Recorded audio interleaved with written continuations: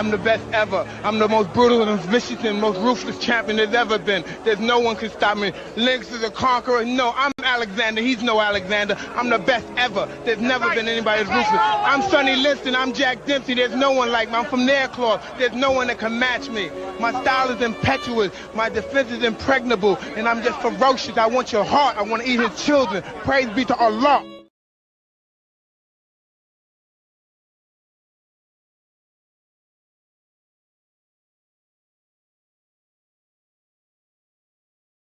The last camp right into this camp and get a there we go tonight. There we go. All right, can everyone hear me? That is the question. I'll check I just wrestler guy, so I've been there before, been there, done that, so we'll be, I mean, of course we're ready for anything, but Mike's working. a lot of wrestling from him. The MMA Judge Analyzer. The man, the myth, the legend. The only reason we're doing this live stream. Mr. Patrick, I will say though, I wasn't intending on the birthday celebration starting last night, but it did. So there's a little brain fog today, but we're powering through it. Yeah, I never go out anymore. I used to go out all the time. And game face. Well, when my birthday's over, which is starting to become just a it's exciting, but not really. It's a hindrance. But when it's over, we're locked in. It is working out perfectly, though. I'm turning 36. 36. Feel like 25. And I also feel like 60. Yes, sir. How old are you, man?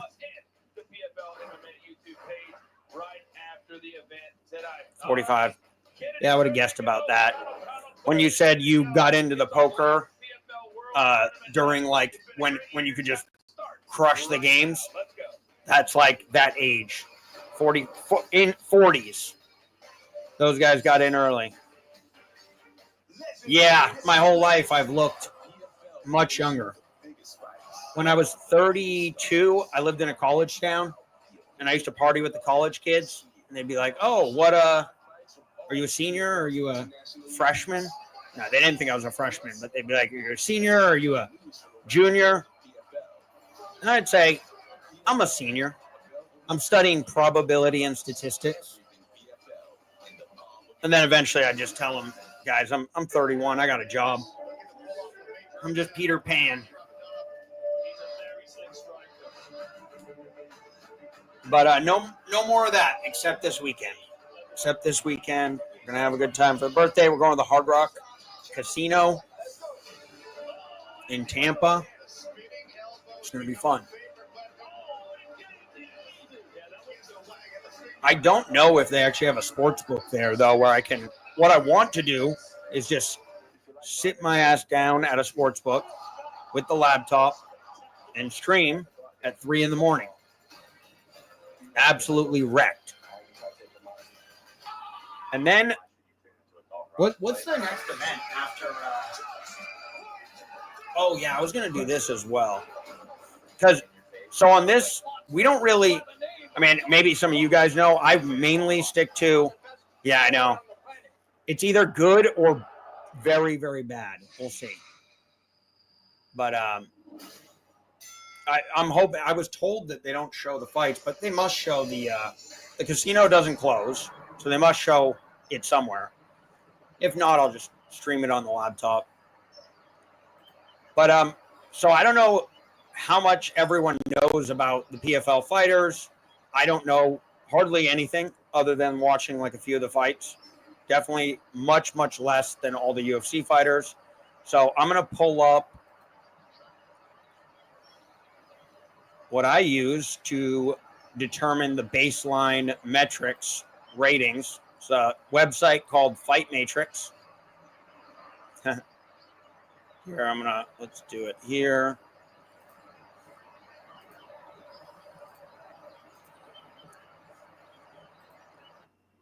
I'm just going to show you guys this real quick. So this is something, we could probably do this pre-fight.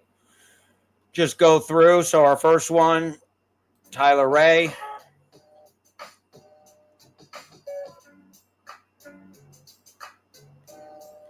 And I like to go through and just see what their ratings are. 1323. And JP St. Louis is 1353. Very close. Back to the analyzer. So, analyzer, I think we're going to do that. We're going to, before the fight starts, like fight ends, next fight's coming up. I'm going to put this up. I'm going to go through, see who they faced, their record in the last 5, and then we'll put the analyzer back up. And then in between rounds, we'll show the live betting if we can. We were able to last time, so we good. Okay, back to the analyzer.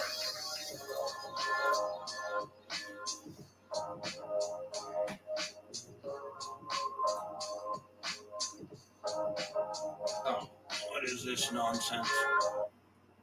What is it? What in the name of ESPN Plus is going on?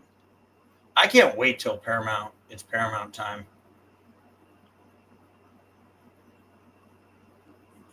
That's right.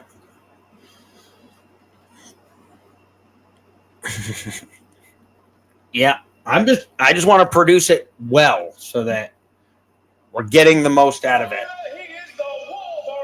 What is the betting line on this? We should know the betting line before it starts because that will determine a lot. Where is it? Where's PFL? He weighed in at 176 pounds. He fights out of Orlando, Florida. He is too much. Jean-Pierre. Yeah, it's minus 140 for St. Louis. Plus 110.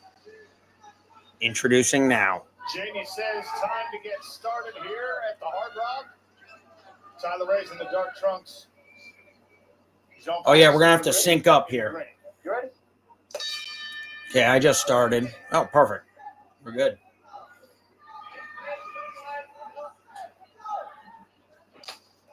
Heavy leg kick to start the action. Tyler Ray is built like an absolute tank, isn't he? This is good work for St. Louis, though. On his toes, sticking and moving. Looks like he's got the slight speed advantage here as well. He got to lean into that if he can. Both men trying to work behind a jab early. You saw Jean-Pierre swing and miss. Let's just see if BetOnline has a live line. Oh, beautiful. Nope. Cross. But Bovada doesn't have one yet either. Okay, JP looking good. Maybe try to minimize the damage.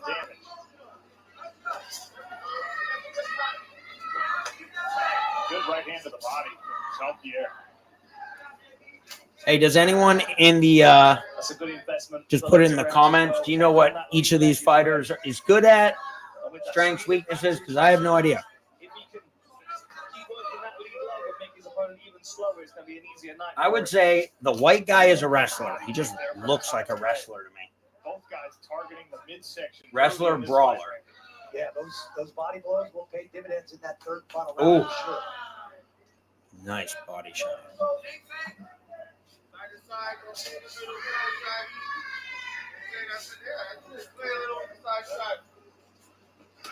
First bout of the evening here in Hollywood, Florida.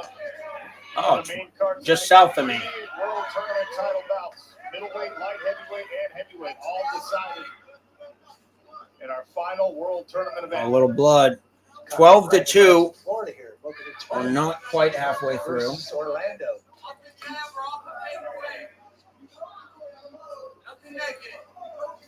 That last jab opened up a small cut on the nose. Maybe it's the forehead of Tyler Ray. Blood trickling down now. Yeah, it looks like it's on the bridge of the nose. That's very effective, very accurate jab of St. Louis. Keeps stinging it out. I like him to go back to that calf as well. Oh, big swing by Ray. Good body work for both of these guys. I'm so confused. Somehow they just let me bet JP St. Louis at a minus 140, even though that's what it opened at. So if you guys can get JP St. Louis at minus 140, go do it. It seems like a mistake to me, but adjustments by St. Louis, just changing his line, changing his angle, small pivots, small steps. Never takes himself too far out of range so he can counter whenever he needs to.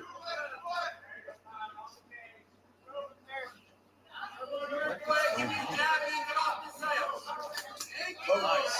Body head, very nice. Fast and relaxed is St. Louis.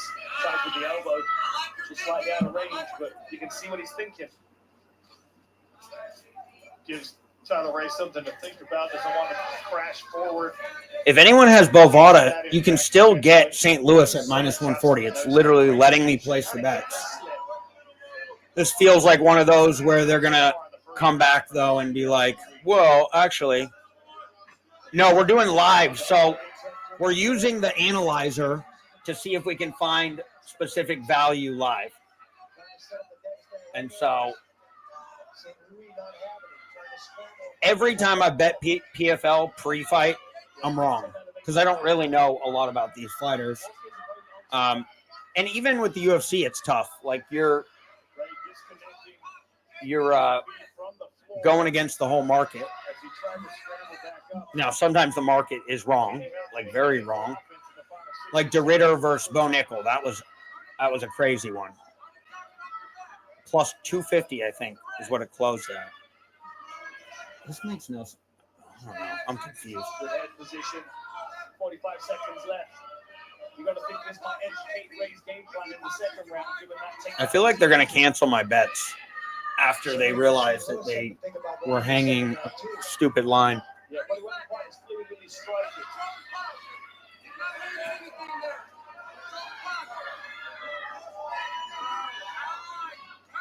Trying to pull the hips away again. Well, I put 2 units on St. Louis.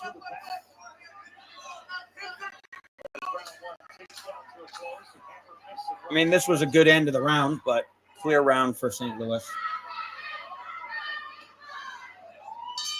I'm just going to keep betting this. This is crazy. We go picture in picture so you don't miss a moment of the action. Thanks to Aturo Tires. Hey neighbor, saw you were scoping out my tires the other day. Yeah, I need some new ones. I was going to ask you, let those work. Good eye. Those are Aturo tires. They don't just look sharp, they really grip on the street and the trail. Cute dog, by the way. Hey, thanks. Yours too. Thanks. Yeah, and also Curtis. So our strategy is basically we're going to use the analyzer. So he's judging it, and he's an actual judge. I saw that on Bovada, but they might come back around and say the bet was placed too late. They've done it. Well, yeah, they do that, but no, they let me. They ran the bet and let it go through. I think, though, they'll come back and say, I've had them do this. I place a bet, and then they come back and say, oh, we had the wrong line. Like, it was supposed to be minus, not plus. And they have the right to just cancel it. But so far, so good. It's crazy. It's minus 145. Maybe the live PFL markets are just shit.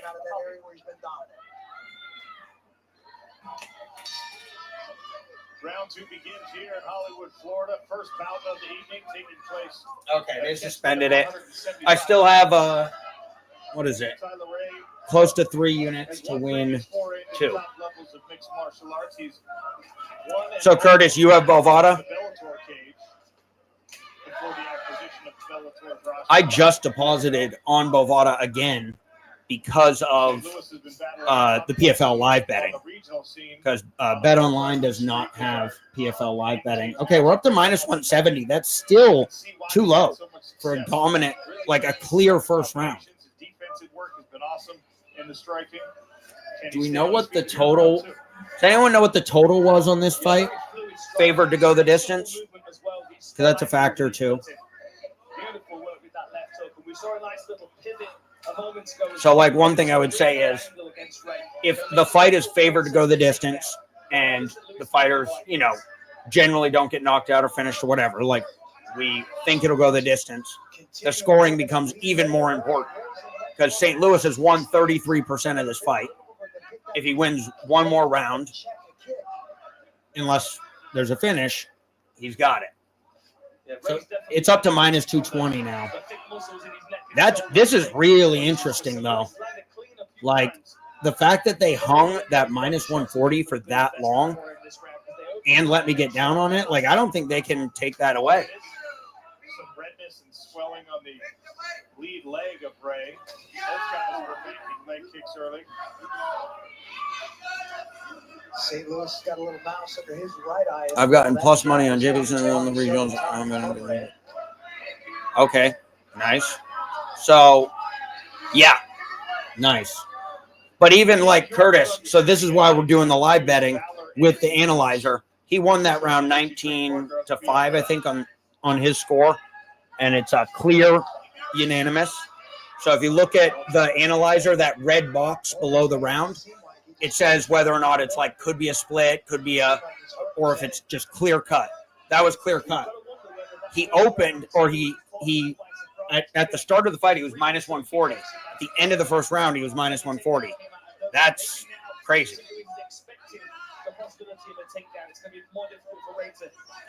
Curtis, you seem to know a lot about the PFL fighters. That's good. Isn't that illegal? What? What's illegal? Definitely seeing the punching accuracy of St. Louis on the face of Ray.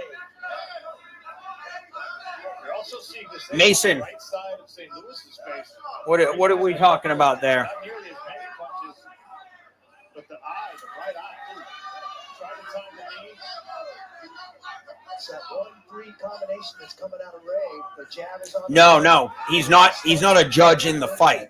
He's just, he knows, like, his stream and his channel is to get the MMA community more knowledgeable on how rounds and fights are actually scored. So it's purely just educational. I just take the information. My channel is betting. But no, he's not judging this fight. That would be crazy. But he is a judge. He knows the criteria. He's judged certain fights in California, I think. You can correct me on that. But yeah, it's insane how accurate he is. Like, we'll go through afterwards. No, you're good. You're good, Mason. We had questions about it at first too. We were a little like, we have to be careful, but obviously, if he was judging a fight, no way, But yeah, I think this is going to be, what he's doing is like revolutionary. And apparently the actual judges themselves, they don't like it, which makes sense. Like, no one wants to change, right?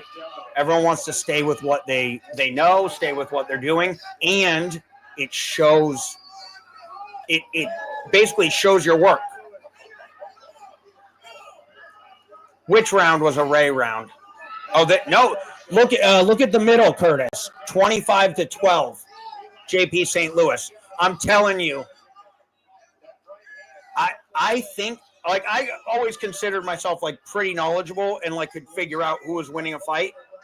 I feel like I'm blind when like sometimes the analyzer can't do the stream and I'll watch a fight. I'm like, I don't know what's what. I never know who's winning unless it's clear cut. So, I mean, he had Drakkar close winning that first round. Last week, you could have got a plus 140 on close because people were like, oh, it looked like maybe Barbosa won. 2 out of 3 had Drakkar close. He's almost always on splits in the majority, which is all that we want to know. Like, we want someone who, in a split decision, are you close?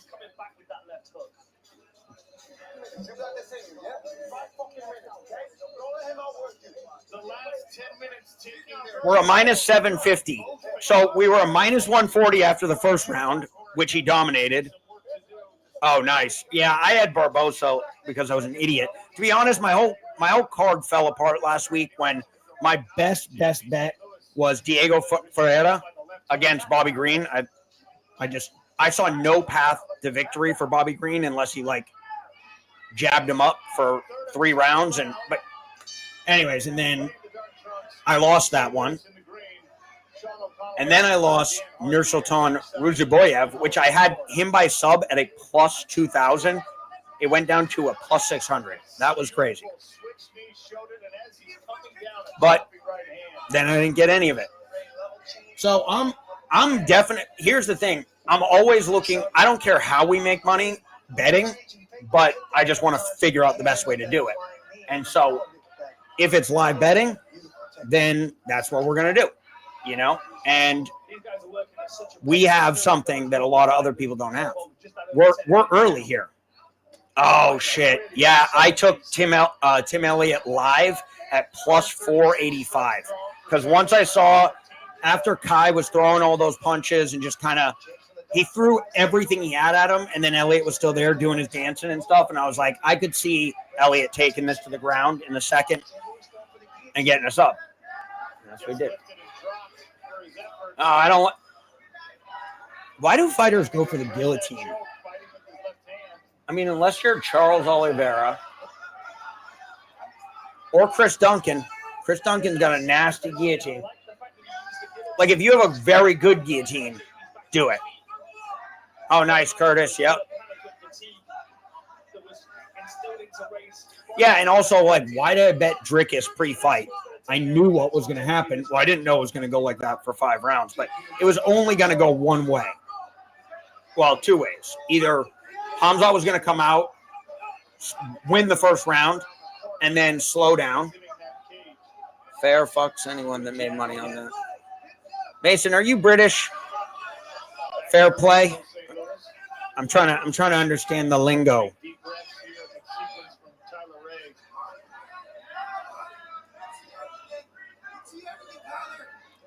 Dude, you guys have the coolest fucking slang. It's like, why don't we have cool slang? Well, I will say I'm from Boston. We got cool slang in Boston, but we're basically British in Boston. Like, Boston people love Ireland, England.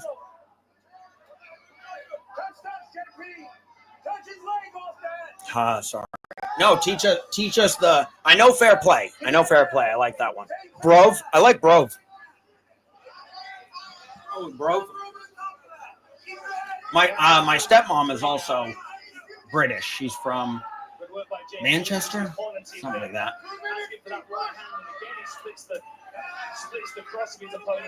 Brove.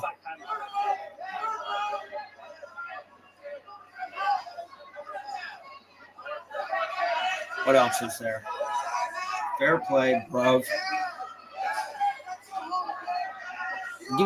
What else we got, Mason? Give us some slang. Oh, cunt. You gotta say cunt a lot. And it's like in a good way.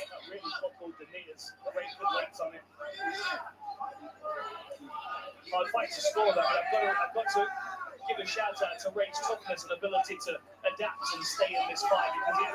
Pusio, what's that? Pusio. That sounds like something.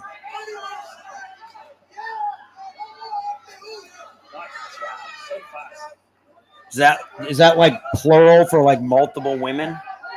Just kidding. This should be 30-27. But we will also have to see. Well, we should have good judges, Florida. Like other word for pussy. Okay. Yeah, you guys also like just love to like say things, like create slang when it's like, why don't you just call someone a pussy? Or cunt. Cunt's a good one. Oh, I swear there's more. In it. I'm not in it. Isn't it? Yeah, so we just started. Oh. Well, my mom actually passed away, but my stepmom is British. In it. Yeah, so we just started doing this. We were debating if we should start it now or later, but we said, fuck it. Let's do it live and just do it. So, yeah, so I'm going to be trying to do this for every event. Sometimes the analyzer has work and he can't. Sometimes I miss an event. It's going to be a shit show. No, you're good. It's been many, many years. There she is in the background. Oh, that's a 30-27. They're just so tight and an amazing fight. The judges will do their first bit of deciding. Yeah. As we return next. Yeah, and honestly, like with the UFC, I'm going to have 2 sports books, BetOnline and Bovada, that have the live lines. So that's always good because I can pick the better line. And yeah. Are you good? Oh, Mason, you're gonna finally have like a reasonable time that these fights are starting, right? What time are they starting in the UK? Probably, I think you're like 6 hours ahead of me, maybe 5.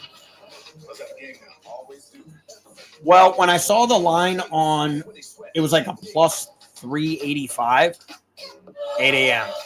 Okay, yours starts at 8 a.m. That's 5 hours ahead. Yeah, perfect for you guys. It's my birthday tomorrow, so I'm going hard in the paint at Hard Rock Casino. And I will be staying up all night. And it's going to probably be a shit show of a stream. I don't know if we'll be taking my advice on who we're betting, but 36. You didn't play ball much growing up, did you? Actually, Not bad. Not bad. I don't know if I feel older or younger. Sometimes I feel older. Sometimes I don't feel old at all. Welcome back to the 2025 Yeah, it's going to be fun. final in I love Hollywood, casinos, Florida. obviously. Presented by Balance.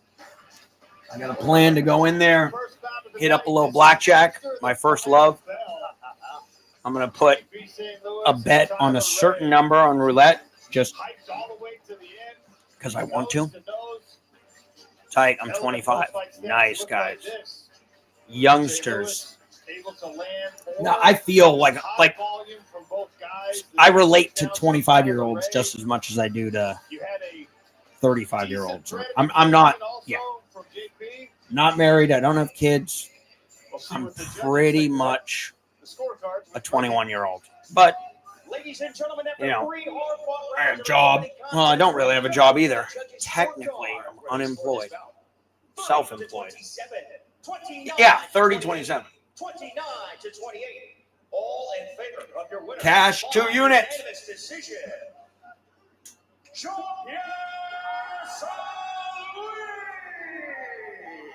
Cash, guys, cash. Hey, when we cash our live bets, we're going lights. JP with a decision victory, only the second of his mixed martial arts career. Up next, some familiar Good shit, guys. And so, Curtis, you got it, right? You had him pre-fight? You somehow knew he was a regional fighter from Milwaukee?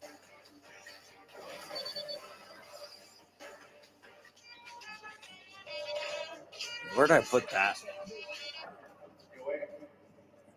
Yeah, that is literally why last week. Okay, so the Analyzer was doing his stream last week, and oh, okay. Well, and you don't, yeah, other people's picks. So last week, Analyzer was going. I have a Bovada account, but I haven't used it in years. I love BetOnline, but they don't have the live lines. He was showing that it was either 2-2 and Alfie was winning the 5th round, and it was plus 550 on Alfie in the 5th round halfway through, and he was winning the round. So after that happened, I was like, I absolutely need to, deposit on Bovada because I can't keep missing these opportunities. I was first team all-state wide receiver. Yeah, no, this is like, I don't, when I saw what he was doing with the stream, I was like, I can use this. And then we started talking, and I was like, well, what if I give out live bets using the stream, and he just does what he does, which is he's literally judging. So Dude, I've tried to judge. It's so hard. I'm telling you. Try to judge a fight using his thing and then watch him do it. Yeah, but that's the thing. He knows the criteria. We don't. Like, I feel like I do, and I don't. I don't know anything. Analyzer, we got St. Louis at a -140 after round 1. 2-unit cash. I'm going to update all the numbers at the end, though, because I'm talking. I got to move things around.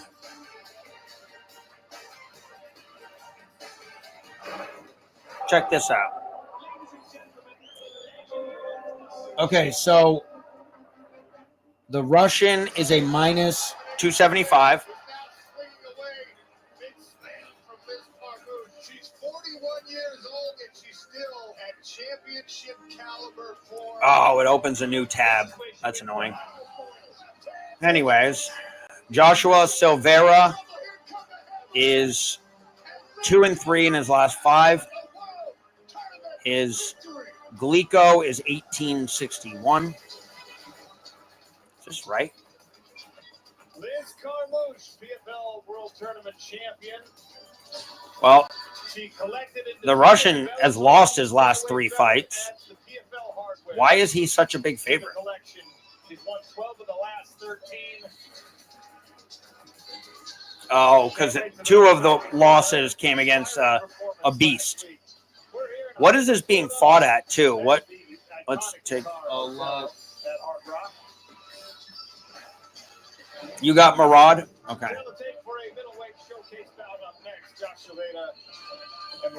I feel like anything can happen with these guys. Like, I don't know. When I watch the PFL, I don't know. You know what? I shouldn't speak out of turn. I don't know much about the PFL. Why is Carl Williams? You guys think Carl Williams should be a underdog at +160? He's a good wrestler. With a record of 12 victories, 3 defeats, 8 victories by way of stoppage. He weighed in at 184 3/4 pounds, and he fights at a Dagestan. Oh, that's why.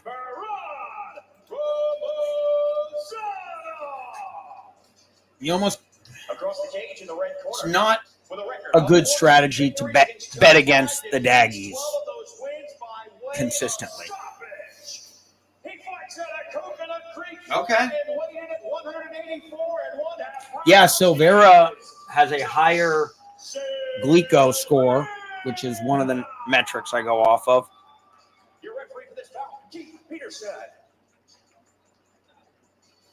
Again, though, I think those scores work better for the UFC fighters. I think PFL gets squirrely because sometimes they fight weird fighters at different weight classes, and it's just different. Okay, live line. -400 on Murad. Murad is in the black. Southpaw stance for Silveira.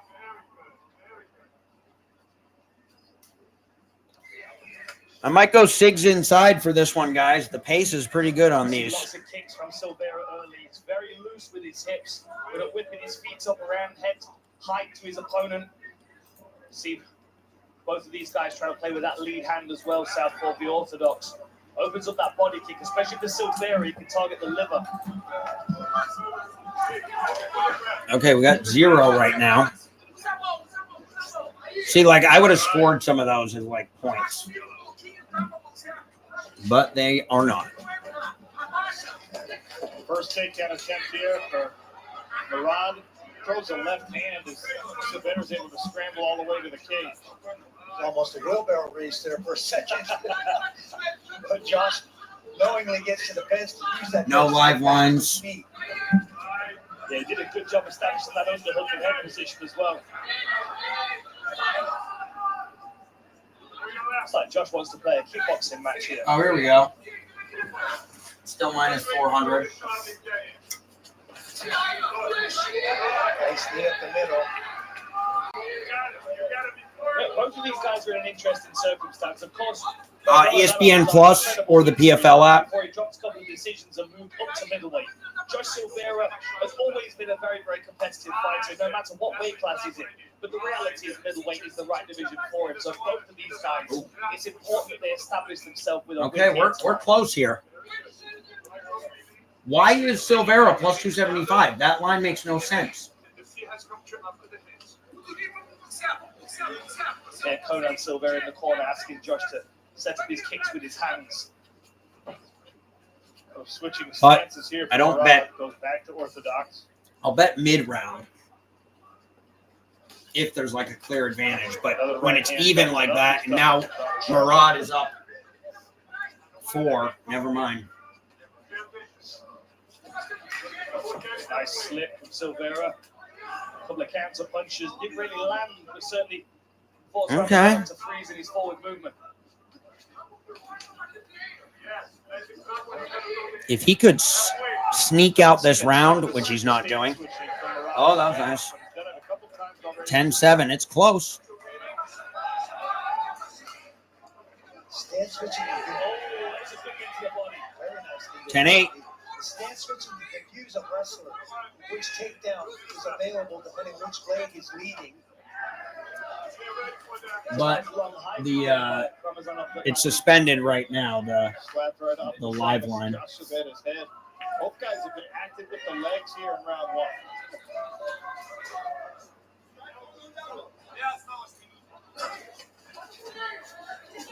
Short elbow on the inside for Silveira. Looks like he's going to dig an underhook, try and circle off the fence again. Is that Dakota Digiva in the background? Oh my Lord, do I love her in every way possible. Catch a knee coming up from Silveira. She's like one of, I mean, she's one of the most exciting fighters, period. She finishes most of her fights, and she looks like that. I wonder whether the southpaw stance is causing issues for Ramazan of leveraging. I say that right as he does if he gets that back. Oh, Daggy wrestling. Right leg in to draw a trap. The right leg. Good work by Ramazanov. But takedown doesn't give you much. You got to do damage. But now it looks like Silveira is turning back. There we go, Silveira. Steal this round. Wow, they let you bet on Murad. They don't let you bet on Silveira. Lame. The dang bookies. The bookies doing bookie things. Oh, right hook to the body landed. 30 seconds, Josh. 30 seconds.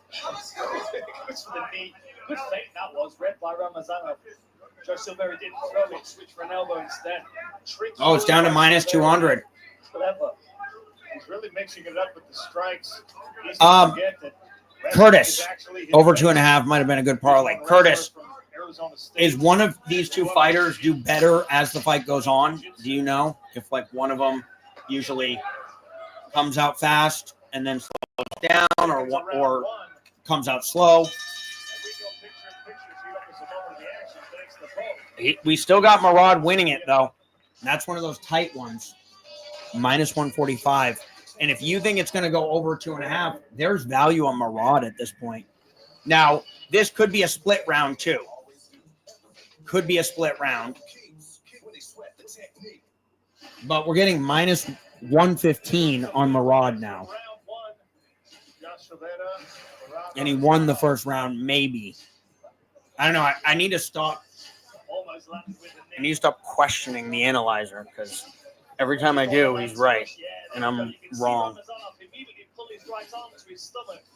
But he does say, too, like, when it is tight like that, be careful. Oh, I want to bet him minus 115 now. Incredibly close to the first round. Both guys did their most Gotcha. success. We thought that Meaning they could finish. Both good cardio. Okay. in this fight, seems willing to engage in the striking so far.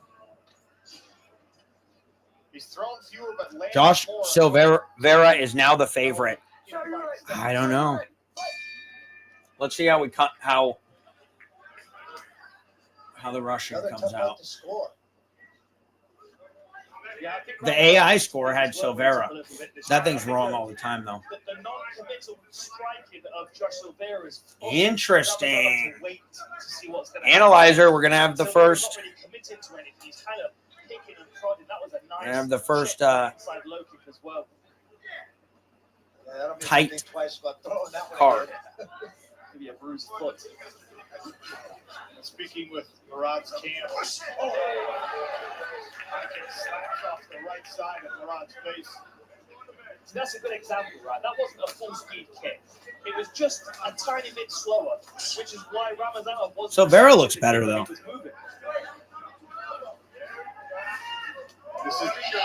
Remember, I said halfway through the first, I was like, why is Silveira a plus 275?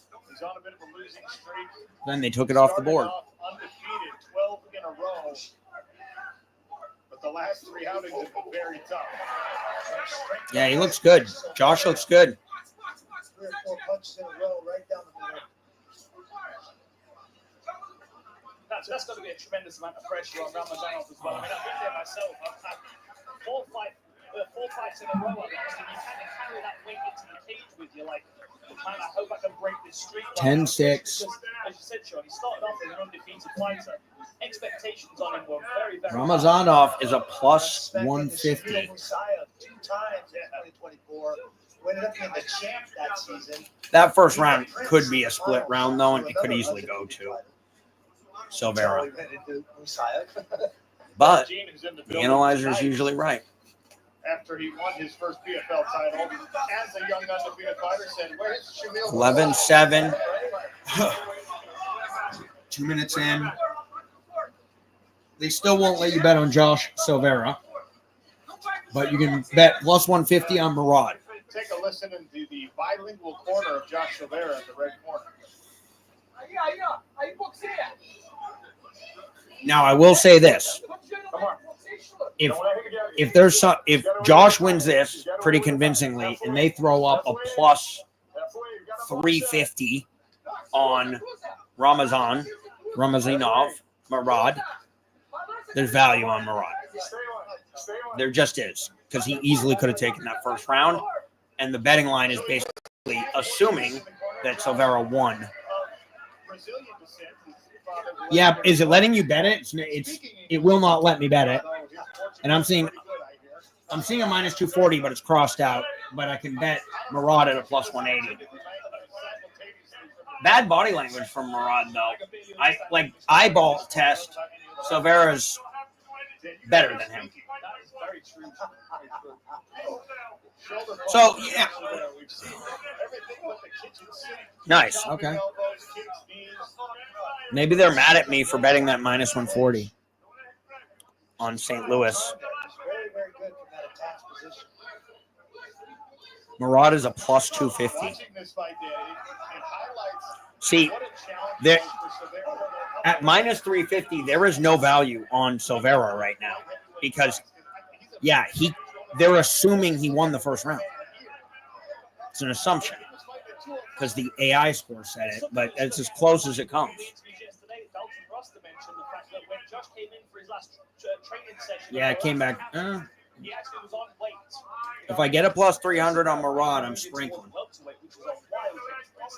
But this isn't going to help because Murad's now.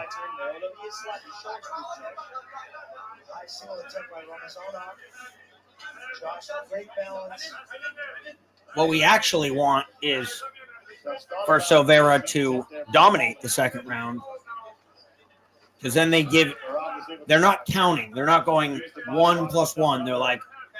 They're counting when someone like dominates a round. They're like counting that as more. Although I do see the argument though too, because what are the odds that Josh won the first round? Oh, nice reversal. He's gonna get points for that.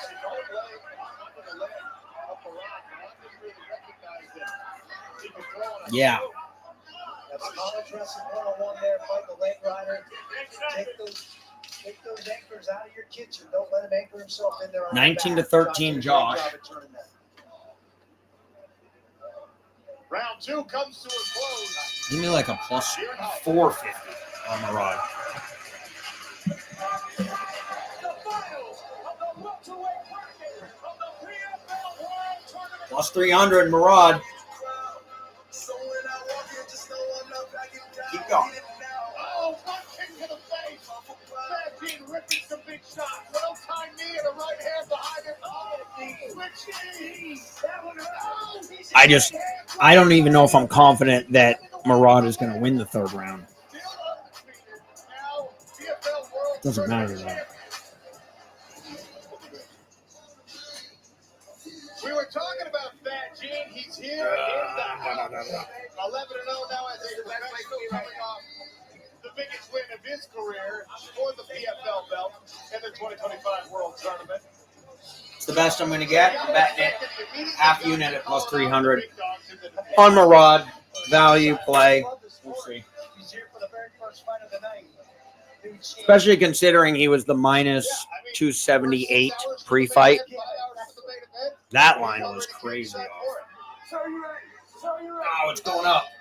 Yeah, not so far away as his camps here in South Florida as well.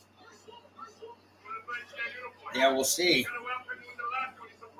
Round 3, a very tight fight. He didn't look good in the second, but Murad Ramazanov, the PFL's proprietary AI score gave both round 1 and 2 by narrow margins to Severa, but I'm not sure either corner could have felt overly confident hopping off the stool to get ready for these final 5 minutes.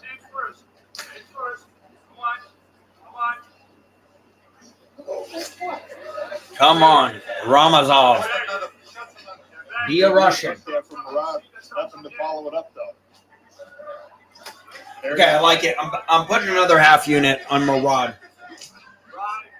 Plus 350. Let's see if they let me bet it. They let me bet it. Nice. So we got a unit on it. Stands from that kick.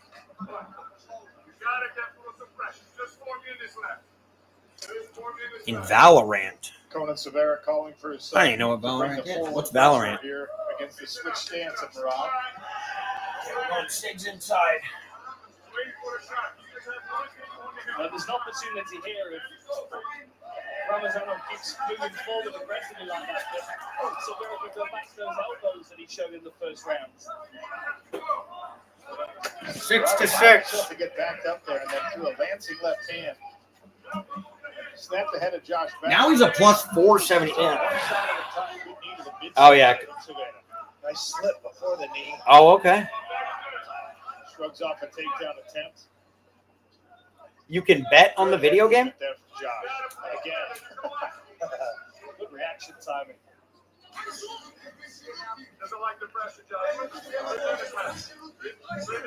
I should have waited. We got a plus 550 now. And I think that line is off. But, I mean, Josh should definitely be favored. Definitely be favored. About a minus 250, I would say. Maybe minus 200. Because I think he's going to win this round. But it's so close right now. There it is. Wow. Huge.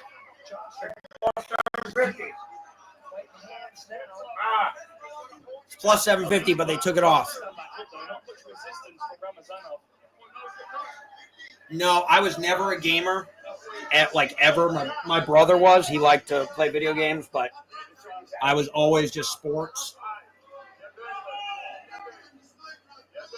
And then, my gaming is like poker.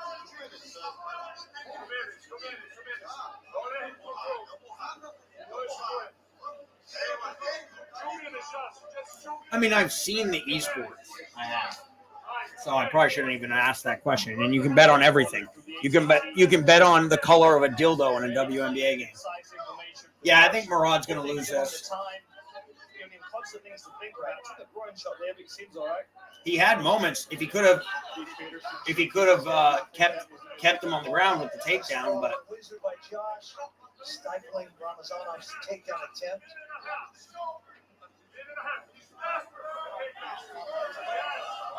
Chopping elbows to the temple.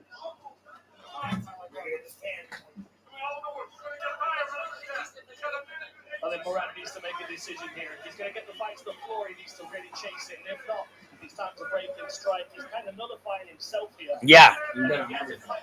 first 2 rounds, then this one's going to be even more important. Oh, I know you can bet on presidential elections. Ah, it's done. That finished it.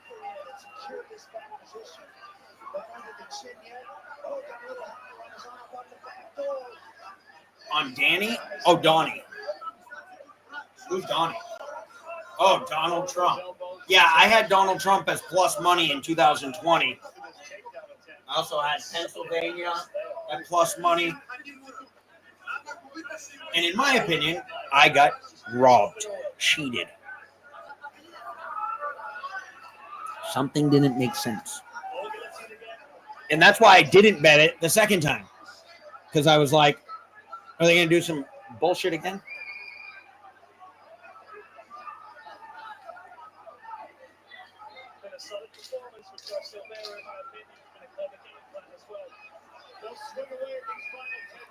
Ramazan lost.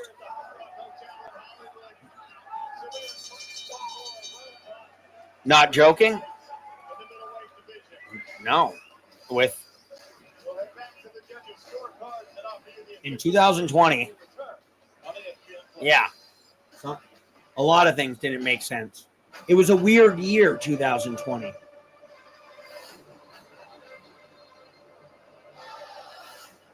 Well, what changed from 2020 to 2024 is they cut down on the mail-in ballots, which was like clearly a way to fudge the numbers.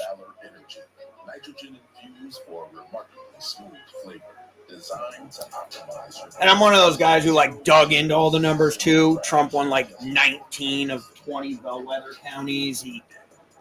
He increased his votes from 2016. He increased the counties he won. But the mail-ins just kept on coming in. And remember, we didn't count it. We didn't count it the night of.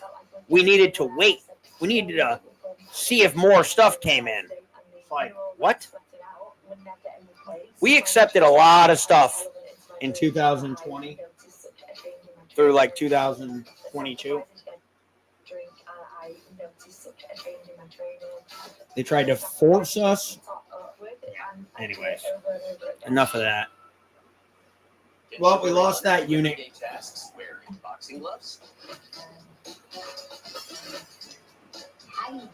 And that's going to happen, especially on the plus money ones. Because those are just value. Like, if Murad happens to win that third round, well, we'll see here, too. Let's listen to the scores. PFL World Tournament final is presented by Valor Energy, official energy drink partner of the PFL. Fort Lauderdale Beach looking nice. Here's your element post-fight stats. Josh Rivera threw more, landed more. Ramazanov did have some takedowns here. The judges have their official scorecards in for Greg Hamilton. He'll read them out. I think there will be a 30-27. We turn to the judges' scorecards who scored this fight 30-27, 29-28, and 29-28. All for your winner by unanimous decision. So, by the way, but think about this.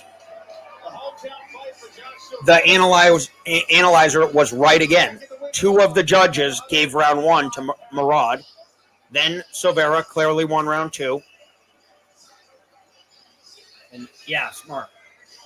You nailed it. Analyzer had round 1, the close one. We didn't win that bet, Analyzer, but we had good value on it. Because going into the third, we had a plus 300 on Murad. And if he wins that third round, he would have won the first round. What do we think about the AI judging, Analyzer? Can we talk shit about that? Because it's wrong a lot. But we want it to be wrong because I think that influences the line too. Gives us a better number.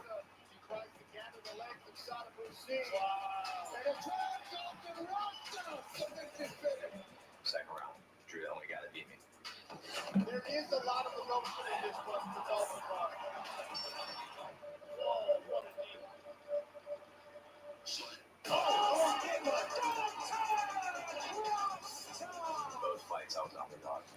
Yeah, that's what I'm thinking. I'm looking at Carl. He lost to Oleg Popov, who's pretty highly rated.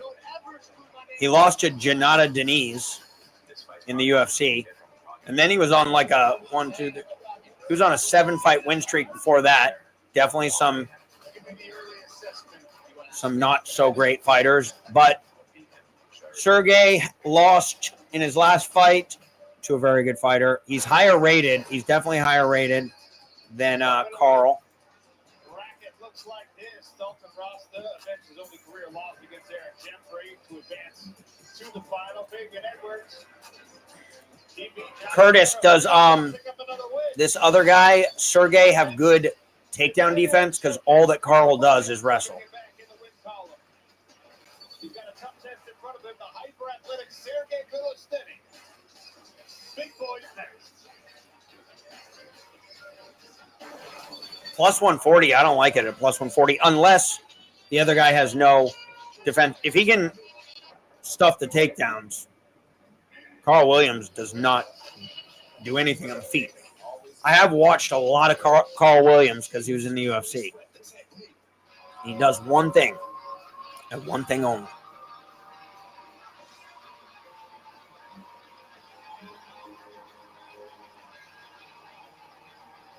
How do I get? Oh.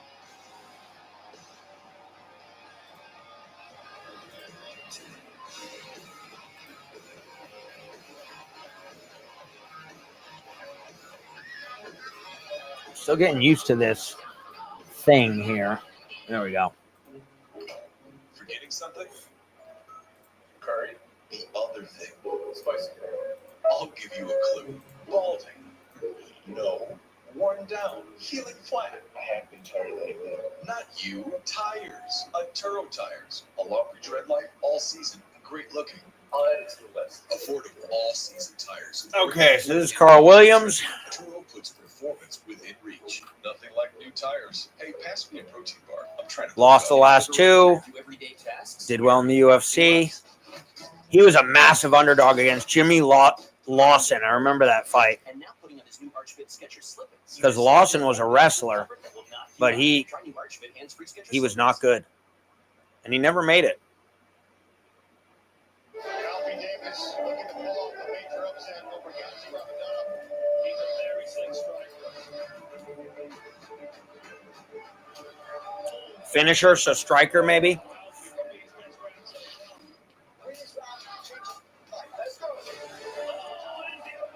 spinning elbows become a favorite weapon. Yeah, that leads to the winning of the finger. Are you ready for this decision for Alfie Davis? So he lost a decision to Valentin Moldavsky. He submitted Terrell Fortune. Decision against Blagoy. TKO. This was a DQ. He punched him in the back of the head. A lot of knockouts. First, we turn our attention to the blue corner to introduce a man with a record of 10 victories against just 3 defeats. He weighed in at 253 pounds. He is a 20. Well, he's gone to decision a few times. Series alumnus. He represents St. Thomas in the U.S. Virgin Islands. He is Carl Williams. Across the cage in the red corner, with a record of 13 victories against just 4 defeats. 9 of those victories by way of stoppage, including 8 knockouts. He went in at 253 pounds. He represents. How much did Carl weigh in at? He used to be a smaller heavyweight. Sergey Milosteny. Referees this bout, Christopher Manyoki. It's funny, both of these guys have decisions. Williams is in the dark trunks.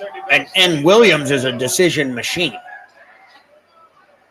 I don't think I've ever seen him get a takedown and go for a submission, or he usually just sits on him and kind of These guys are not going to. Couple of elbows. They both move very, very quickly, especially Benestetti. You can see how light on his feet he is already. He's got a lovely cadence and nice rhythm to his movement.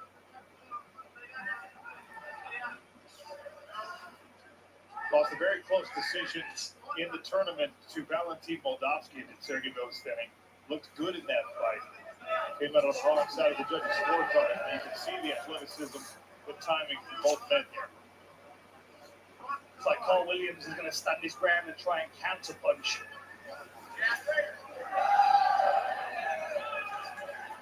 Going to try and cut the cage off, though. He's being drawn into follow at the moment, and now Benesetti's taking the center.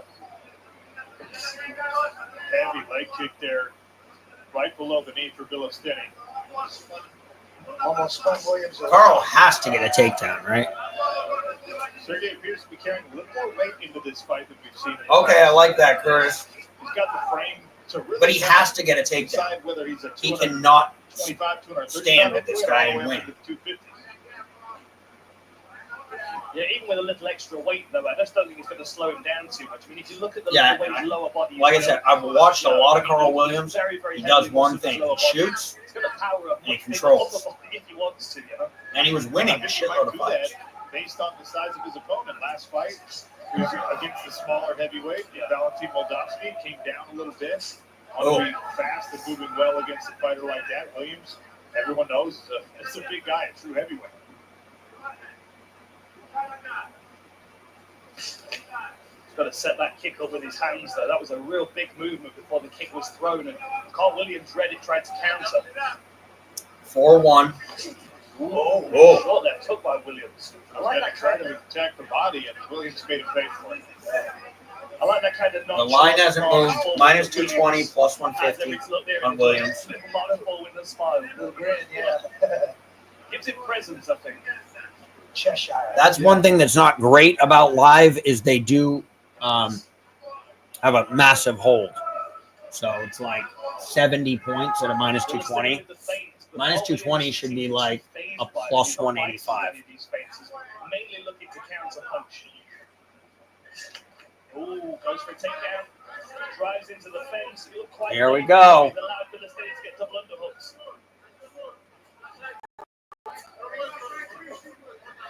So That's not a good sign for Carl. Escape right. Get himself out of that grip from Carl Williams. Like that touch to the body that Benestetti keeps using. It's like a measuring stick. You know he can come over the top with that right hand as well.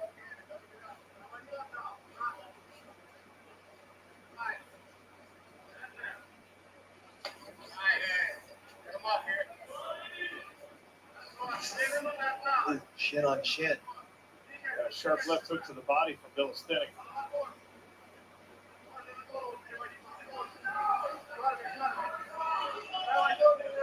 That's the other problem with Carl. Seen Carl Williams on the mat quite a bit recently. Not a lot of activity. Some of the other big guys there. He's there regularly. You can see D1 in the corner, one of my sparring partners as well. So that's been an incredible coach at Extreme Couture. 7-2.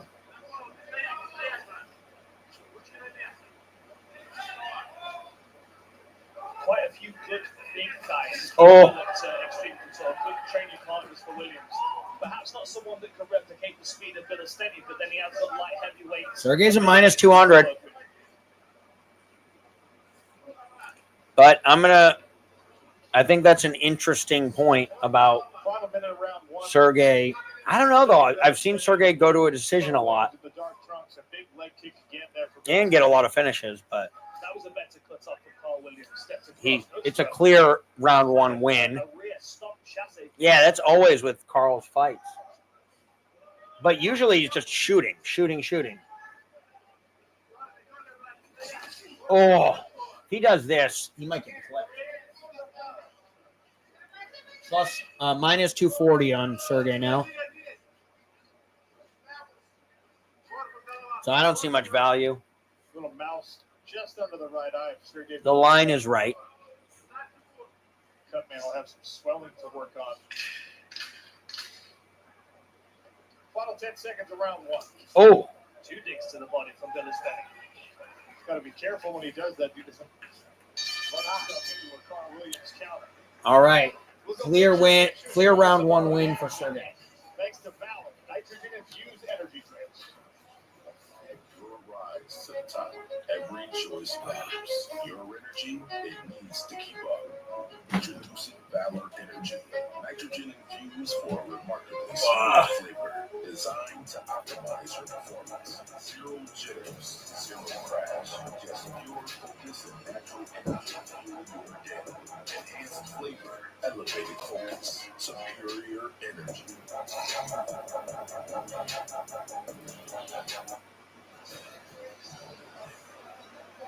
Carl Williams getting a little drink in the corner here in Hollywood, Florida, as we take a look at the replay. Nice kick.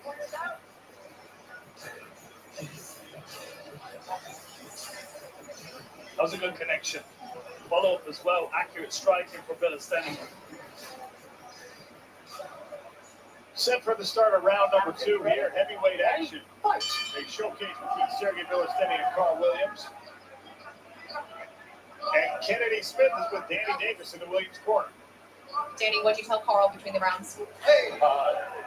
That Sergey's doing a good job with movement, so I want him to go again, cut the range off, use level changes, and a few more feints, just kind of keep him guessing. And just be tight with his defense.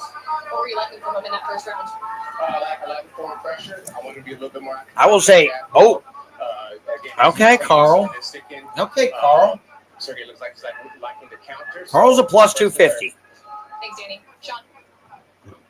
Shout out to Danny Davis, man. He used to be one of my nightmare sparring partners back in the day. 6'4" welterweight. Yeah. Kicking from across the cage. Nice level change. I'm gonna change smoke here. Got to be careful. His posture doesn't get broken by Bilasteni. He's trying to drive his head in all kinds of uncomfortable directions. Oh, open the eye by the look of it. Stop. Curtis, you might be onto something here. Carl's. We'll see though. Carl's a plus 250. But now he has to win both rounds, and it's going to decision, in my opinion. Carl does have a chin. It doesn't really. I haven't seen him get finished much, but let's see. Give him the round. Bilasteni was kind of cooked under the chin. He was driving Carl Williams' face away. The last time he was finished was in 2021 against Jason Butcher in B2 Fighting Series. He got submitted. Little white with a damn brag, and Carl Williams is ready to go again.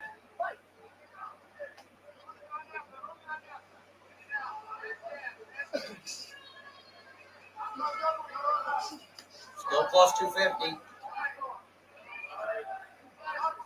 But we're evened up here. Much better sense of control. And if Carl Williams. Bilasteni takes over a little, Williams listening to our that plus coaching 250 will turn into a plus 700. Trying to be first here in round number 2. I think we're going 15. Carl also can't finish anyone. So he doesn't get finished, and he just doesn't finish anyone. Williams didn't appear to mind. When's the last time he finished someone? Decision. Simon Marini in MMA 5 in 2022. Southern Heat. He finished him in round 1. Takes away a lot of those spinning kicks. We can't stop. Can you fight? What is this referee? What's going on? That was a clear eye poke. Again, you can usually tell by the posture of the opponent. Oh boy. You gonna go right here? No, you're right here. Right here. Right here. Sort of a delayed stuff on the second eye poke. There was a little Vaseline in his eye. But now He's thumb here. Look at that. It's not Vaseline, it's the thumb. Straight. I mean, fair play to Bilasteni. He had his hand closed. It wasn't like the fingers were extended. can you continue to fight? You want to continue fighting? Yeah. Okay. We can't stop to wipe it every 5 minutes. This is the last one. He poked him. This is frustrating. He has time to recover. He can wipe his eye with a down rack. No, the ref is saying it wasn't an eye poke. He's saying Vaseline went in his eye. This referee's quite frustrating, I'll be honest. You don't see it often That's crazy that you watched that card. I'm actually pretty new to like MMA and UFC and all that. I started really watching in 2019. Grew up watching and betting football and baseball and basketball, but I changed as a person. And I like the individual sports more now. Also, they all closed down in 2020. They had cardboard cutouts in the stands. It was embarrassing. Double change for Williams, went under the right hand of Billistini. Pushes it back against the cage. 5'5", 150. Come on, Carl. Curtis, I think you're right. I think we have to, if Carl can do one thing here, he can steal this round, but he didn't. And Sergey, 7'5". Yeah, and I'm new to it, but not esports. Set up inside position and underhook that gave Billistini the leverage to trade places with him. Well, I guess I was into it with like Connor, but I was like the definition of a casual, you know. You give me an Irishman who's doing good things, I'm rooting. 9-6. Final minute of round 2. Here in Hollywood, Florida, at the iconic Hard Rock Guitar Hall. Oh! He rocked him. Wow. Hey, good thing we didn't take the over 2.5. Shoot.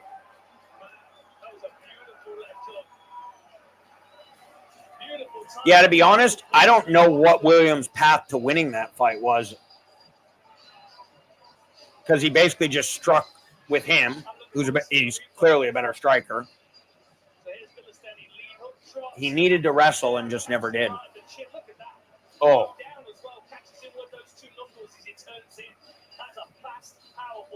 Nice hook. And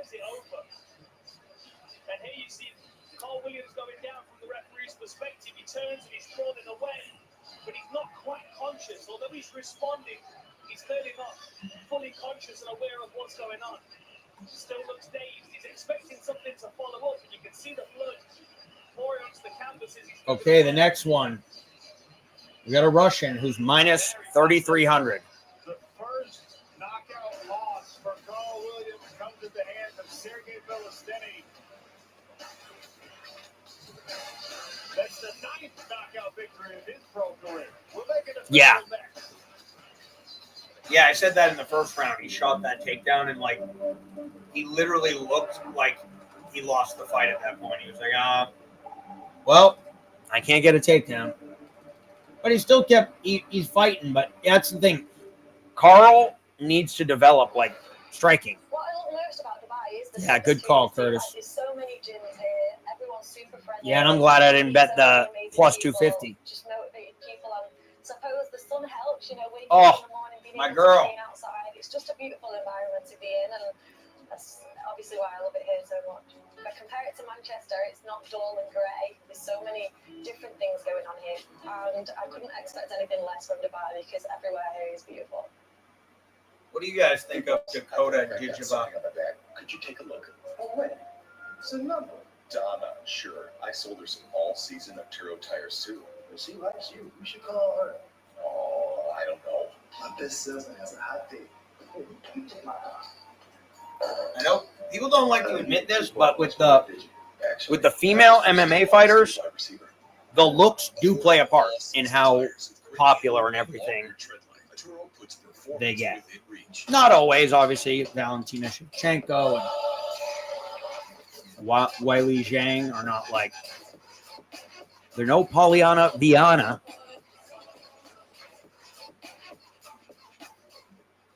She's so good, though. Her striking, Dijiva, is so good, and she has power too. It's because she's long. She's super long. She throws things with a ton of leverage. She just fucks people up, and looks pretty damn good doing it, if I might say so myself. In fact, we need to make them want to I think it's hot when girls can kick some ass. Like Mackenzie Dern. People hate on Mackenzie Dern. I don't. I get it. The face is not. Yeah, exactly. That's the problem. There's nothing left for her in PFL. Like, she is absolutely. She was like upset in her last fight, and she just battered the other girl for however many rounds, broke her hand, and was pissed she didn't get the finish. Like, that's crazy. As a female fighter, then she fought Talia Santos and just beat the brakes off her. That's when I was like, whoa.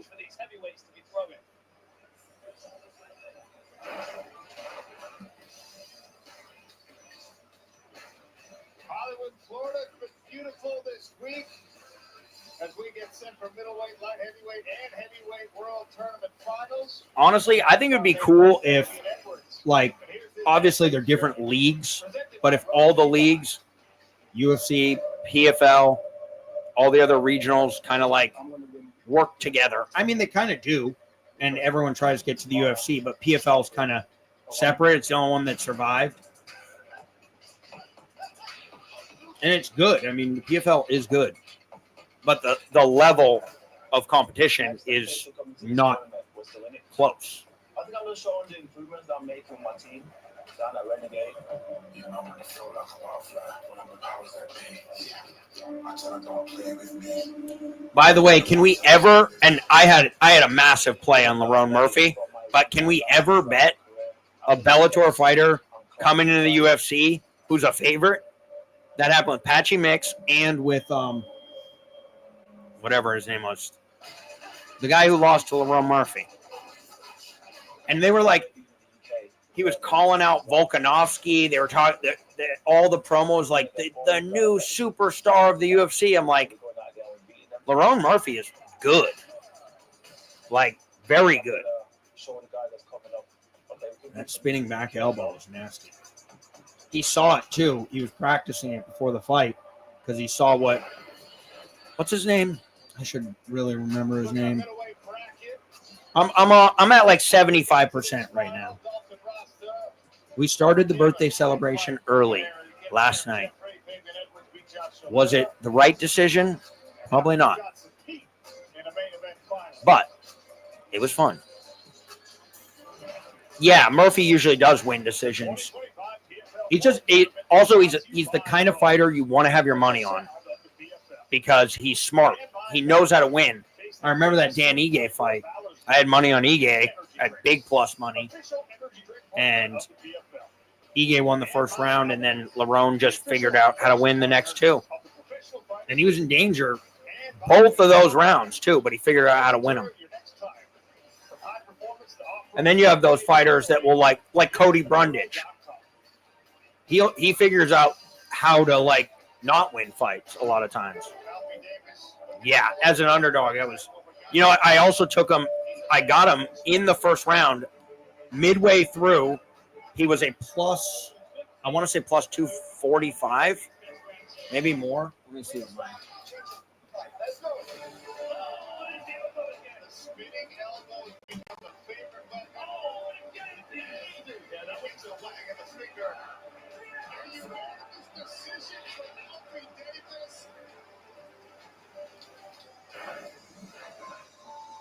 Can't wait to see what's next for Alfie the Axeman Davis. You can see he's building some momentum, never before achieved the gold heights of the PFL belts. And like that Gene, he immediately started calling for some tough names. Said, you know what, Paul Hughes, who's talking about Fada, they're squaring off in Dubai. I'll take the winner of that one. Let's get back to the action here in Hollywood, Florida at Hard Rock. Two white to tail the tape for a light heavyweight contest. Rasul Magomedov and Yemen Yana. Yana, the older fighter here. Magomedov is taller. The reach advantage belongs to the Brazilian. Yeah.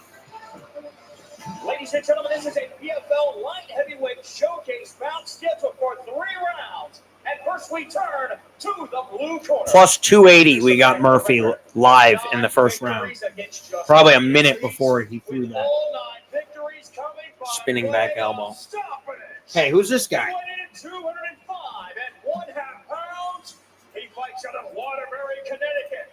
By way of Porto Alegre, Brazil, Guilherme Viana. He's a plus 1,200. Across the cage in the red corner. He's 39 years old. Of 7 victories without a single defeat. I think this fight will not go the distance. By way of stoppage. He's kind of kill or be killed. At 205 3/4 pounds and fights out of Bahrain. Here's Rasul. This guy has a mix of submissions and TKOs. Marcos Perez will oversee this light heavyweight contest. Guilherme Viana is in the blue trunks. Rasul Magomedov got the dark shorts on. Magomedov is one of the most exciting prospects in this light heavyweight division. Elite wrestling skills. All right. The guy that beat Kyle Snyder, multi-time medalist. Yeah, I don't like the juice on that, but World Cup champion. you know what was easy money? Was Josh Hokett and Uriel under 1.5. But you had to get it when it opened. I got it at minus 155. It closed at a minus 300. It was a guarantee. Oh! Whoa! Let's. Impossible to read the angles they're coming from. Guillermo's a plus 1,400, guys. Weird striking, huh? 6-0. Unique style. I still think the Russian will get him eventually, but who knows?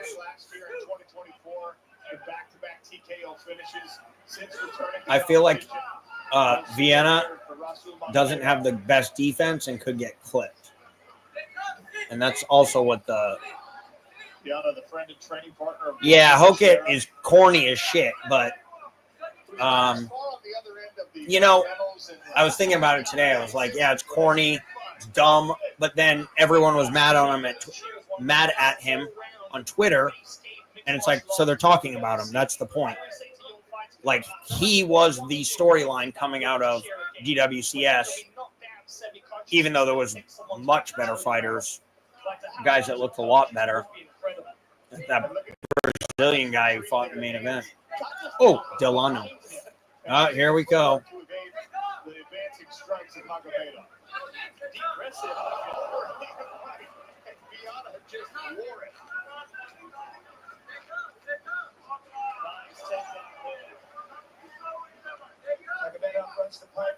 Wait, what was your what do you have, Curtis, on this one? Oh, you bet these. I get it. Okay. I think he still gets it. I think maybe not round 1. Maybe though. When we look back at Viana's like record and how the fights have gone, it's all him getting knocked out or him knocking people out. It's so hard to knock out the Russians too. You ever notice that? Like they just don't go out.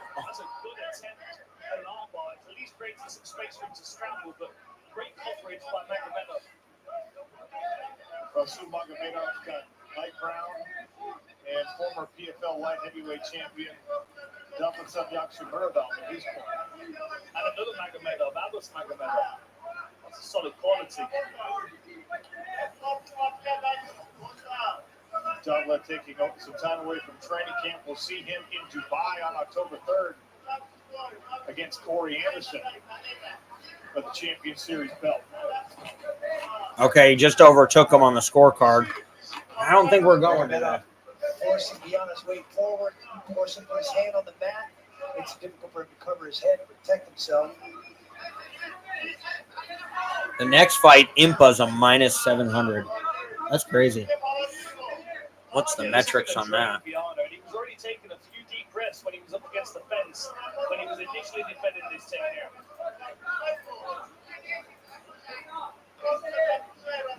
Light heavyweight. He used to fight in the UFC. He knocked out Wellington Turman. take a listen inside his corner. Yeah, he got knocked out by Murdov's Bruno Silva. Then he went to EFC. Decision, split. And then got knocked out by Sabu. Yeah, that's not great. But Impa's more of a middleweight, not a light heavyweight. But what are they fighting at in this fight?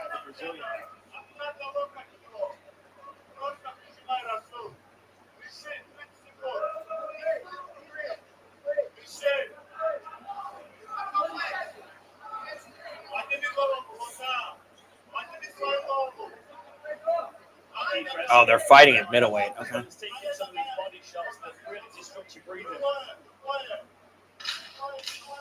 Yeah, PFL's all over the place with the weight divisions. Round one ticking to a close here in Hollywood, Florida. Magomedov has Clear round for Magomedov.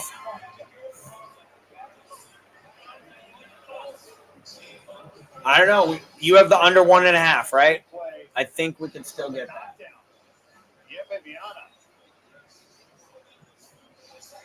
Off a jab as well. Nice stick to the body there. Good work by Magomedov to recover. That's interesting. You can now get Magomedov at a minus 1,200. You won the round. Because,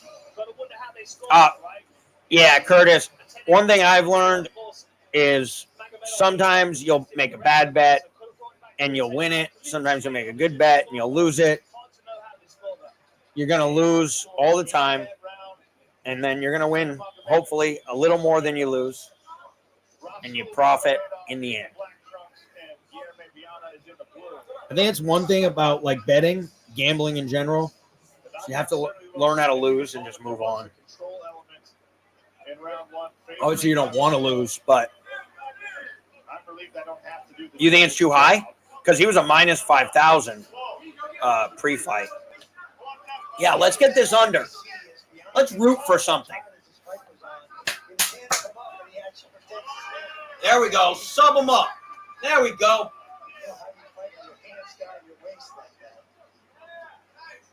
Straight back to his feet from that takedown attempt. Hands down. He's leaning forward with his face. Come on, Magomedov. Oh, he rocked him. He rocked him. Why are you wrestling? Okay, beat him up. Oh my, what are we doing? What's he doing, Curtis? He rocked him. He was wobbled on the feet. Or a triangle potentially when he reaches back with his arms. Yeah.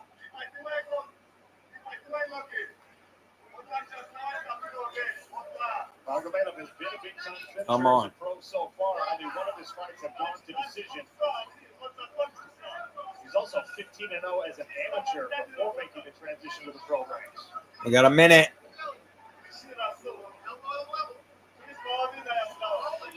77-6. Right in the center of the cage as well, which means Viana is going to have to use. Why did he take him down?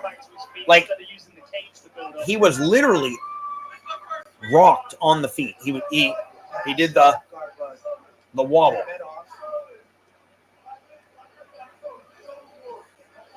You can see the crossbody control here. You've got one leg trapped on one side. There we go. That's the guard. Now he's back in. And what you've got to be cautious of is kicking his hips out to the sides to set up arm bars. Honestly, Magomedov at a minus 1,800 is a steal right now.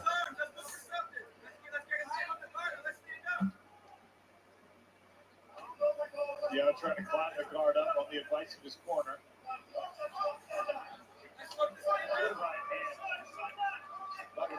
Posted the left on the chin, on the neck, and Damn. Okay, it's all good. We'll get him. We'll get the next one. He's put his notes in as well. To be honest, got 9 wins on his record. The saying that I live by is, you can't win them all, but you can always win the next one. And that's the only one you can win. The next one. 2 more minutes in bottom position in the middle round is not going to be helpful for him. 25 to 0. It seems rather one-sided now. We're in this position with Magomedov on top. We're not even seeing submission threats from Viana now.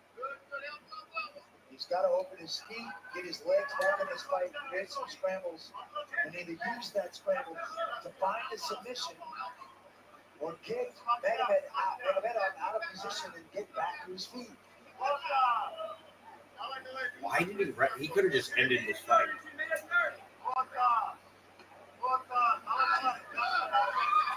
Tries for a triangle, but wasn't able to get his leg over the shoulder. It's so difficult to have success from the guard in MMA these days.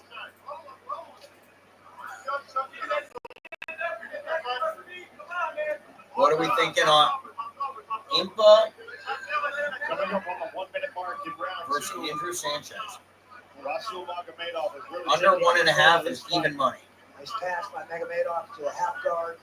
Minus 700 for Impa. There, Viana gets back to full guard.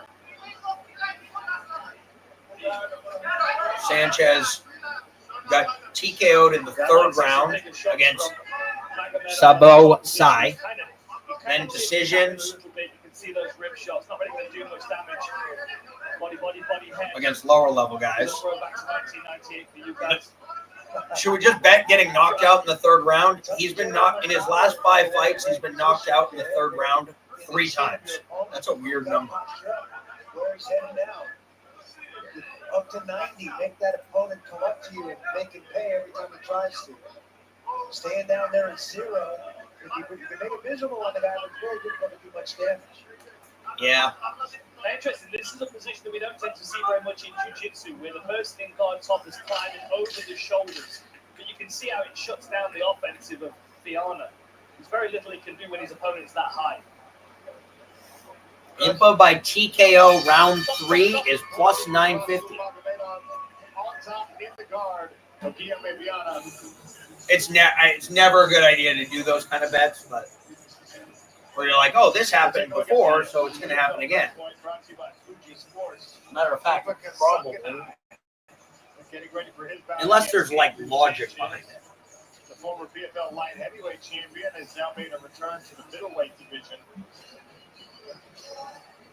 Yeah, he's been KO'd in his last 5 fights. He's been KO'd in the 3rd round 3 times. That's Andrew Sanchez.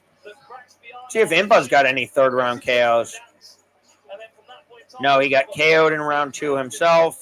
KO'd in round 1. I saw both of those actually. Decision 2-1. Decision.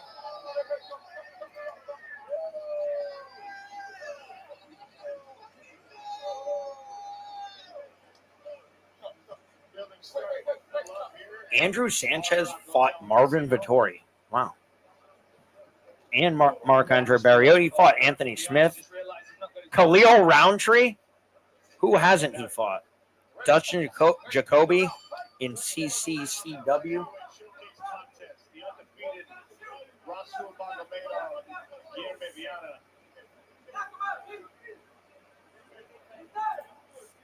Now there's a possibility that it's a round apiece.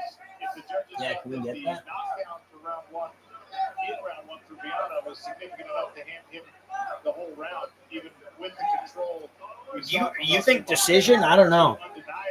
Like when Sanchez has fought higher level competition, he consistently gets KO'd.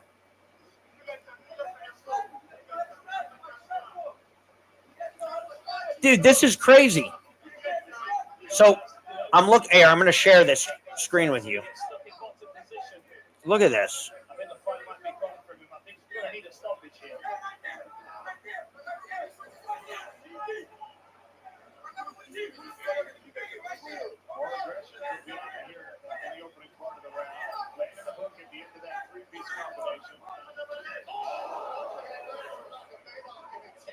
Okay, I'm going to tell you, Curtis, and then I'll show you. So, Andrew Sanchez has also been finished, so not in his last 5. But when we go past those 3 that we talked about in the 3rd round, we go down to Ryan James and Anthony Smith, who he fought in the UFC. He got TKO'd in the third round in both of those as well. That's weird. 5 of the times he's been finished, he's been TKO'd in the third round. Impa plus 950, TKO third round. You know what? If that ends up happening, I'm going to kick myself for not betting it, so I'll sprinkle. Sprinkle pretty much nothing, but 0.33 units. Pays out pretty fucking good. Nice change of direction by Magomedov, twisting him one way with the bottle lock and then bringing it back over his legs. And right into side control. Yeah, we sprinkled. Yeah, plus 950. Round 3 TKO. He's been in the last 5 times Andrew Sanchez has been finished. It was in the third round, and it was by TKO or KO. What are the odds?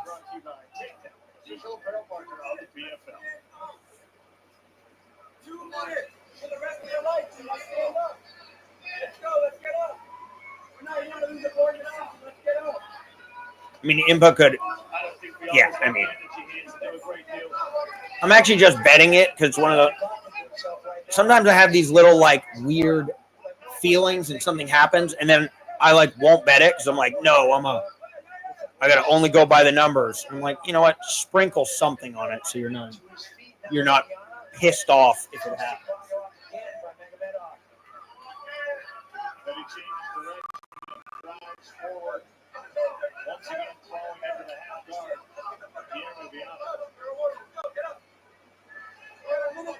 Yeah, it is an odd pattern. There could be something to it, though. Like, we'd have to kind of look into the fights, but maybe he's down 2 rounds. Maybe he's the type of fighter who just goes, like, when he's down in a fight, he's like, fuck it, I'm just going to go. I'm just going to go for it, and he ends up getting knocked out. But honestly, it's like, even if there's, like, logic behind it, it still shouldn't be that many. His last 5 losses where he's been finished, all in the same round, all by the same method. Yeah, I did 0.33 units to win over 3 units. So.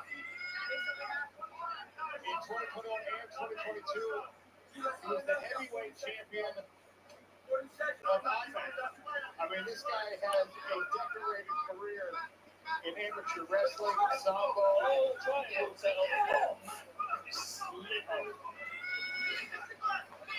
too slippery here with all the sweat. Viana to pull out the Hail Mary submission. More left hands from Russell Magomedov.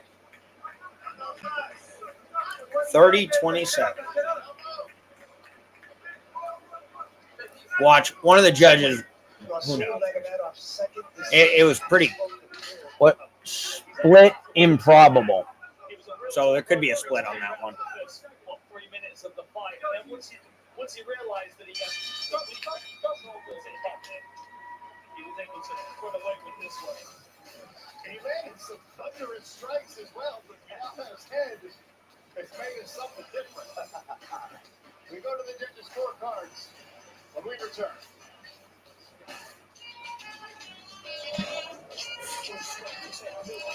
Okay, check this out real quick.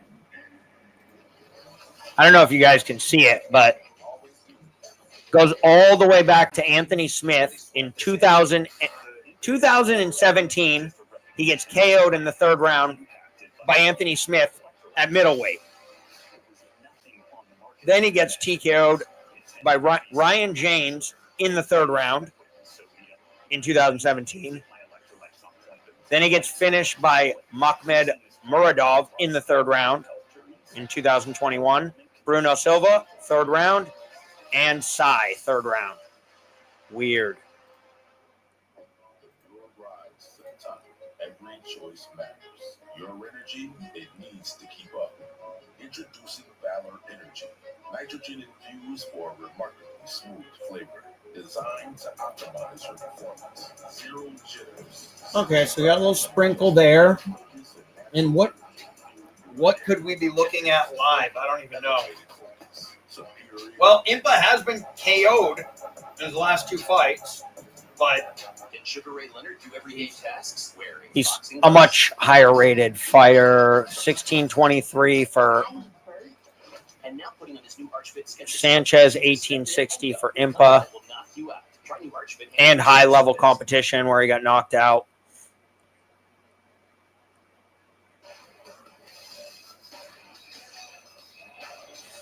Sway Lee, we got a performance from him coming here in Hollywood, Florida.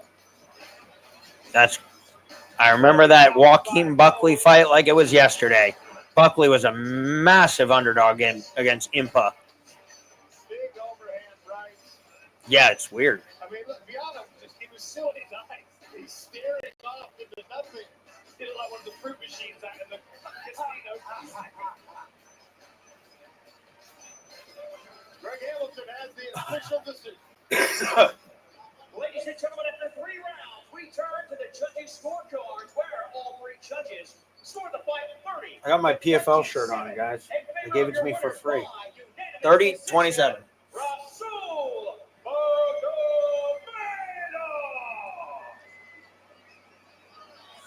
Still unblemished, Rasul Magomedov, 8-0 now as a professional after an undefeated amateur record as well.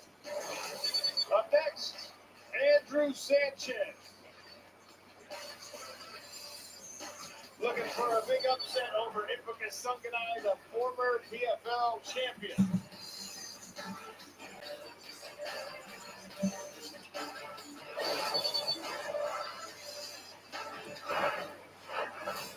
Pakistan MMA sport, different levels, you know.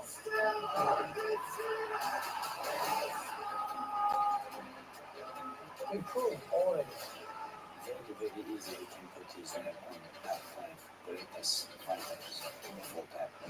Vision was about to break. I was about to get him out of there. And the head what happened. The rematch has got to be next, and I know that I will beat him in the rematch. Absolutely zero question. To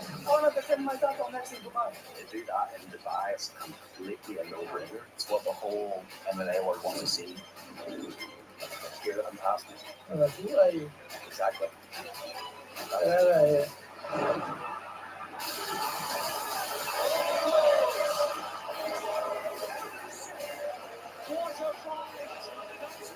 Be willing to come to the depths of hell to beat this man.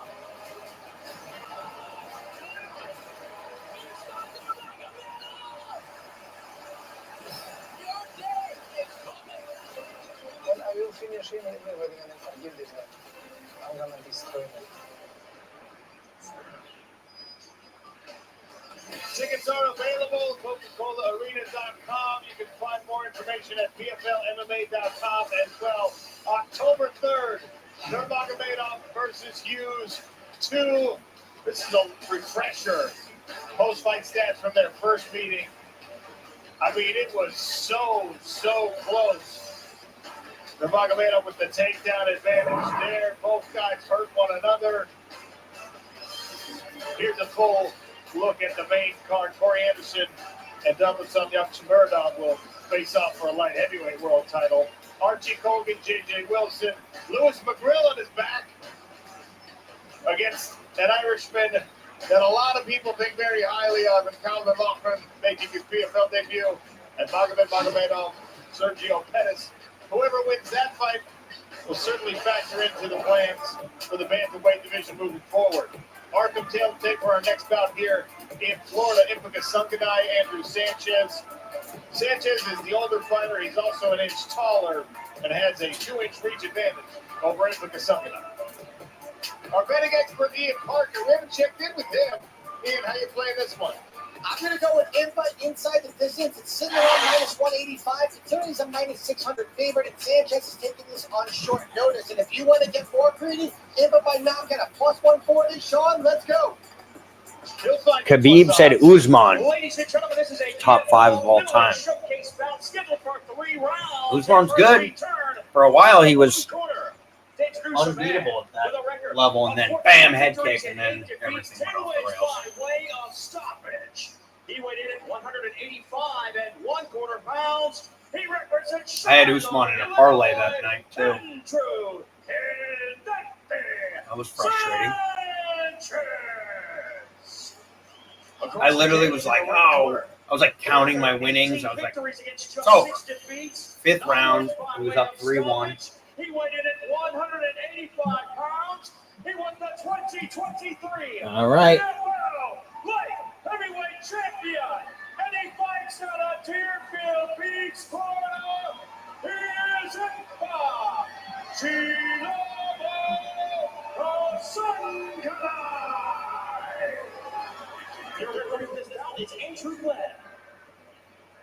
Oh, Usman Nurmagomedov. Okay, yeah, that's ridiculous.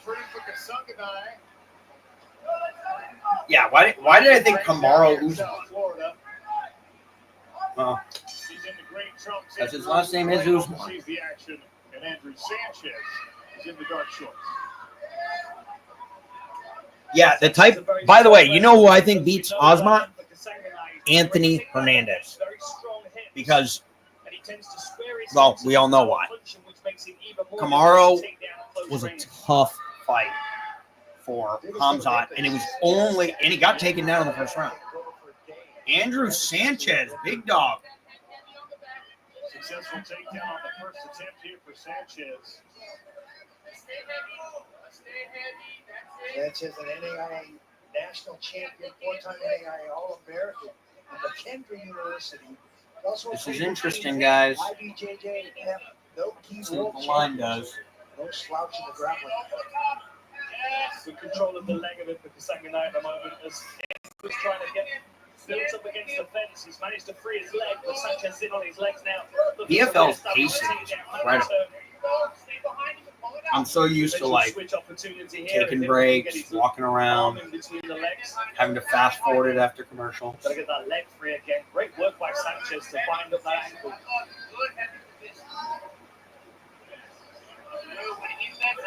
Ooh. They took the live line down, but I wouldn't bet Sanchez anyways. Not yet. This is good for our 3rd round, by the way. Is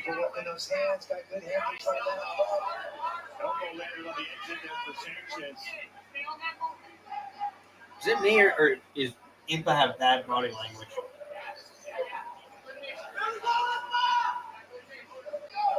Call me crazy, but there's something that doesn't look right about Impa's lead leg. It doesn't look like I called that the same way it normally does. It looks a little bit stiff. Potential injury perhaps to the knee.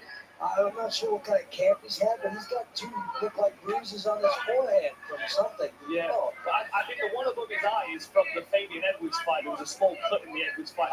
Okay. Down to elbows. Yeah. He's throwing that leg. He just looks a bit more. Sanchez looks big too. He looks big compared to Impa. And Sanchez fought at light heavyweight and middleweight. Impa fought welter and middle. He's got a bit of movement. Oh, nice. Give me a live line here. Now I want Sanchez all day. And then hopefully I get a KO in the 3rd. Yeah, I said that. And then, well, he was talking about the leg. I'm just talking about his overall demeanor. Keep giving Impa the read that he might wrestle because that's what Impa gets him.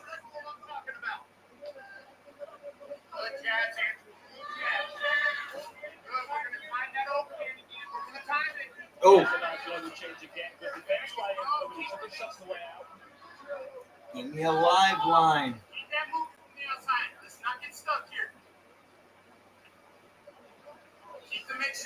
Randy, also worth mentioning, there's always a confidence question. Look at that. Well, Sanchez can do all he wants, but in the 3rd round, we know what happens. Just give me to the 3rd. Oh, Impa.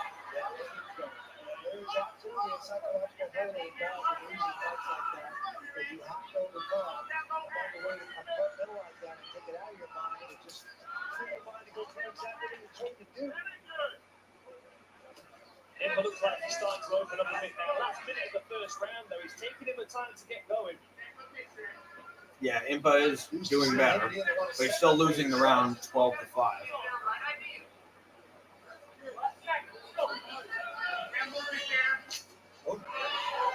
Sanchez caught that kick after it slapped off his midsection. Impa was able to get the foot back. Oh, that was not good by Sanchez. Sanchez, not the third round. Do not get knocked out. Okay, now we got a close round here. I think Impa will knock him out. We just have to survive for another round.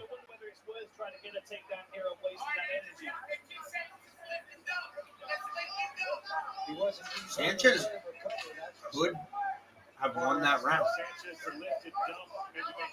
I think this round is for sure a split. Because I think some of them will look at the knockdown and be like, that was the biggest moment. And the analyzer, who actually tracks with each strike, or each, not just strikes, but everything. I didn't realize that like sweeps counted, and, submission attempts and how far. That was a stupid spinning technique. 5 more minutes. I think we'll get it. Sanchez recovers quickly. There's another look here. You see the spinning tackle. What if there's like an actual reason why Sanchez gets knocked out in the third? If he's like losing a fight. When he's winning a fight, he goes to decision a number of times. But he's not technically losing this fight either. He's up. So Bovada decided not to give us live betting lines today, which is awesome.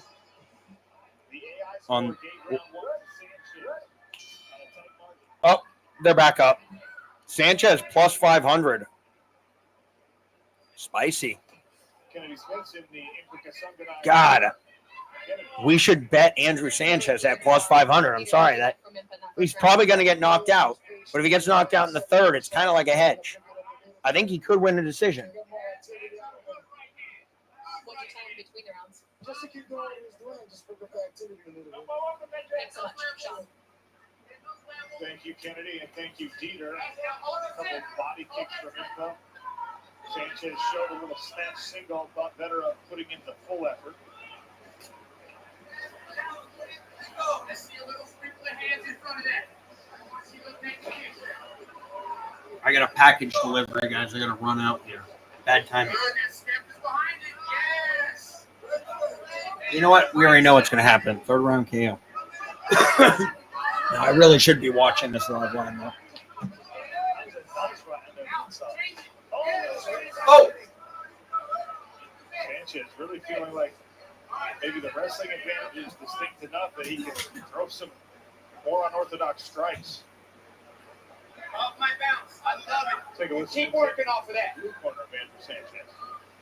Keep taking the center. Keep taking it. Time it. Time it. Yes, Andrew. Hey, involve that low half again. Watch the reach. Watch the reach.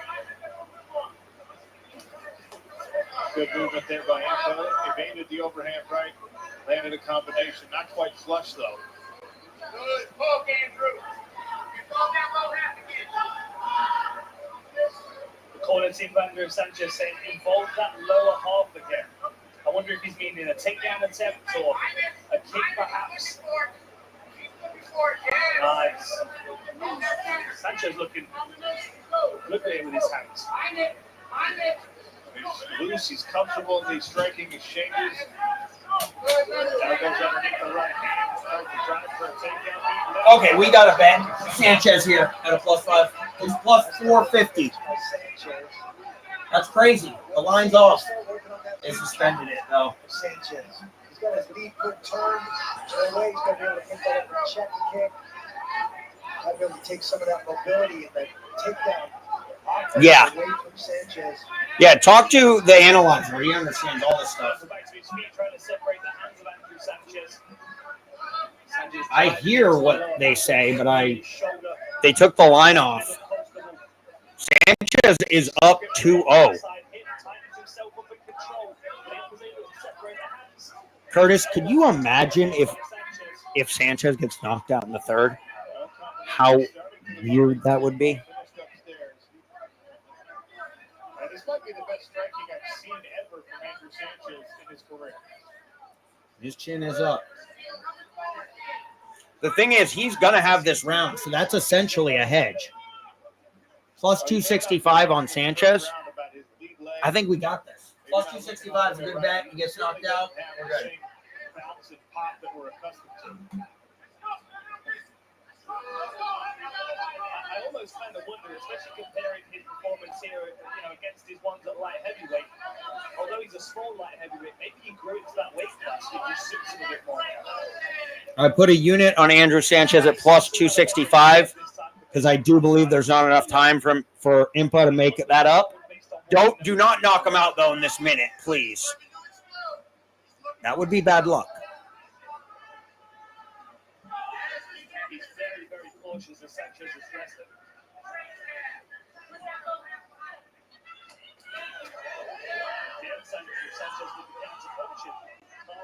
Yep, on Bovada. Bovada is the only one with live lines.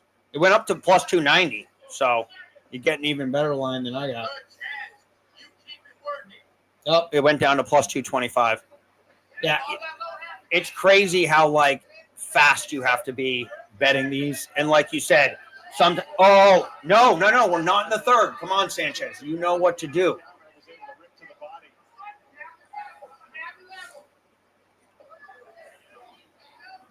And Impa has to get the KO. I mean, he could have won round one, but.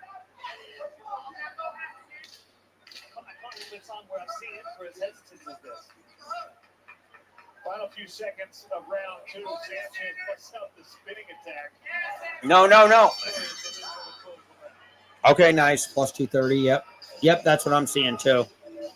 Yeah, because, plus 230 is a steal. Think about it. Even if 60% of the time he's getting the round one, he definitely has round two. And you're getting 2.5 to 1 almost. Now, of course, we know that he's most likely going to get knocked out in the third round.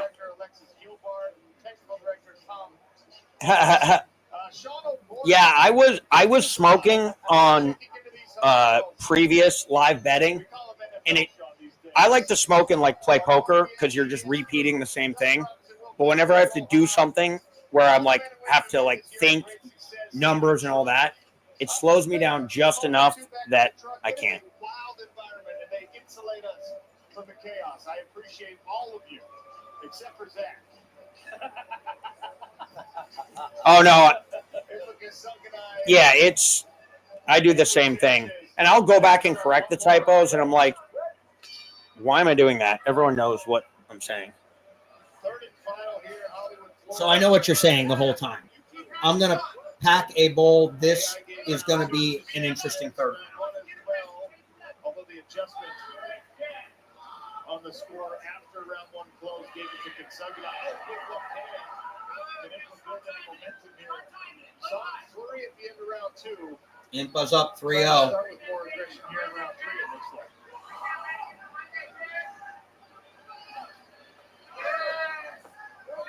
Honestly, I think I just walked in a profit there unless something kind of odd happens. What? Yeah, even if Andrew Sanchez knocks him out. The truth of the matter is, but the pace up in this fight, in this last round, Sanchez is looking more and more relaxed. We even saw some take-one out of him at the end of that second round. That's how you know he's relaxed. Here we go. Well, I guess I should be rooting for Andrew Sanchez now, even though I think it would be really funny if he got knocked out in the third. But I only put point. I'm basically the return is essentially the same on the two bets, and it's actually better if Andrew Sanchez wins because I had to put a unit on it. Oh. Sanchez is up again.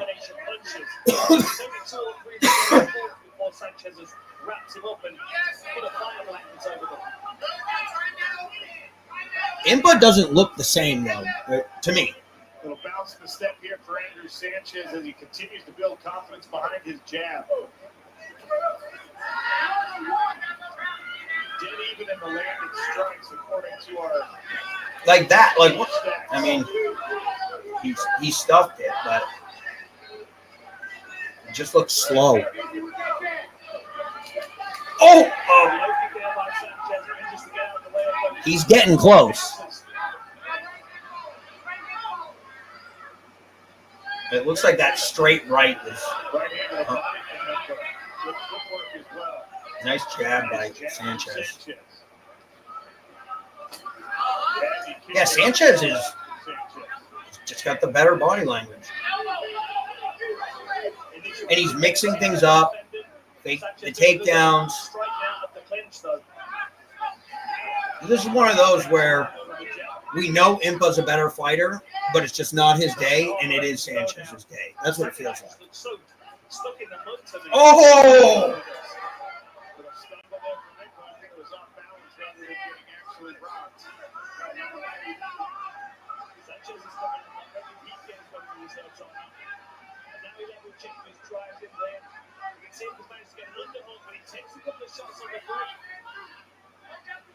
Inside of 2 minutes left. Very, very close fight here in the middleweight division.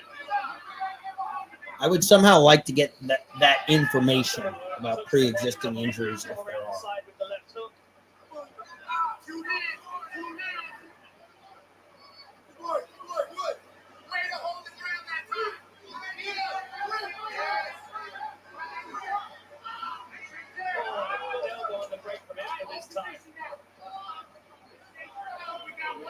Well, this is a clear decision for Sanchez. Wait, why is Sanchez only a minus 165? We should bet that. No, it's wrong. Well, Sanchez is mixing it up, keeping him guessing. You're going to shoot, you're going to clinch, you're going to punch. He's mixing it up very, very well. I think we're gonna have the lights on for this one, as long as Sanchez can survive.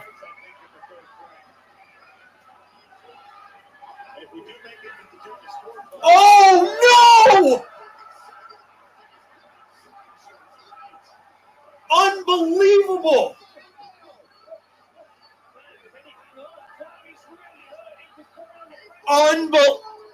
Knockout in the third round. Wow. I told you I get these little feelings. Crazy. Plus 950. But Curtis, I know that one lost. That was a good bet at plus 230. And mine was a good bet too. You don't always win the good bets, but it was clearly a good bet. He was winning the third round on his way to a potential 30-27. But this is what he does. 6 finishes in a row, all in the third round, all by TKO. Impa didn't even think about the sub. He's like, get up. That is unbelievable. Round 3, Impa shows the medal that we are accustomed to. Great performance as well by Andrew Sanchez. He was winning. This one and regret those final 40 seconds or so because Dude, he's like cursed in the third round. It's nuts. We'll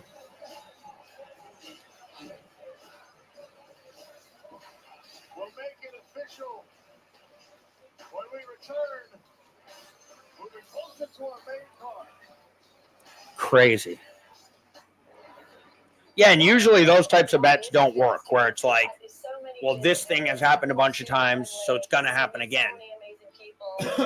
And in this fight, he's winning the first 2 rounds. He's 4 minutes through. And it's like the gods came down and were like, no, you get finished in the third. Boom. Crazy. And at a certain point, I was like, okay, he's going to win it. Yeah, that could be. I doubt it, though. Because some of those guys, maybe, though.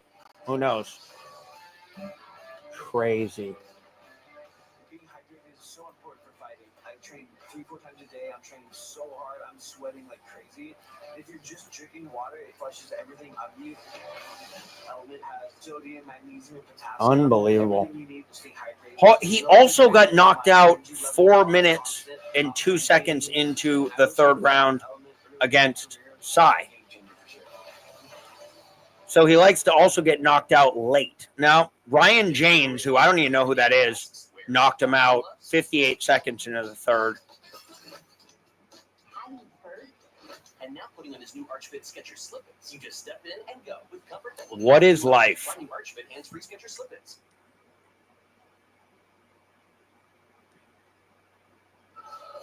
Oh, you bet that? Kasange, TKO, KO in rounds 2 or 3. That's actually a better bet than round 3. Bounces back from 2 knockout losses with a knockout of his own, and Greg Hamilton makes it official. Nice. Oh, good job. I didn't realize that you had those bets down. That's great. I felt bad because I was like, cash, but you bet it live. Okay. I bet it live too, though, so. Good shit. I don't know. We don't get to turn the lights on for that because our live bet lost. But our gut feeling won. Pretty performance. He pulled it out before the final bell. Did not want to see that one go to the judges' scorecards. He never does. Took some time to get going. Crazy. I'm going to quote tweet and say, Sanchez has been finished. Don't cross the one half of our main events tonight. How do I word that? In the building now, and you may recognize the 2024 PFL Women's Flyweight World Champion Dakota Ditchema escorting him backstage. Their jackets matched it. Very well planned. I haven't seen either one of you in pink yet. What did you get that to? Show us one of that. It's 2 minutes. David Evers Don Rasta set for a middleweight title tilt in our main event. One shot to take home the gold. One shot for me means one shot to about my family's life. He actually relishes the role of being the villain. Terrifying individual. One shot to prove that I'm one of the best in the world. I feel like it's my calling. I don't think there's anything more glorious out there about getting myself locked in the cage with another person and fighting until the end of it. I don't care who you name, put them in front of me, they're going down. You had to be almost like perfect in every fight, in every reaction. Just gorgeous. Precise. I've been looking for years of work. Oh, no, exactly. I mean, essentially what you did was a hedge, just like I did. Because Impa was not going to win the decision. He was going to lose. So he had one way to win. And he doesn't submit people, so good stuff. Hey, a unit is a unit. That heavyweight bracket looks like this. Sullivan Colley coming off the biggest win of his career. He beat Mr. Wonderful Phil Davis in a semifinal. Antonio Carlos Jr. had to overcome Crazy. physical test. Simeon Powell, longest. Okay, I need to get some fresh air. Rising young star, turned away by Shoeface. I'm going to step out for a second. Breathe some air. Still to come. Oh, look at that. Getting ready backstage. Sway Lee. Now I want to know what the next one is. Performance powered by Bose. Speaking of rising. Close line. Bryce Meredith. Who's got Bryce? Who's got Lazaro? Favored to go the distance. So this could be these are the types of fights that have live betting potential. Close odds and favored to go the distance. Let's take a look at our tail of tape for this Bantamweight Showcase contest. Bryce Meredith is 30 years of age. His opponent, Lazaro Debron, is 33. Meredith, 5'8". Dayron standing 5'5", and you can see a 2-inch reach advantage for the American Bryce Meredith in this one.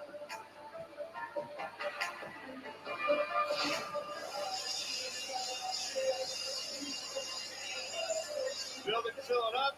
Fighters in the smart cage. Bryce Meredith, Lazaro Dayron, set for some bantamweight showcase action.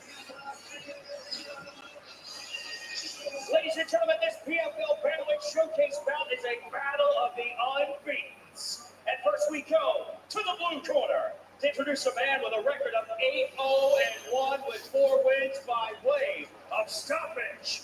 He weighed in at 136 pounds and fights out of Miami, Florida. He is Lazaro, the Hunter Dayron. Across the cage in the red corner with a record of 7 victories without a single defeat, including 5 by way of stoppage. Not a single opponent has made it past the second round against this man. He went in at 135 pounds. He fights out of Phoenix, Arizona. By way of Cheyenne, Wyoming, he is Bryce Mr. Meredith. Referee for this round is Keith Peterson.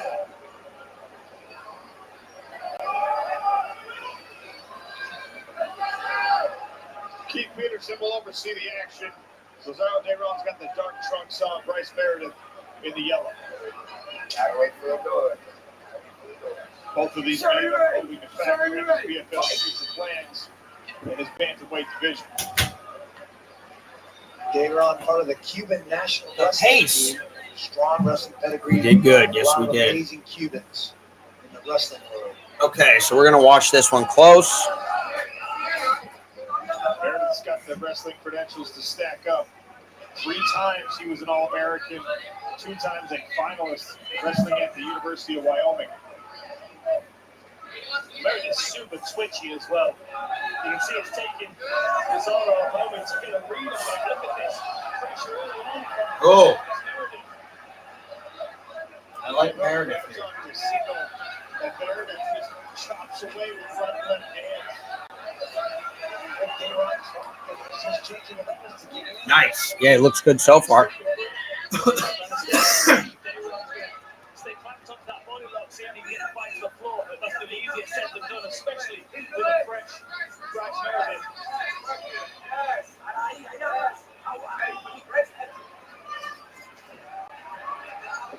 Meredith tries for that sitting switch. Nice switch. Great read by Lazaro Dayron to stay Oh. Able to strip that grip. Set up for separating himself. That's crazy. Jump right back in onto the back. Wow. You can see both of these guys training wrestling and counter wrestling together. Couple of mongooses going at it out there. I love this early pressure by Meredith, though. He's not really allowing Lazaro Dayron to get started. He's the one setting the pace, and Dayron's being forced to react quickly as he can. And pushes forward, shots to the body, level change. Meredith. Good. Great flexibility by Lazaro Dayron. He's not out of danger yet. Careful of those knees coming around the side.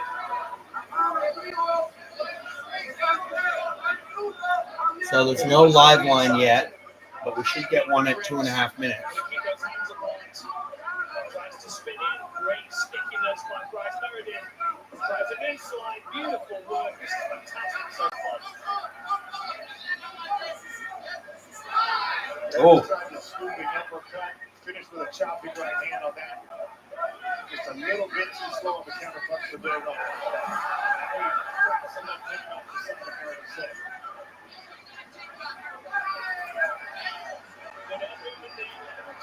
Wow.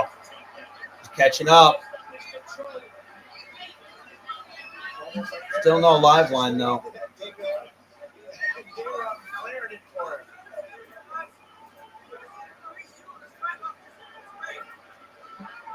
Dayron trying to slow the pace down a little bit, but Bryce Meredith does not want to let that happen. Good long jab there from Dayron. Checks the inside low kick as well. The single leg attempt by Meredith.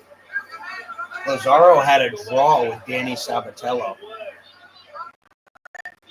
Try and get above his opponent now. Get some weight on Dayron, who's very difficult to control on the floor. It's like he found the leg up. Still no live one. With his right leg around the right leg of Lazaro Dayron. Dayron digging some elbows into that thigh for Meredith or quadruple digit fave? I guess I can look it up too. But who's been the quadruple digit favorite? Probably Meredith, because he hasn't fought the same level of competition yet. Oh! Raul!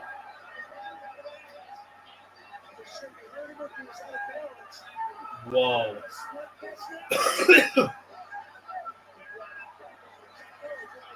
Crazy.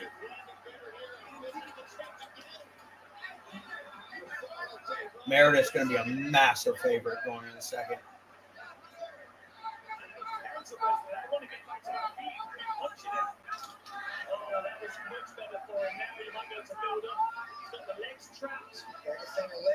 Bryce, yeah, that makes sense. Well, he deserves it too. He's good. 25 seconds. Let's see if he can unpump a couple of shots here before Dayron gets back to his feet. Good work by Lazaro Dayron to post this stiff arm on the right wrist of Bryce Meredith, prevent any damage. Ooh. That's still inside elbow by Dayron.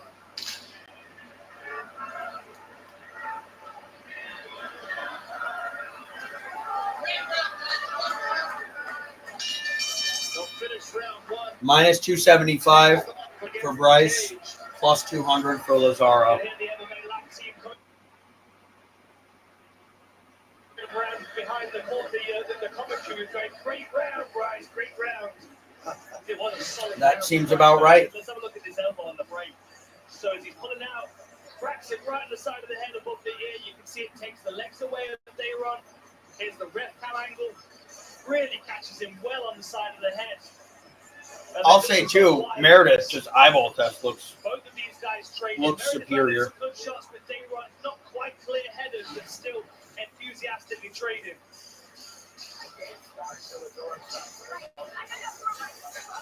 But you have to go forward, okay? Incredible pace in round number one, which of course Yeah. is what you expect with And he's a wrestler too, right? That's what they're saying. With elite wrestling credentials, who Oh, they also both are. seem to enjoy cracking.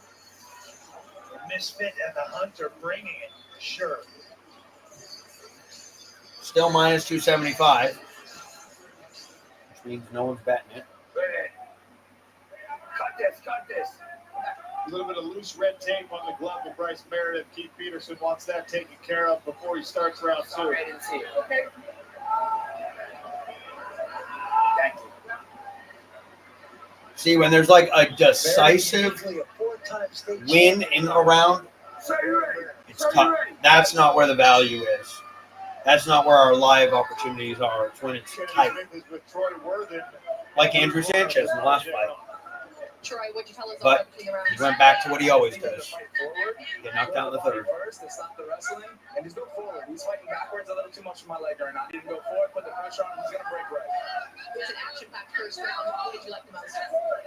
It's good action, but I would like my guy to be winning of action. So let's do that in the second round. Thanks so much. Sean. Oh! Bryce is sort of leaving himself. He's fighting fun. I like the way he's fighting. Not necessarily safe.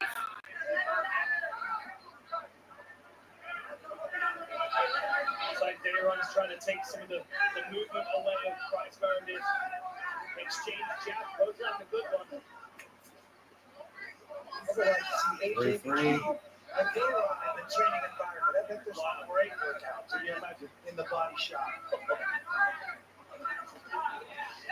That's a took by Lazaro Dayron, blocks the kick, lands the hook on the counter.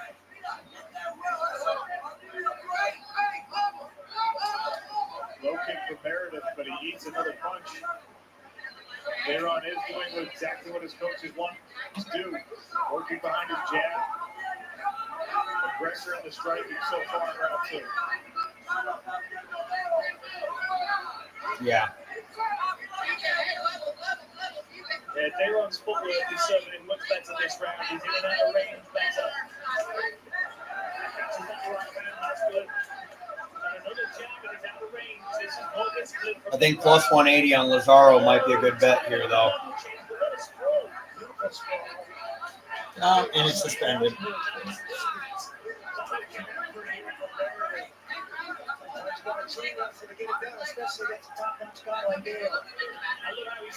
Yeah, it's only 9-5 though. They run back to his feet though. Oh, good knee. Nice knee. They run strips the grip and chases away.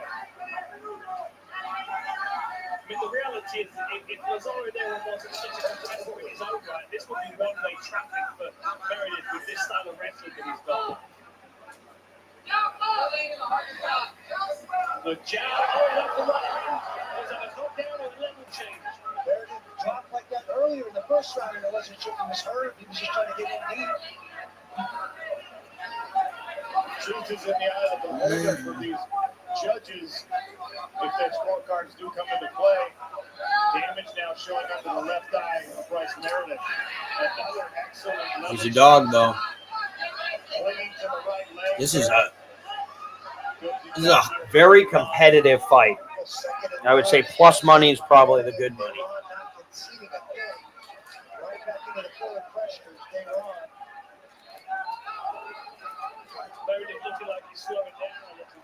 A little bit, yeah. Yep. Yeah, that left eye's got a big mouse under it. It's weird that they offer live lines and then I can't bet them.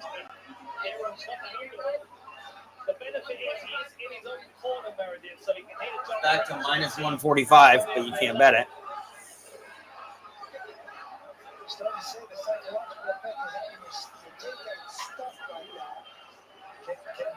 But it's close. I mean, I think the value's on Meredith still, but he looks tired.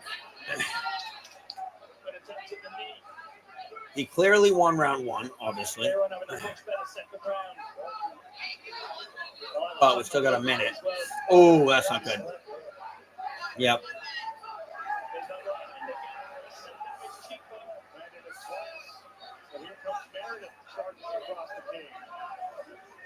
Oh, nice takedown.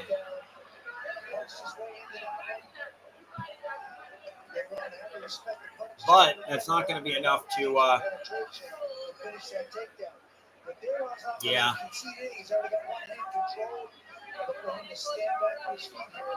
The only problem is, after the first round, it seemed like Lazaro started to figure out his striking. World Tournament final bouts, middleweight, main events, light heavyweights, and heavyweights. Final few seconds of round two. Minus 220 on Lazaro. Some blood now trickling around. Oh. Minus 300 on Lazaro. I don't know. That doesn't.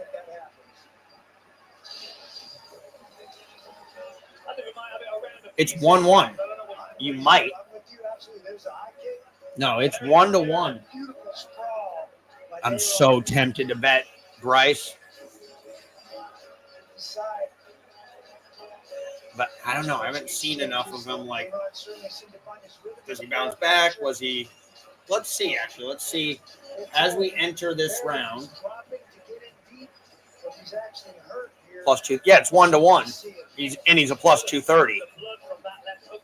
But it's because obviously the second round is more. It factors in more because that's how he's doing right now. But still, plus 230. That's a lot. Zero sugar hydration, Alexei Fergande puts his undefeated record on the line. We're gonna watch a little bit of this third, and if Bryce is looking good to go, we go in unit. Sir, you ready? Sir, you ready? Fight! Plus 250 now. Oh, what happened to my stream? Come on.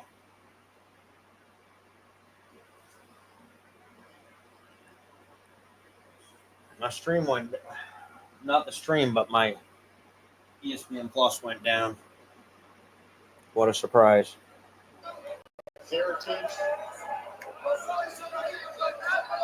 He runs a minus 550. That's crazy. Doesn't make any sense. Bryce is up 5-3. It makes no sense.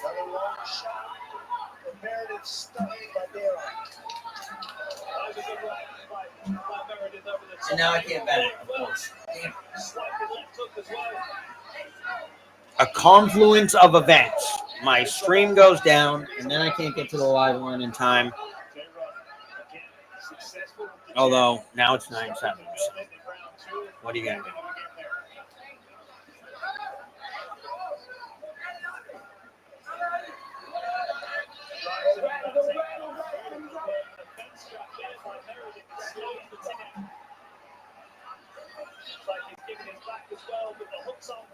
Oh. Give me Meredith. Let me bet it. Come on. Let me bet it. Sorry, the amount of picks we have to create equal, that was a significant one. Come on, Bovada. Do your job. Give me a line. They run on a Kimura track. Such BS. This could be really problematic when you don't deal with it.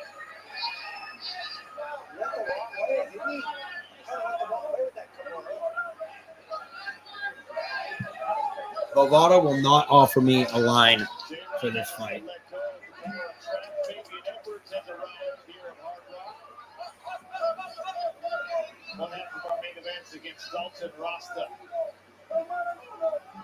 Probably because they know that their plus 250 is a trash line.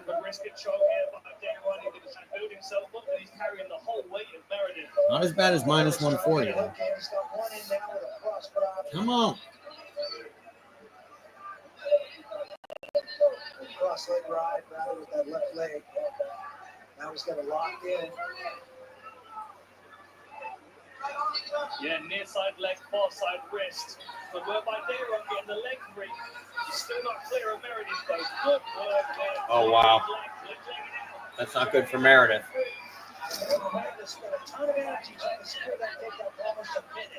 Oh. Meredith is a dog. He's a dog. Is Bovada actually letting you bet? They're not letting me bet. Like they show the live line at plus 250, but then it's crossed out. Sean, about a minute ago, Bryce Meredith went as high as a plus 350. He's now a minus 145. So if you've been paying attention to these lines, you could have got Meredith as 3-1 underdog. Yeah, well, I tried. Guys. You guys got your money betting live. That was the way to do it. Fuck it, let's do it live. Well, and I wouldn't be so certain that Meredith is going to win this either. It's 9-9.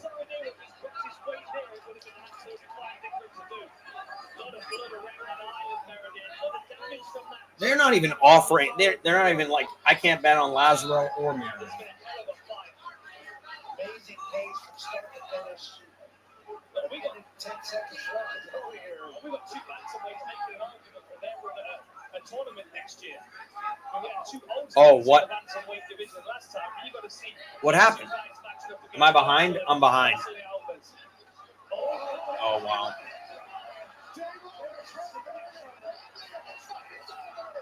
My stream fell behind, too. Crazy.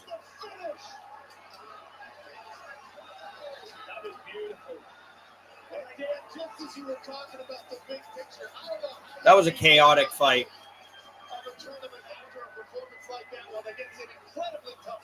Still undefeated. I mean, that could have been a tournament fight, the level that we got from both of those guys.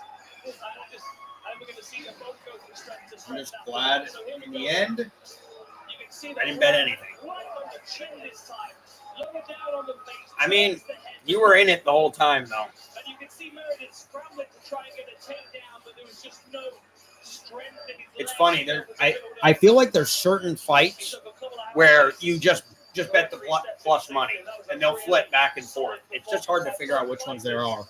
Some of them are like the guy takes a lead and it's never going away. But that fight, you could tell just on that first round, it was going to be Crazy.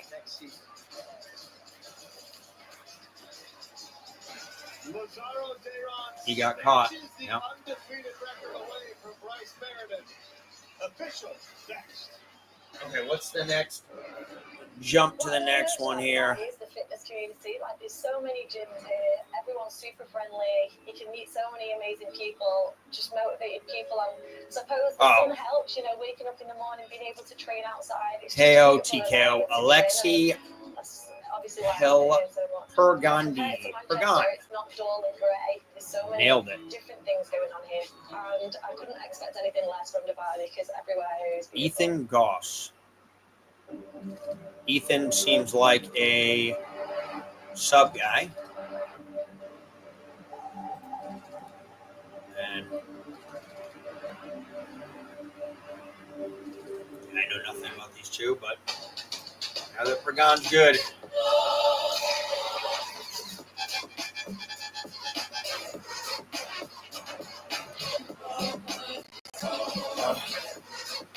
That was a crazy fight.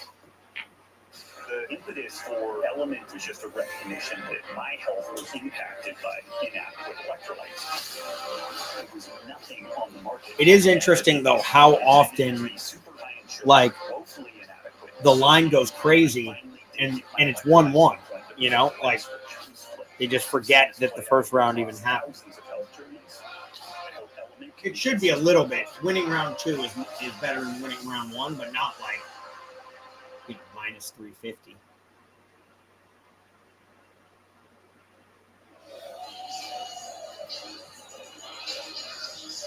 Lazaro Dayron lifted by his coaches in victory. He got on the front foot like they asked him to. He landed the right hand and got it done. Greg Hamilton makes it official. Ladies and gentlemen, referee Keith Peterson stops this fight 4 minutes and 6 seconds into round 3. For your winner by TKO, Lizardo, the Hunter,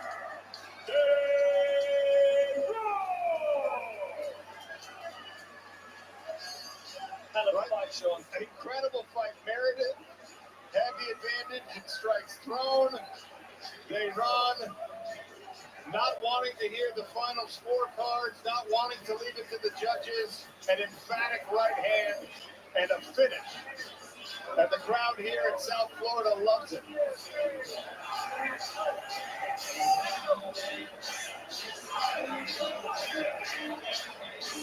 Blue corner fighter warm-ups brought to you by Valor. Nitrogen infused energy drinks. There's Antonio Carlos Jr., Shoeface, as he is affectionately known. Faces Sullivan Colley in a tournament final at 205 pounds. He's already got one PFL belt for the light heavyweight season a few years back. Now he's going for a World Tournament championship. Night has fallen here in Hollywood, Florida. More action at the iconic Hard Rock Hotel and Casino.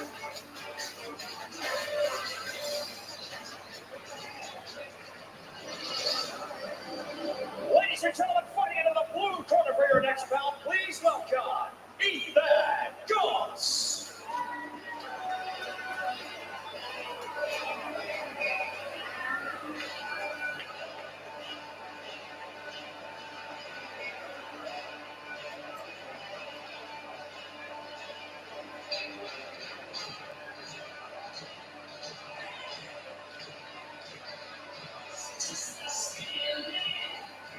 Victories in his career, 7 of those have come inside the distance, 5 by submission.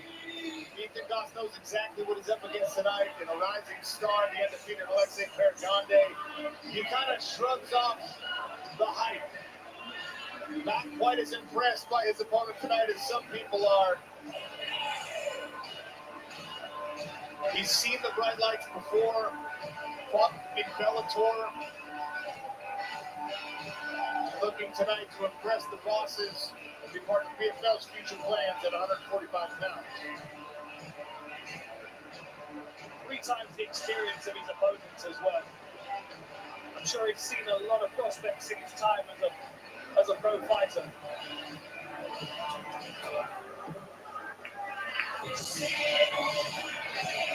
For more on his opponent, Alexei Pergande, we send it to Kennedy Smith. Guys, Alexei Pergande is a promising up-and-comer in the featherweight division. He won the Challenger Series. I can't in keep up with this 2022 and pace. had a perfect record. I'm so used to UFC where I get to He's a boxer, but you should expect to see some take a theatrics. piss break, Do those spinning high kicks, some go knees, out and smoke a even cig, an occasional backflip.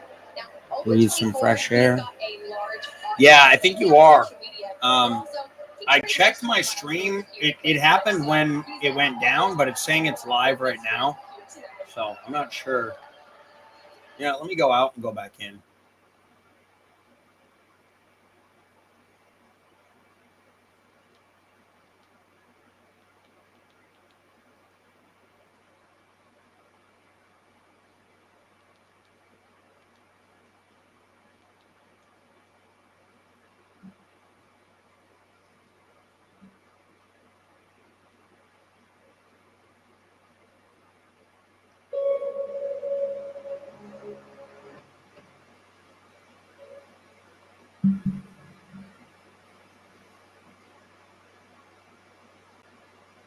Here we go.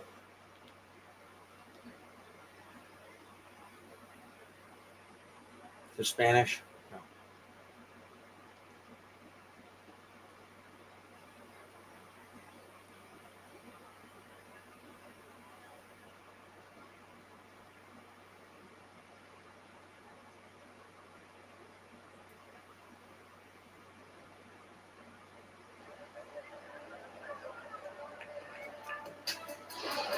The ESPN app's stupid too. Like every time I pull it up on my phone, it's like 10 seconds ahead of what's on the TV. I have no idea why. And then not during this, but during the UFC broadcast, every commercial break where it does the ads, it sends me back 10 seconds. So I have to fast forward it after every round. It's ridiculous. We turn to the blue corner to introduce a man who is a 19-fight veteran with a record of 12-7. He weighed in at 145. Big favorite, Alexei. Big favorite. Specialist fights out of Petersburg, Pennsylvania. He is. Okay, so Alexei is a submission guy. Across the cage in the red corner with an undefeated record of 6 victories without a single defeat. He weighed in at 145 1/2 pounds. He is a 2020. And this other guy has been submitted a few times. Contract winner, representing Nashville, Tennessee, Alexei Pergande.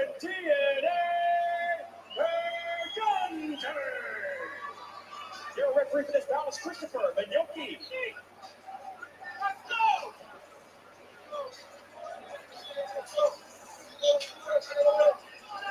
Ethan Goss is in the dark. Plus 150 on the sub. In the white. That's not good enough, though. Are you ready? Fight! Yeah, maybe it is. Southpaw stance for Most Goss. likely. You heard Kennedy talking about the boxing history for Alexei Pergande. He also wrestled for the time he was a young child. Married all of his skills here in mixed martial arts to great success so far. How long and rangy these guys are for the weight class. Yeah, both of them. Hey, step off! Step off, son! Good body kick to cross by Goss there. I can't say cross by Goss. Almost did that. It's a great movement.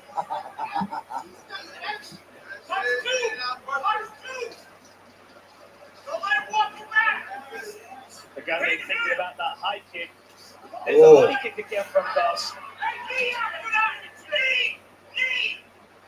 He's getting wild already! He's coming on the game!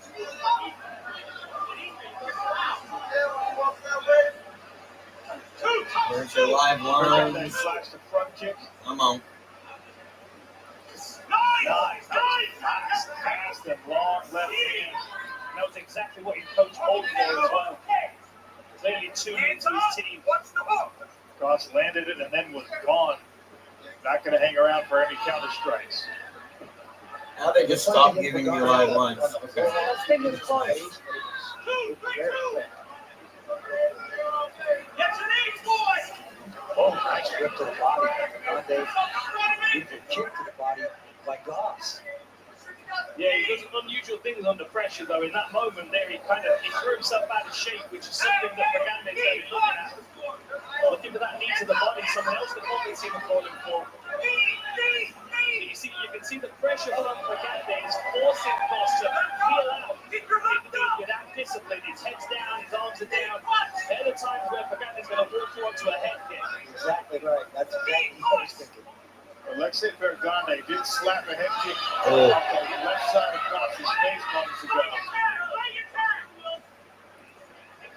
He's really trying to. Hey Curtis, are you seeing any live lines on Bovada? He's corralling Goss very, very well. Now following him, he's keeping on the outside of the cage. They're giving me nothing. As he does so. You can tell the game from Goss quite clever is to snipe from the outside. He's trying to put Pagande on that knee. The one thing he's going to be cautious of, though, is whenever you're throwing a knee, your head's very, very vulnerable to counter punches. And with it being squeezed up against the fence here, he might take the brunt of one of those left hooks as a counter. I'd be thinking to pump that cross towards the face, see if I can throw the head kick. We know how quick Pagande is. There it is. He's got to set it with the hands, though, first. Touch the leg! Oh. They put a couple of good punches together there. Oh, both sides. The left hand. Barry's caught a kick. Alexei Bergane's got Goss. Oh. That's a sub. Tight squeeze here from Alexei Bergane. He's got him cinched. He doesn't have his hips locked yet, man. Now he's got a leg. There he goes. He's got it. Yeah, he got. Gotta get away. Yeah, he's got him. There it is. The darts.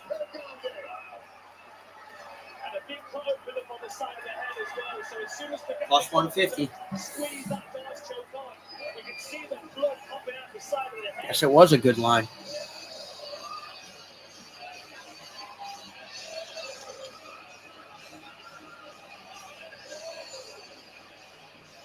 Hello, performance from Alexei Bergane. I'm excited to see these replays. I want to see what opened up that cut. So here we go. He catches the leg. Oh, it was the knee. I bet it was the knee right there. Oh, yeah. Cash it. Oh, did you bet it? I didn't touch it. Yeah, the KO was like plus 230. Wasn't that high. So the inside the distance was probably like minus 200 or 250. Displayed a little bit of patience. Finally got the legs corralled. One more squeeze, and Ethan Goss forced. I usually like to stay away from like sub, KO, etc. Unless the guy literally, like Curtis Blades, KO. He doesn't sub people. Derek Lewis never subs people. There are people like that. I remember a bet I made. Tom Aspinall versus, I want to say it was Volkov. I bet by sub at plus 1,200. So that was like, Volkov does one thing. He strikes. Tom's ground game's better. He's never gotten a submission, but we know he has ground game. That's what he did. He went out and subbed him. Plus 1,200. Ladies and gentlemen, referee Christopher Mignocchi stops the fight. 3 minutes and 52 seconds into round one. For your winner, by submission, with an anaconda choke, he is Alexei Russian DNA.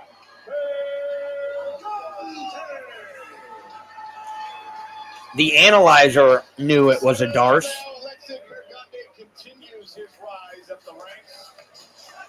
Nice. Good job, Curtis. What's next? In 2026. Time is coming, isn't it? Time is absolutely coming. And you've got to think of some of the other fights that we've got in this weight class. Sullivan Cauley, minus 170. Antonio Carlos Jr., plus 140. We're going to have fireworks in the future. These young stars that are coming through. We saw it with the Yeah. I mean, it all depends, right? But I would say the one thing that the sports books do is because there isn't like the opposite side, you can't bet no sub by him, is they build in a lot of extra vig into props a lot of times. But then sometimes they make a mistake. Like Ruzaboyov was plus 2,000 by submission against Brian Battle because he hasn't gotten them in the UFC. Yep. Yeah. When I was younger, I was getting in street fights. Yeah, I mean, the only things that I think are bad bets are when, you know, they're like bad numbers. Everything else is just a coin, you know, it's a flip of the coin. There are no bad bets. Unless you're Yanni the Greek and you're like, I know that you could have gotten Hazmat at minus 220, minus 225, minus 230, but it's a steal at minus 270. Sorry. That's long-term not going to win you a lot if you just take the bad numbers all the time.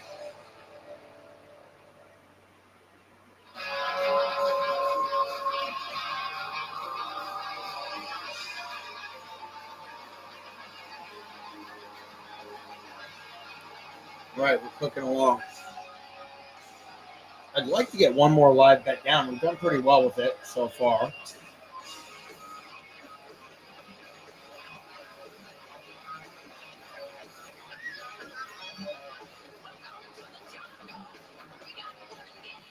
We hit Impa by KO, TKO, third round. And then we had 2 plays on JP St. Louis.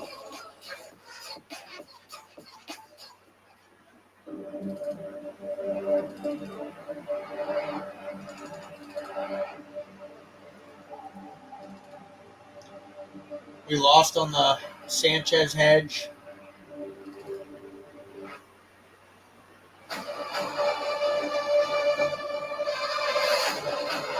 How did we lose that one?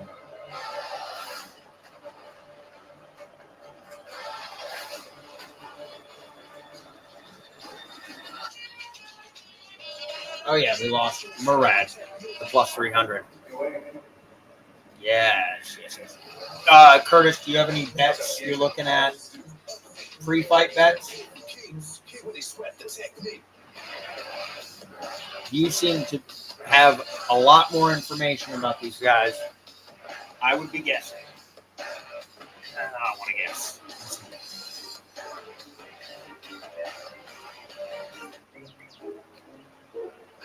Hey neighbor, saw you were scoping out my tires the other day. Yeah, I need some new ones. I was going to ask you, let those work? Good eye. Those are Arturo tires. They don't just look sharp, they really grip on the street and the trail. Cute dog, by the way. Hey, thanks. Yours too. Thanks. He's a handful. Stylish all-season tires from a company with an off-road racing heritage. I've heard a few guys taking Dalton Rosta, These tires. Want to take them for a roll but in it the dirt? feels square. I don't know why. Or maybe it's not. I know nothing about these guys. It's not even that I know nothing. Like, I know a little bit. I've just, so far, when I have made pre-fight predictions, they have been terrible.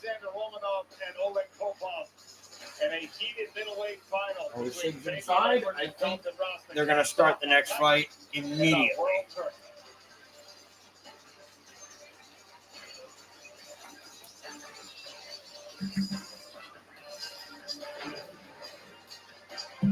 There's a look at the iconic Guitar Hotel, Hollywood, Florida, playing host to our final World Hard Rock. of 2025. God, I'm pumped. Greg Hamilton's got something special for you. It's going to be a good time. Ladies and gentlemen, making his way to the stage, presented by Bose, performing out of Los Angeles, California, by way of Mississippi. He weighs in at 135 pounds. He is. So who do we got in this one? It's favored to go the distance, so I'm hoping we can just get a live.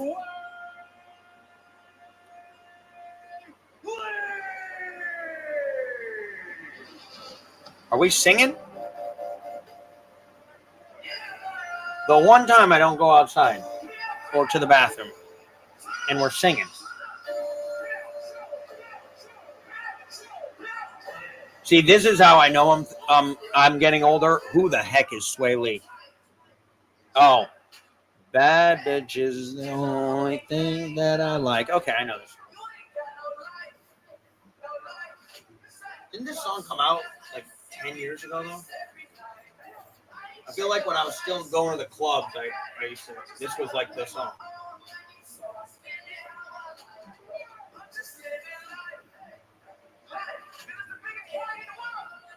Curtis, let me know. You're Gen Z. You know this guy? Okay, I know this song too. I guess I just didn't know his name.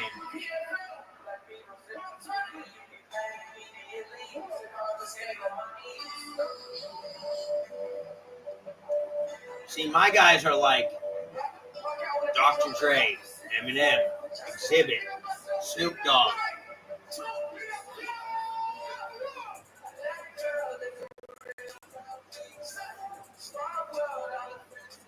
Ten, 7, 90s hip hop, 100%.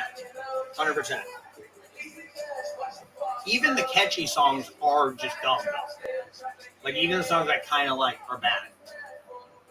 And, like, name who's, like, a good rapper. People say, like, Da Baby. I'm like, it's all the same crap. Like, back in the day, we had Eminem, and we had Biggie. Totally different styles. Same thing, though. Tupac, different style. Exhibit, totally different style. Dr. Dre, the best. Who was in a duo? This guy, Sway Lee, or whatever the heck his name is.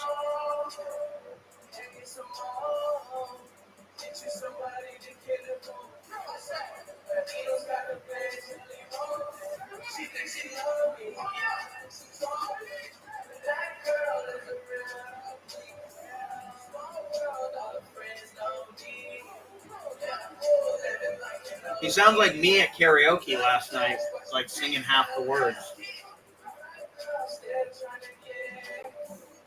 Except for Piano Man. That's my go-to, because I know I can crush it. I always tell people, I suck at singing, but you can be good at karaoke. You just have to get a couple of songs that you know the lyrics already and the rhythm and the beat. Because if you go in there blind, you're going to just start mumbling.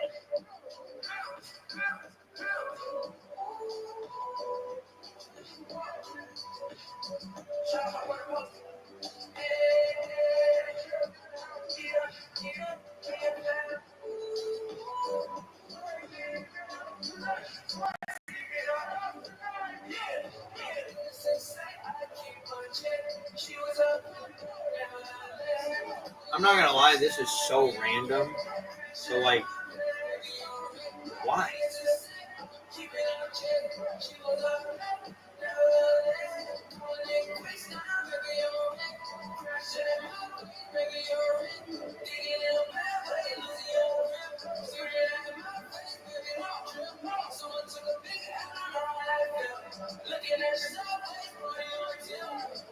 Analyzer, so you were born in 1980. I was born in 89. So you were like high school in the 90s. I was growing up.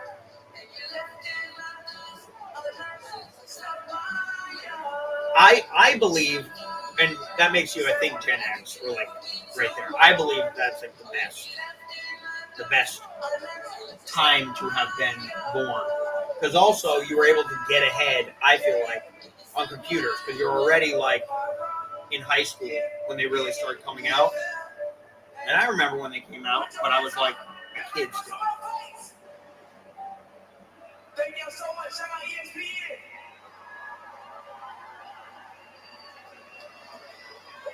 PFL. Sway Lee lighting up the crowd here in Hollywood. Yeah, and I know life before and after the internet too, but yeah, actually I do, for sure.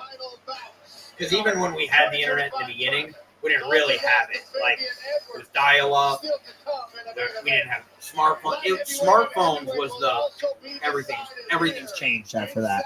Florida tonight.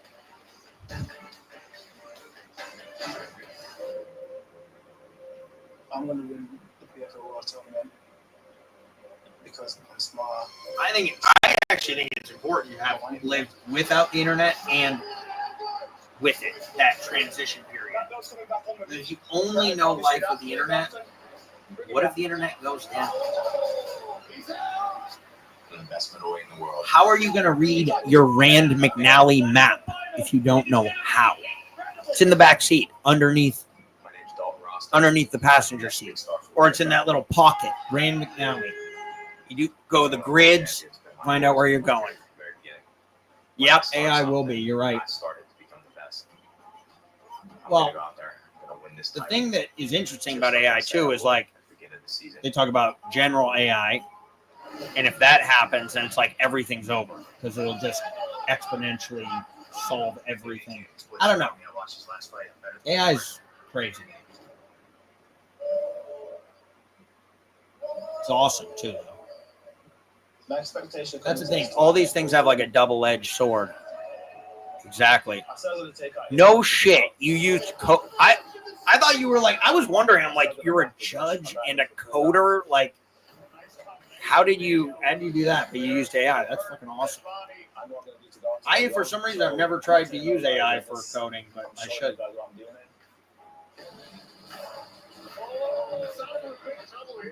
Yeah, I think that's going to be the next big thing as well. Except, like, people that learned computers in the 90s, Claude is by far the best. Okay, good to know. But like people who learned computers in the 90s got way ahead in the 2000s. And I think AI is not going to take over everything. It will eventually, but it's going to be, you still have to have like the bridge between like the business owner who's 60 years old that is never going to use AI and someone who can use it and implement it. And I think the people who learn how to use AI and implement it into like businesses are the people who are going to get the jobs. Not people who get liberal arts degrees. That's why I never went to college. I know there's definitely probably things you can go to college for that are good, but I was disabused of the idea. Oh boy, what? She's dating Dalton Rosta? For the first time on television, the 2024 PFL Women's Flyweight Champion escorts. I dated a girl that looked like her. Actually, that girl in Texas when I lived next to Texas State. That's what made me realize that college was like not good as it currently is. The kids weren't learning anything. They were doing bad things all the time. And it was just crazy. It was crazy. But I'm sure if you go to be a doctor, that's different. But a lot of people just go to like, I'm doing marketing. You can learn marketing on the internet. I need to get into debt. Claude. Is Claude part of Grok or is that part of ChatGPT? ChatGPT. Because we've seen Dalton, he's just so live wire. And Fabian, he's certainly engaged in the trash talk, but he feels a little bit more laid back. Now, personality-wise, I'm literally asking you. I have a freaking computer in front of me. See, that's how you know I'm old. This is a 25-minute fight. The only loss on Dalton Rosta's record is when he struggled with. Okay, it's its own thing. Claude AI. This is 10 minutes longer than that, and if he's coming into this emotional and tense, like you remember when we had the match first made, they were both standing cage side with us, and Fabian's laughing and giggling, and Dalton's very, very tense. I'll continue with Google. Carrying that into the cage. Fabian knows that he's playing a game here, but Dalton also needs to be able to control that, and if he can, it can cause real problems for Fabian. It's worth stating that Dalton Rosta is a unique physical specimen in a way that even Fabian, who's a great athlete, can't really measure up to. I mean, he's been posting his body scans and his resting heart rate and all that stuff leading up to this fight, and the guy is just an absolute machine. He told us he's confident that the gas tank will survive all 25 minutes if it's necessary. But yeah, I just pulled it up. Said, I'm gunning for a finish, so we'll see. Yeah, there are some very sharp elbows coming at Dalton Rosta's head tonight, and there is no conditioning that's going to weather that storm. Let's talk about the light heavyweights. My favorite weight class, former light heavyweight champion, also light heavyweight champion, multiple times for that. The other thing I want to learn, because I love designing things, is using AI to like do designs. I've tried it and it always comes out the same and it's stupid. And then I see other people do it and it's dope. And it is in some ways it's striker versus grappler. This is a kid with big time power, and he's coming off the biggest confidence builder of his career. A win over the former Bellator champion, Mr. Wonderful Phil Davis. I mean, what an incredible performance that was. But I had an app idea years ago, and I still don't know if they have done it, but I've seen like ads for it. And I didn't know why like Google never did this. An app where you can put in headphones, like they do at like the United Nations. You put in headphones, you both go into the app. One guy speaks only Spanish. I thought about this because I used to work with like drywall and painting crews, and they didn't speak English. It was hard, like typing the app. So you could go into like a chat room and it would live translate it from Spanish to English, English to Spanish. They still don't really have that, but I've seen ads like there's something like that that exists somewhere. Prompt engineering. Yeah, you sound like a coder. You sound like you know what you're talking about here. Yeah, I probably need to dive more into all this stuff too. Yeah, that's cool. And who has their way tonight? Can Shoeface get this fight on the ground? Can Carly keep it standing and wear him out? You see this fight by the numbers. Shoeface has twice as many finishes. Excuse me, twice as many wins as. So this is kind of just like ChatGPT and everything like that, yeah? That's awesome. Sullivan, waking up this morning, getting ready. What's your job outside of the judging, like when you do the events? Trying to keep it regular. It's just another fight. It's just another day at the office doing what I love to do. And, we've done a really good job of that. These fight weeks are, I think, for some guys, super stressful. But for my team, we have a good time. So, looking forward to that. How do you plan to neutralize? Well, I definitely think, too, I'm going to hit him in the face. You mentioning really this. That should neutralize him. Pretty good plan. Jesus. What does it mean to you to win this world tournament? Winning this tournament. That's impressive. This sport is super difficult. And it'll take a lot from you. So anytime you give something, but to you, so I definitely want to start learning more about a lot of this stuff because it does fit with what I do as well. And implementing that with people, with businesses.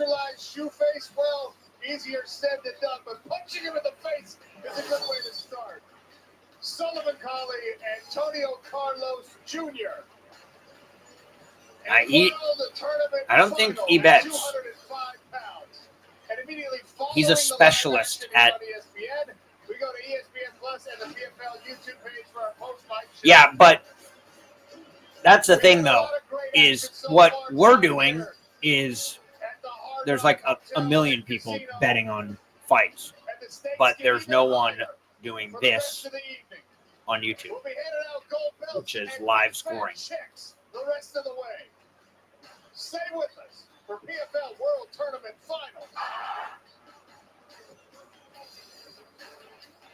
But I do think that the combination of the two is definitely interesting.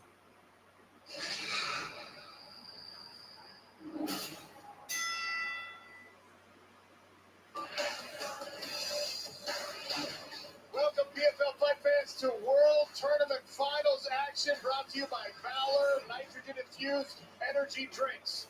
Hollywood, Florida, South Florida taking That's care right. of us this week and hosting 3 World Tournament Finals.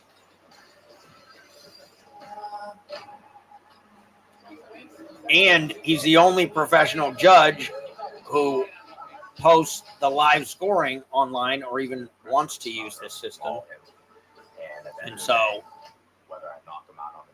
that is what stands out,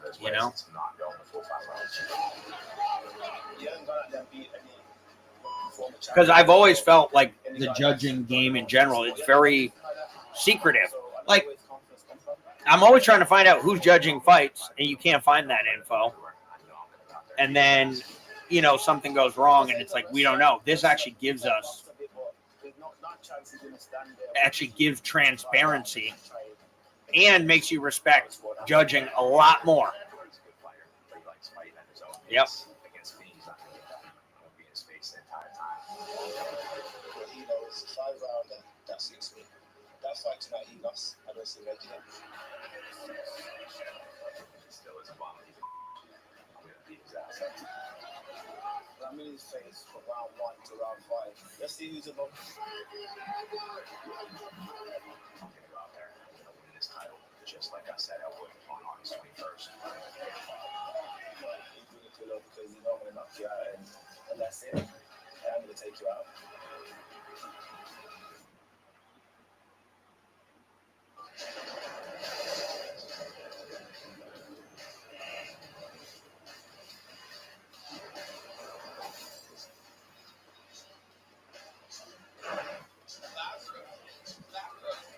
The fans have filtered in here all night long to take in World Tournament Finals action at middleweight, light heavyweight, and heavyweight. We're on to our main card brought to you by Valor Energy.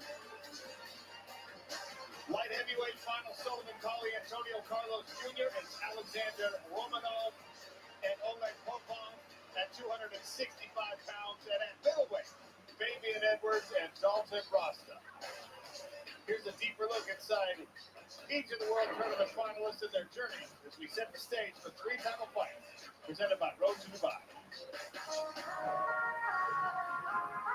64 of the world's most dangerous fighters from 25 nations across 8 weight classes came into the single elimination World Tournament facing the toughest tests of their careers, leaving no margin for error.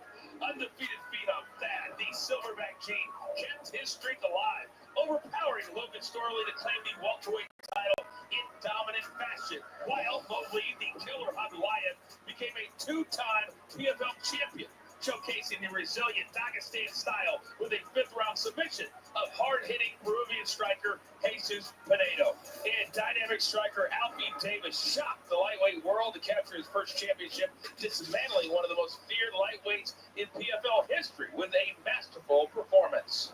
Now we've reached the grand finale of our World Tournament Finals month, with titles on the line in the light heavyweight, and middleweight divisions. We start tonight off showcasing former PFL champion Antonio Carlos Jr.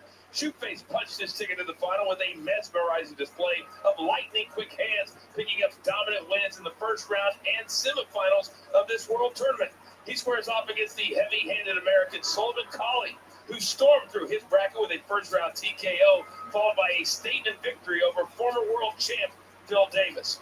But don't forget the big boys, the heavyweights featured in our co-main event. The Moldovan powerhouse Alexander King Kong Romanov goes toe-to-toe against the stoic Russian grappling machine Oleg Popov, who earned back-to-back decision wins with his unrelenting pressure.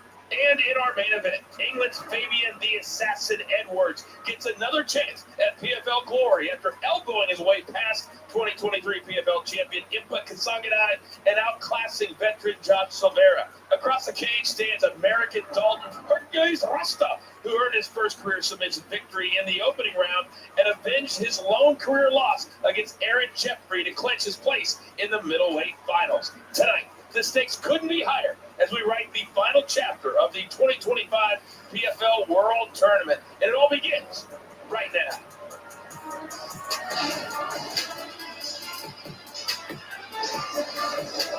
Light heavyweight championship tail of the tape brought to you by Element Zero Sugar Hydration. Sullivan Collie is 29 years of age. Antonio Carlos Jr. is 35. Collie stands 1 inch taller than his opponent, but it's Shoeface with a 3-inch reach advantage.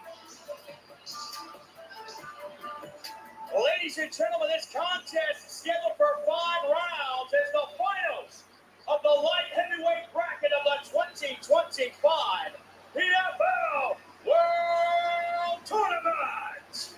First, we turn our attention to the blue corner to introduce a man with a record of 18-6 with 2 no contests, 12 victories by way of submission. He went in at 204 1/2 pounds. And this man is the 2021 PFL Light Heavyweight Champion. Failed calculus. Creek, Florida, by way of Salvador Bahia, Brazil. Cara de Zapato.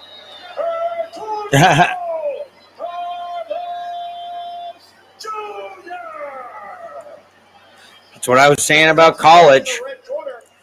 It's far more important to be smart than go to college. A 3-fight win streak. He went in at 204 3/4 pounds. He represents Mesa, Arizona. He is Sullivan Cooley. Your referee for this bout is Andrew Glad. All right, gentlemen, you got rules in the back. Follow my instructions, protect yourself. You don't want to touch. Yeah, that's why school is stupid. Why do you need calculus to do biomedical engineering? Anyways,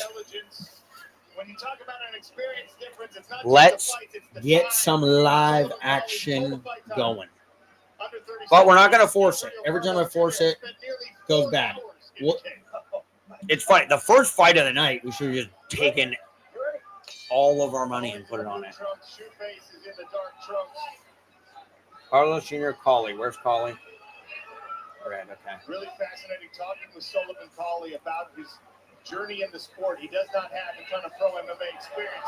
As he tries to I like the under 2.5. These guys are going to be throwing. Oh!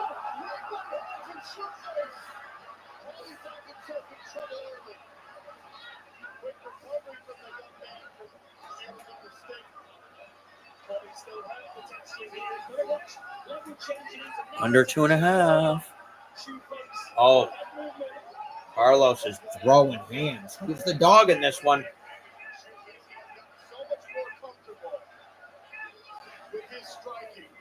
Oh! Colley is there to be hit. Oh! That was a big overhand, though. Yeah, I know. 100%, Curtis. 100%. I have a 5-unit max play. That's what I go up to. Units. 1% of my bankroll. Yeah, that's how you stay in the game, too. Yep. Yeah, it's like betting sports. Discipline is like the #1 thing, I would say. And discipline when you're losing, when you're on tilt. That's why I come up with all these little sayings to like, it's like, okay, it'll all be okay. I lost a bet. It's fine. Drickus got smoked. It's all good. Did some gold glove stuff. And once he felt like his striking was up to par with his wrestling, that's when he really wanted to test mixed martial arts.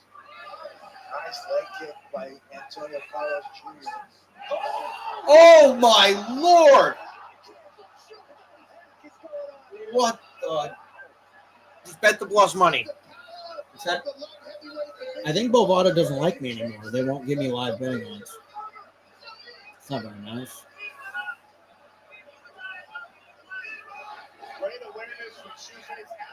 Hey, Curtis, do you mind seeing if you're seeing any live odds for PFL on Bovada? Because they will not give it to me.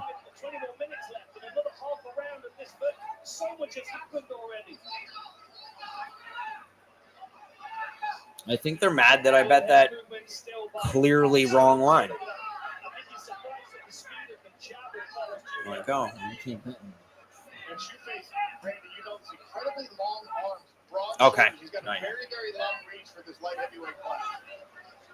Oh, I still think your 2.5 is, regardless of what happens, the way they're fighting, amazing bet.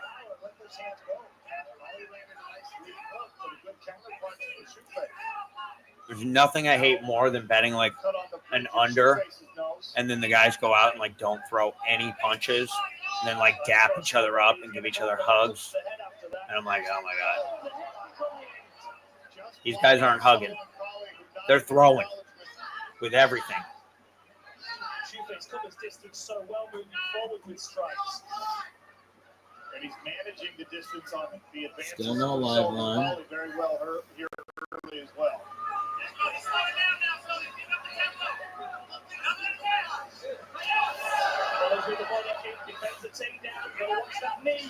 Do we know if Antonio is chinny at all, like later on in fights? Does he get knocked out a lot?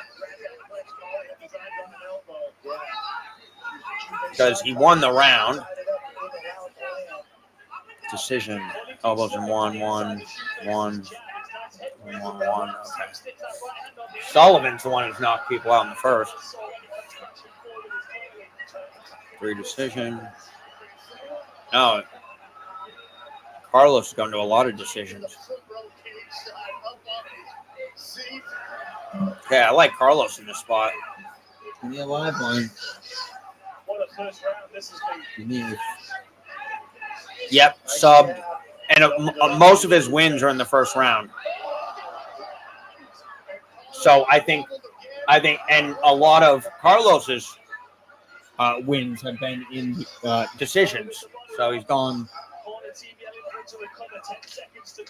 Oh, almost looked like a cup check. They get down in the 5. Final few seconds of round 1. Don't blink just yet. They'll go back to the stools. This live betting situation is actually starting to piss me off. Turned into a horror movie. After this, I'm messaging them. I'm going to be like, what the? I literally deposited into your sports book because you have live lines. And now I can't get them. Are you seeing any live lines after the round? I still have nothing.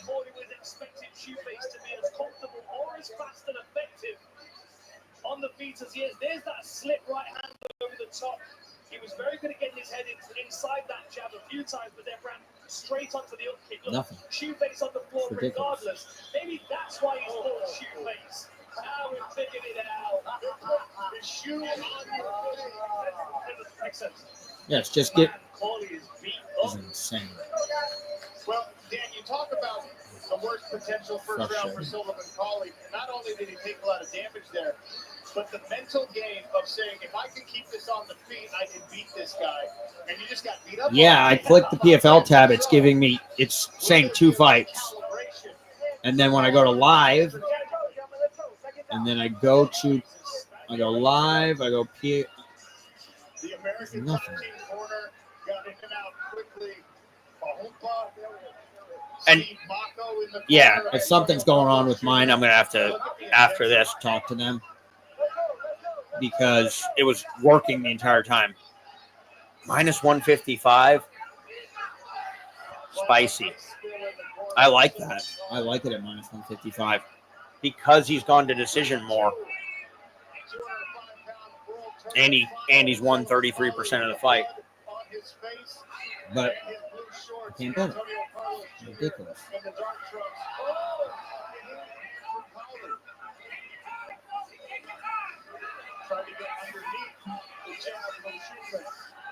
Yeah, I'm on it. The small tab and the blue text.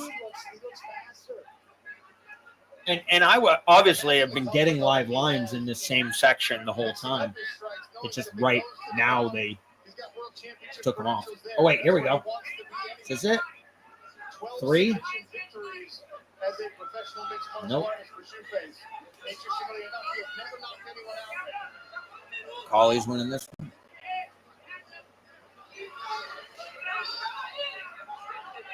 Now Colley got the jab working.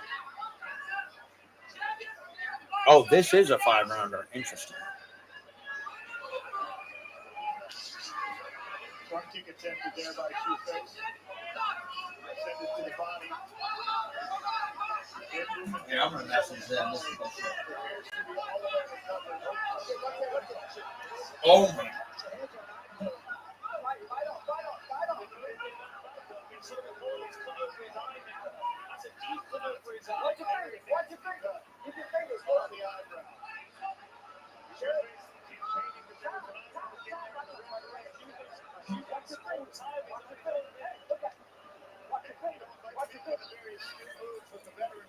Yeah, I'm going into the chat. That's why I like Bet Online too. To me, it's the best book there is. Blade open.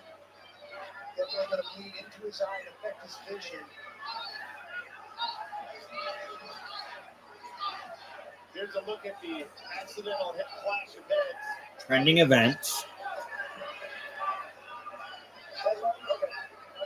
Yeah, trending events. PFL's right here. PFL finals. I click on it, and it gives me 2 fights. When this is where I was going there before, and it would be the 2 fights and the live. But they have removed live betting for me.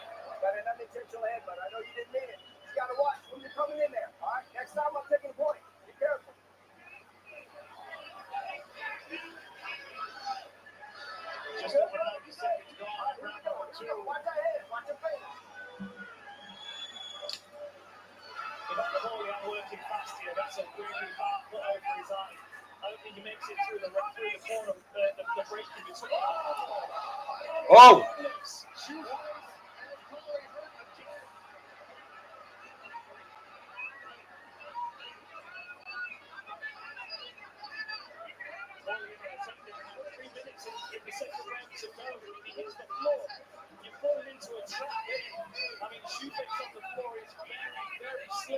Especially if you're dazed and you're bloody.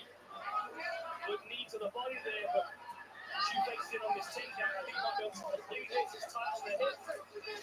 Antonio Carlos Jr. just relented in. Wow.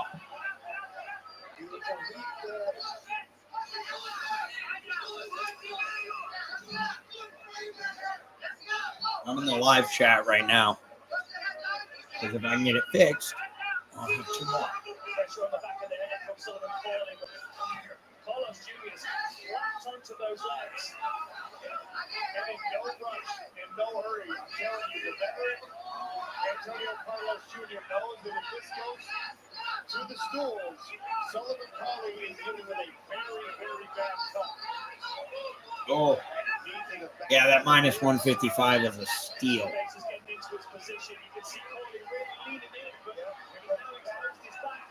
In trouble here. Expect a body triangle. A lot of guys do not get out of this situation with Antonio Carlos Jr.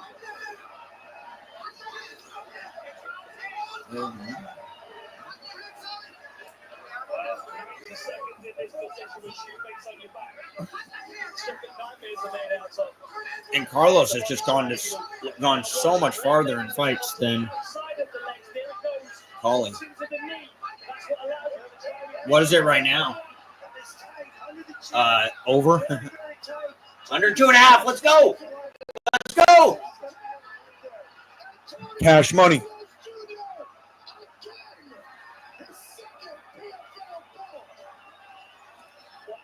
Good stuff. Curtis, you're cooking.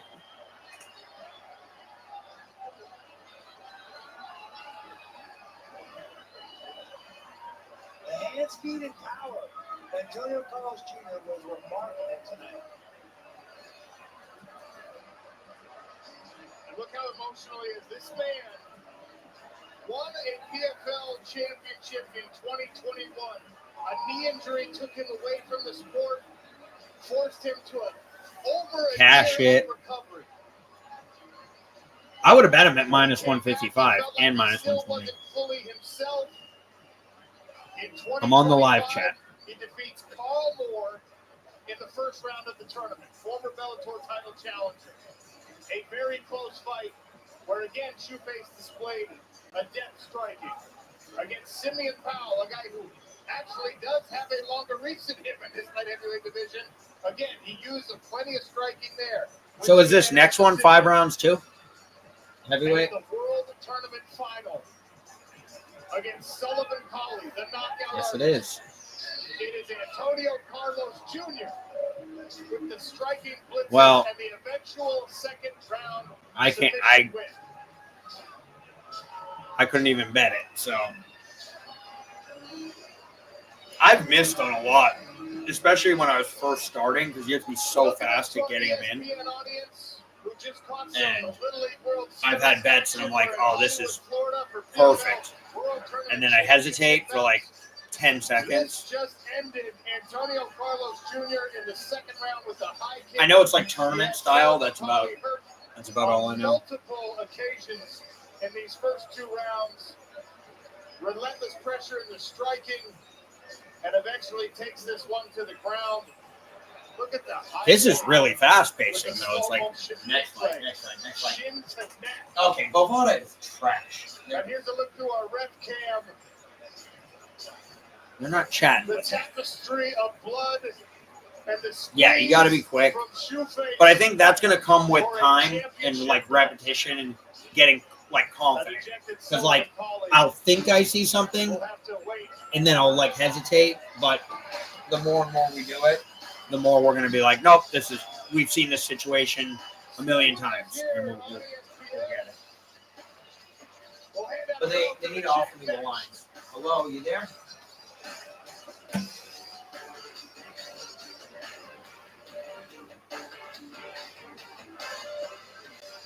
That's the other thing. Bet Online treats me like a king. They're amazing. Bovada's over here ignoring me. Taking away my live lines. Legendary, this is legacy. The PFL brings you the biggest fights. It's the whole point of this live stream.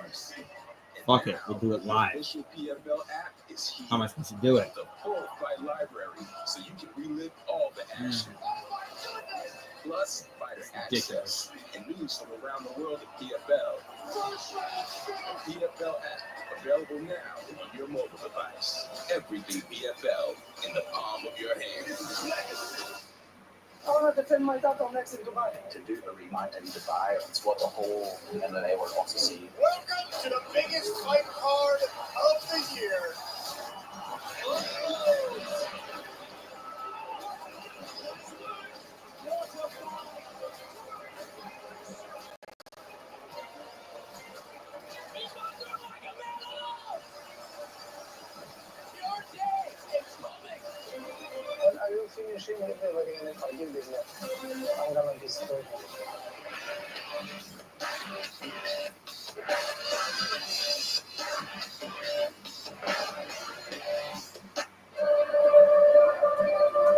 One person is challenged with favor in the same exact way I did every other fight. First round, I drew a former world champ.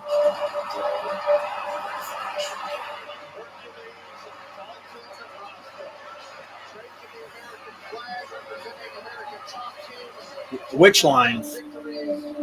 They're minus 110, minus 110 on UFC. Bet US is minus 115, minus 115. And they come out with early lines. Bet Online comes out with a lot of early lines. Like Contender Series, that's where I'm going to hammer. September 9th. First round knockout, but you won't be able to get that down in the beginning. Anthony. Yeah. And they have good bonuses. They have great customer service. Yeah, I've never had a problem with withdrawing money, which is usually an issue. So for me, they're the best. But to each his own, I guess.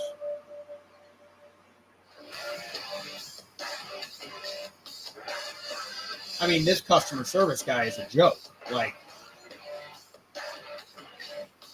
either he doesn't know how to type, doesn't want to type, or is just ignoring me. The 2025 PFL World Tournament is brought to you by Takedown. Introducing a new era of MMA with Takedown, the official apparel partner of the PFL. Shop combat and lifestyle apparel at takedownshop.com. And by Element, the official hydration partner of the PFL. And by Valor. Taste the creamy, smooth flavor of Valor's nitrogen-infused energy drinks. The official energy drink partner of the PFL.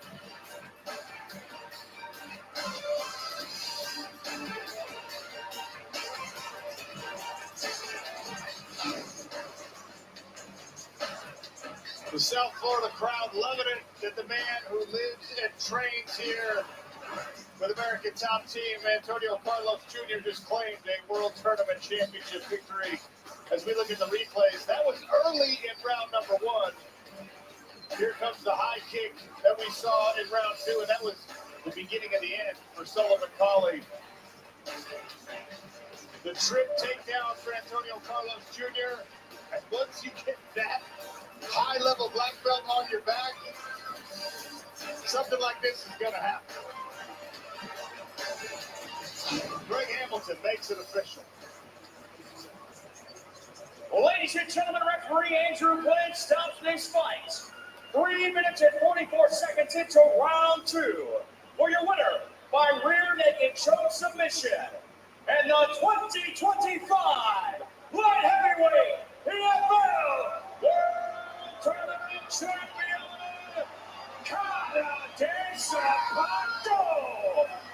Antonio Carlos Jr. He's got a PFL belt at home. He grabs another one here tonight, and it's worth stating, Randy, that the tournament belt is slightly different than the one he collected. He fought in the UFC back in 2021. Went on a 3-fight losing streak, and they cut him. Ladies and gentlemen, I am here with your Or maybe he left because he wanted to go to PFL. for 2025. Man, what a performance that was. You came in here as a specialist jiu-jitsu player. Everyone expected you to try and get this fight to the floor, and your striking looked world-class today, my friend. Tell me how you're feeling. Thanks so much, man. Incredible feeling now. Just me and the people around me know everything I passed through these last 2 years. You know, a lot of injuries, a lot of unfair stuff that happened to me. You know, like 5 surgeries just on the knees and coming back and winning another belt is just incredible, man. I'm so fucking happy, man. It's hard to describe how I feel right now. I bet it is, my friend. You've got great support here in the crowd. And you said to us in the fighter interviews yesterday that you needed to do this to prove this to yourself. How are you feeling now? You're feeling very accomplished. That was an incredible fight. No, you're just incredible, man. I feel so happy, you know. As I said, it was hard the last 2 years, you know. The injuries is the worst nightmare for the athletes. You know, Alexander Romanov was supposed to be amazing. When he got into the UFC, he was walking out with like minus 600 lines when he was first fighting in the UFC. Man, hard to describe the feeling right now. Then he lost to Marcin Tybura, then Volkov. Just take a look at this screen. I mean, He really didn't lose to that many guys, though. Talk me through this. But I think he was like a minus 300 or 400 against Tybura, which was crazy. That's what I'm gonna do. And here's the finish. Your signature rear naked choke. Yeah, everybody knows I love this finish, you know, but as I said in a lot of interviews before, you gotta mix it up. You can be unidimensional.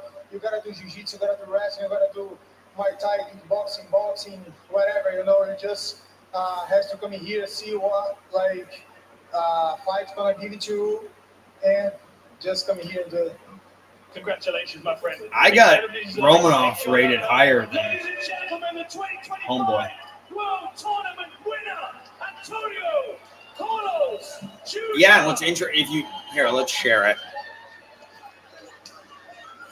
Well deserved. I mean, we've been close to that journey of him leaving because of the injuries and the surgery, and that all the recovery's not going well. You need to do another cleanup surgery on the knee. But if you get so And no one has been harder on him than me. But when I look at this, so he's got the 2 wins here. Well, one of them UFC. I remember that fight. Beat Tim Johnson here. Lost to Jalton Almeida. Nothing wrong with that. Blagoy Inovov. He's decent. He beat him unanimous. Volkov's still good. Tybura's underrated. Really, he beat the guys he should and lost to the guys he should. I have him higher rated. I might like him at this plus money here. In South Florida, Sean O'Connell Randy Couture, Dan Hardy here, cage side. And this is not necessarily an impressive resume either. This is Oleg. Rodrigo Nascimento, Carl Williams, split decision. He's got knocked out. Dennis Golstov, he's pretty highly rated. And then, I guess these guys are pretty high. See, I don't know any of these guys, so they're pretty high. He wins a lot. But why do he's rated 1852, 1891, 1845, 1928, 1874, 1862.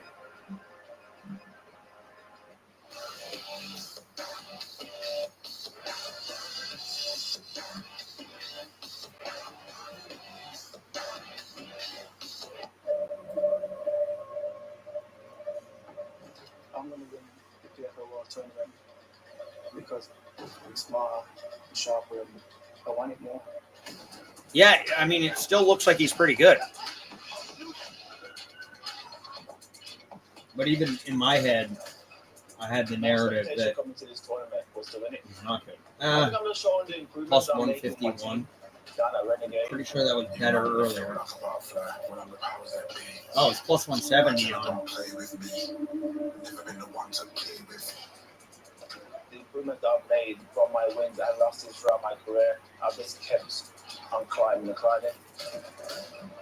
I'm going to put a unit on Romanov. Mainly also because I'm getting Bet Online has it at plus 151. Bovada has it at plus 170. We're competing against all these guys at the big gyms in America, and we're going out there and we're beating them. I feel that's going to show the guys that's coming up, okay, we can do it from the UK as well.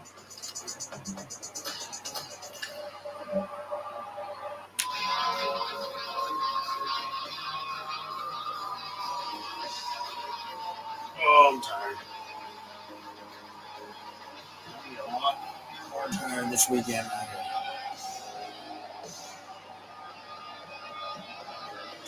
Shit.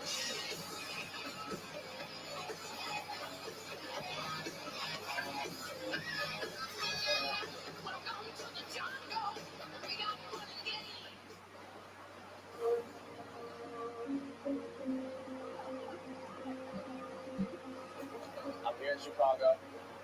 I just fought last night. I got a win. I bet my only loss. Very confident I won that fight. I watched the fight back twice already. I won every single round of that fight. And I didn't just go in there trying to hug someone against the cage like he did me. I was the one that was landing the better shots, the more significant shots. His game plan was to hold me against the cage and try to take me down. He could take me down, and he couldn't hold me against the cage.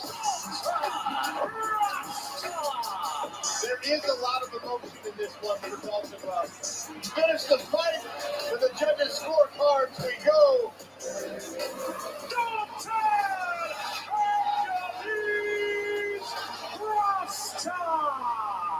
This week's main event for the middleweight PFL World Tournament Championship. On one side, you've got the assassin Fabian Edwards. On the other side, the powerhouse Hercules Dalton Roster. Now, this is a battle of cardio.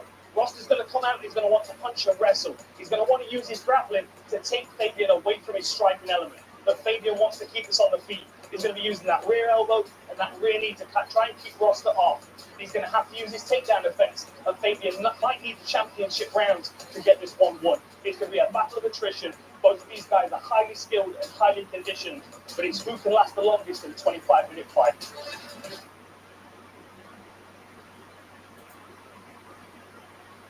I want to defend my title next in Dubai. To do a rematch in Dubai, it's what the whole MMA world wants to see. Welcome to the biggest fight card of the year.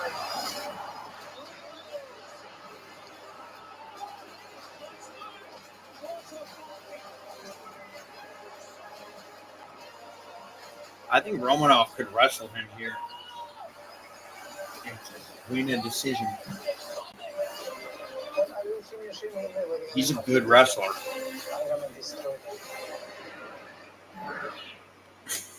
Ian Parker. There's a lot of people like that. Paul Hughes square off again. full fight card for you. Lightweight world title bout, light heavyweight world title bout. Corey Anderson, Davlyak Muradov. Incredible card leading up to those 2 championship bouts. Coca-Cola Arena in Dubai. PFLMMA.com. Buy your tickets now. That's a good one. PFL fans, you could be the biggest winner on Fight Night with FanDuel. America's #1. We were like cooking along on the fights, and now we are now we're in slow motion. Use your boost for bigger potential winners. Download the FanDuel app now. Make every moment more.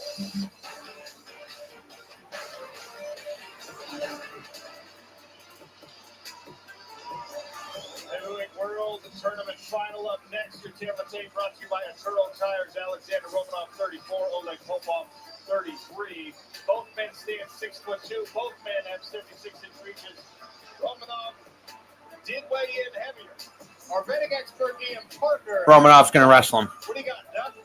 Well, Owen Popov right now, minus 200 down to a minus 198. I like him, but Sean, let's take it a step further. I think he gets it done inside the distance. Romanov's going to come out hot in round 1, gas in round 2. Popov takes over and gets the win. Let's go.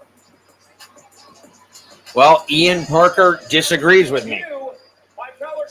I mean, that was the narrative originally on Romanov, but then he beat Nascimento by decision. He beat a lot of his wins recently have come by decision. And a submission. 2025 PFL World Tournament. First 2 we of them. turn to the blue corner to introduce a man with a record of 21 victories against just 2 defeats. 12 of those wins coming by way of stoppage. He weighed in at 249 1/2 pounds. This man is a 2024 PFL heavyweight finalist. Oh, yeah, 5-round fight. Oh, yeah, I didn't think of that.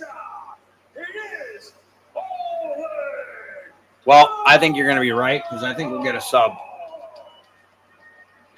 Kimura. Across the cage in the red corner with a record of 19. I think that's Romanov's specialty. Contest, 16 wins by way of stoppage.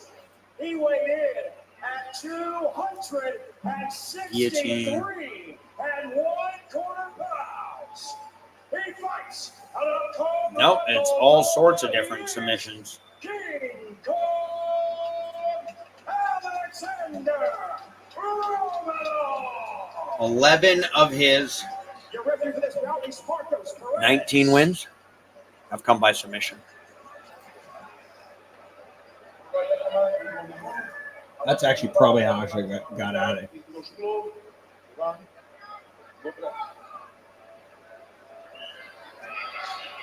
It's not that good, though. It's plus 350. The main stat for this bout brought to you by Arkham Trades with Intelligence. He could ground and pound, too. 81% of the Romanov finishes have happened in the first round. Ian Parker thinks that he doesn't have much beyond that. Wrestle. Bowman said they trained for a full 5. Sean O'Connell, Dan Hardy, Randy Couture on the broadcast desk tonight here in South Florida. His stand-up is a little tough to watch. Just get a takedown and ground. Really good movement and feint so far from Popov. He looks way more relaxed on his feet. He looks faster. But Romanov's bigger, so we need to use that. There, right there, clinch. Yeah, it's plus 200. Plus 200 right now.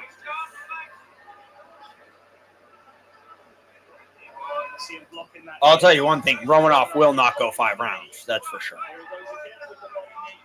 He could barely get through 3, but he started getting better at going through 3. Good off balance there for Popov. He gets out of the way. Another missed left hand from Romanov. Tried the body kick as well.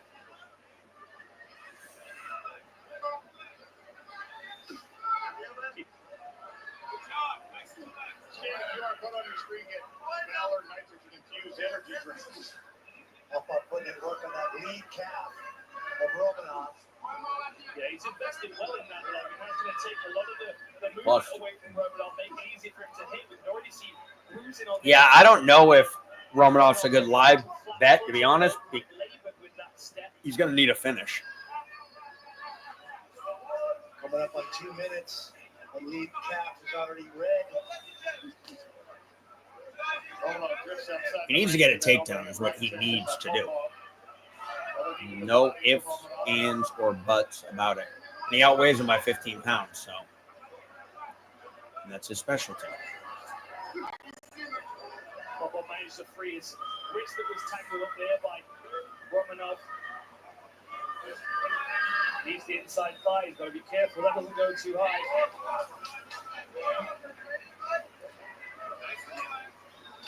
Plus 230.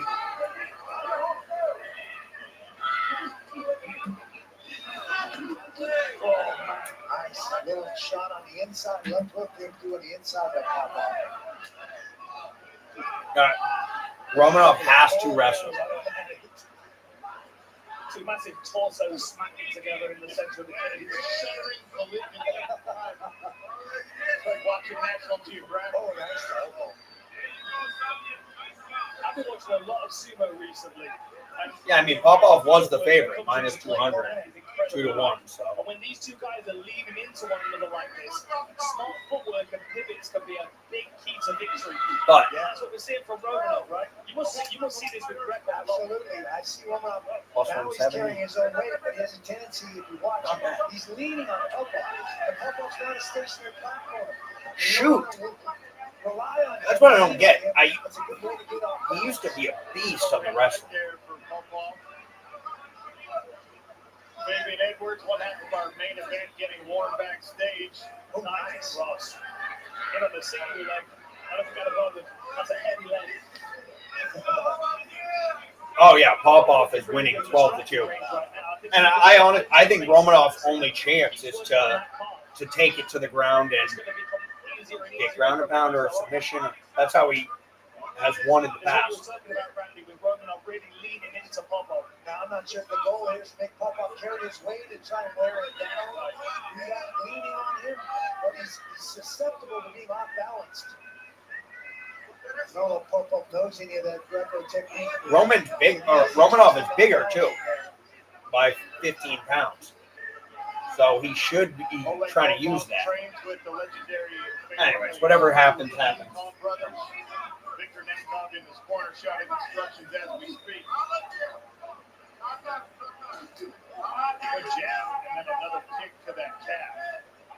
And look how comfortable that Popov is. He knows he's the faster fighter and he's striking exchanges, hanging the arms down. Don't forget, it is heavyweight. He's just got to be careful of that knee to the body. He keeps crashing into range when he's slipping the punch. Oh, there. Go. Nope. I don't know what happened to his wrestling. You remember when he came in, Contender Series, first fight, he would come in the first round, slam people on the ground and pound or sub him. Now he thinks he's Mike Tyson up there. Wants to go all hands. Does have good knees up the middle, though.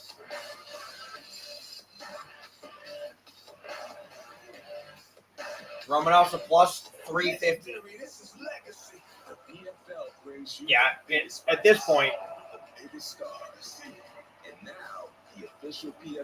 like, if you... Okay, well, how much you got? Well, how many units? I still have to root for my bet, but I guess we can't lose. One of us will win. Well, but you need Edwards.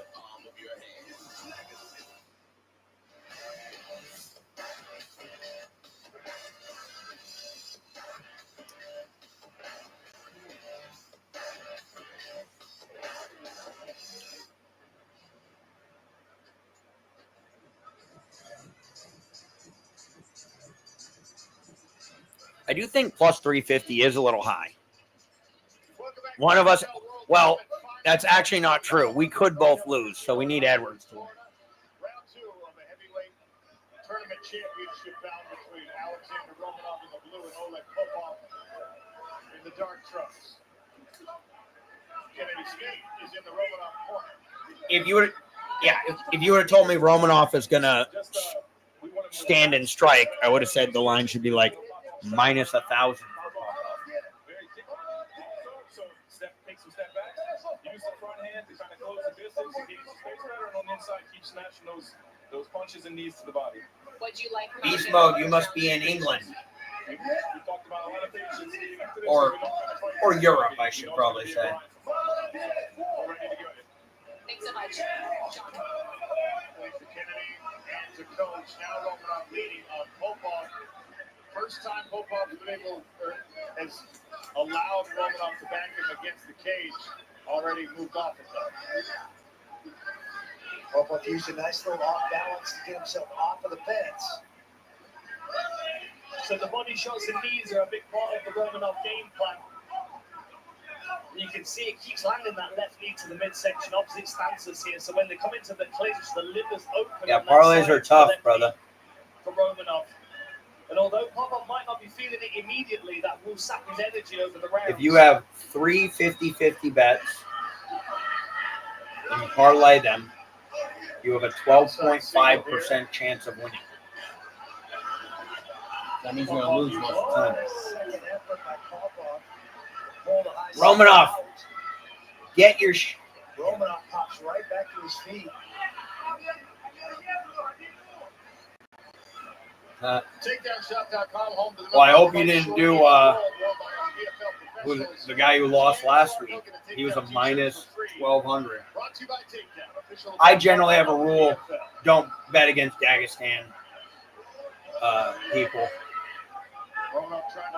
But Hamzat isn't from Dagestan, so I had Drickus. Made me look really smart. No, I think Anthony Hernandez needs Hamzat. Still got that speed, Popov. A lot of redness on the lead right leg of Alexander Romanov. The calf kick.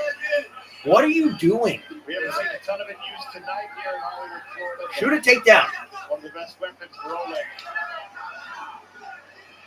Yeah, that redness on Romanov's lead leg is now starting to turn like the blue-purple color. It's evolving into a much heavier leg. Betting tennis. I've heard betting tennis is really good. And you can see Romanov. I know a few pros who bet tennis and they say it's amazing. And WNBA. Now trying to draw the leg back, not taking the effect. Romanov blitz forward, landed the left. I think UFC is pretty good too, compared to some of the other sports.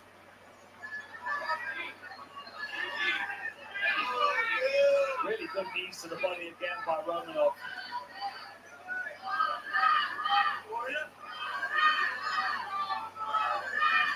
Well, a more competitive round. Clinging on to him, trying to hold him in this clinch. I think you're right, Randy. I think he's just trying to drain him, isn't he? Yeah, trying to lean on him. This is a bad round. So who's winning this round, Analyzer? A few elbows over the top when you're in close in this clinch. Yeah, I've seen a single elbow from either of these guys tonight, and they both have the ability.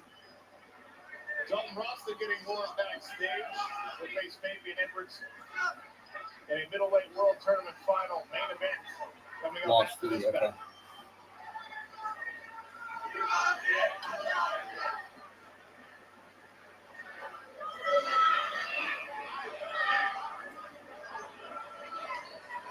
Well, I think Popov might be winning, but this round's closer, I would say. Those knees are good. Staying inside of Romanov, making him drape over the top. That allows him to control, and he can get out of that clinch. Oh, nice. Nice. Romanov, let's go, big dog. He's engaging a lot in these clinch battles. He keeps level changing onto that single leg as well. Just have to wonder who's spending the most. The pride of Moldova, let's go. Looks like it's Popov. Round 3 next. Let's check the live line.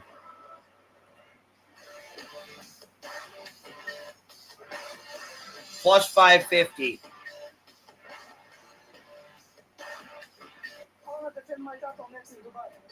Plus 550 Romanov should be bet.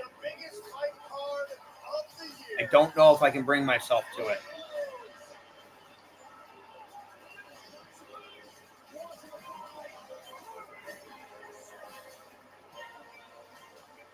Curtis, I do think plus 550 is a crazy line. Analyzer, do you think Romanov won that, or what are we thinking?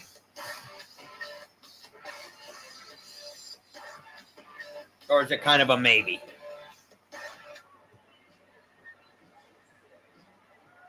Like we don't know. Welcome back to Hard Rock Hotel and Casino in Hollywood, Florida. Heavyweight World Tournament final in the Smart Cage. Professional Fighters League World Tournament culminating here tonight. Our 10th event of the year. Oleg Popov with the hands down, evading the blitz from outside. He's probably trying to get his stuff back working so he can judge it. Well, no, he's judging right now. He doesn't chat when. Both guys said they're ready for 5 rounds. We're going to find out potentially, right? Yeah, it seems so. Ooh. Pop almost ducked into that big knee by Romanov.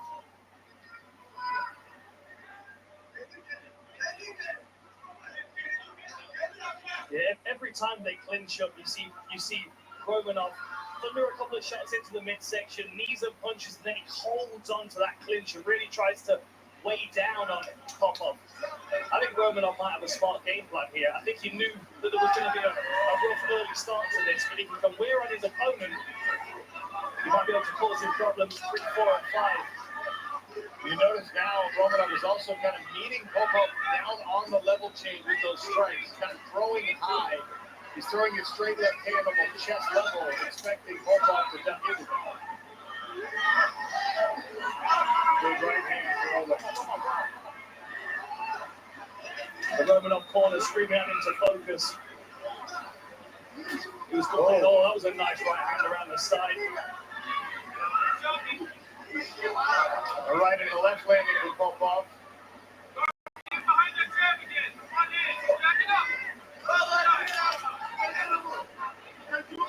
And this is where Romanov can really cause some problems for Popov. Driving him into the fence, utilizing that head position and wearing on him. Popov's got to move his feet here.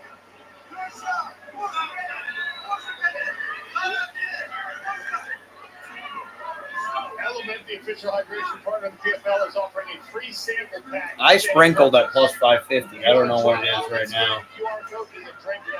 They took the line off the board.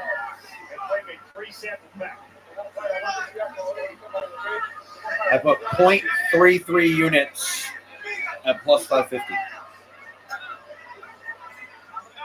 I would have put a unit, but I already have a fucking unit on Romanov at terrible plus 170 line.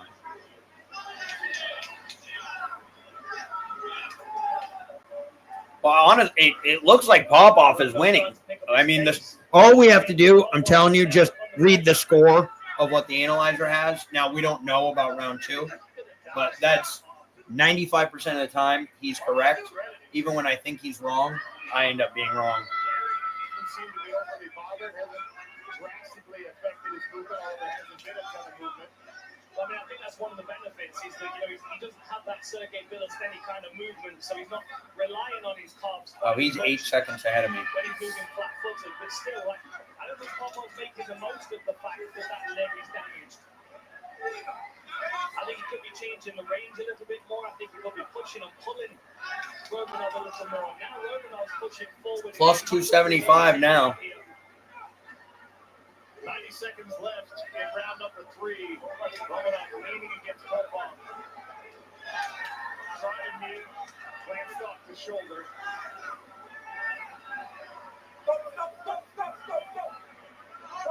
Referee doing a good job of stimulating the action of the separation there.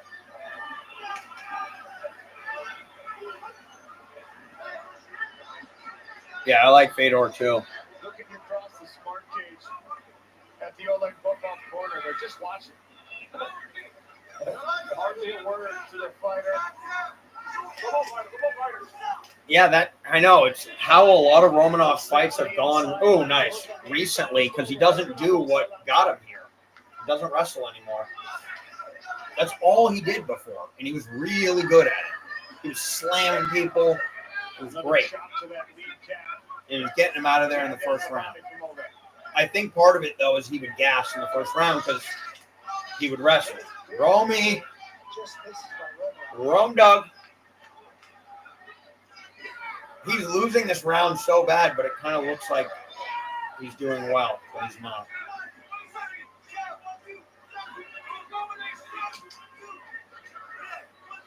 Fastball right hand, glance up the guard throw leg, switches stances and goes jab. Well, ending stories again after round 3.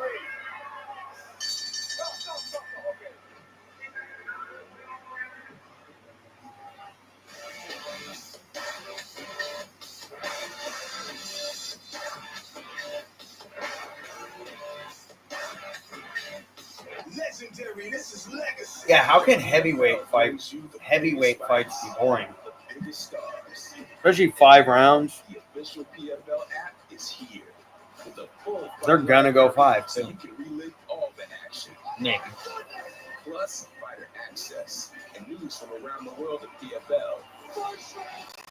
PFL app available now on your mobile device. Everything PFL in the palm of your hand.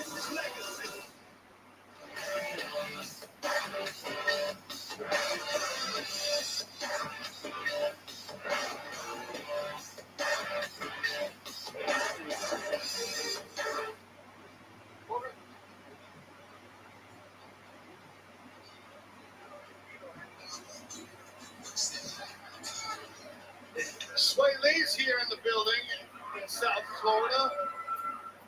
Powered by Bose, a Sway Lee performance coming before our main events. Fourth round, we're into the championship frames here in the Heavyweight World Tournament final. Romanov and Popov clashing early. More pace from Popov to start this 4th round.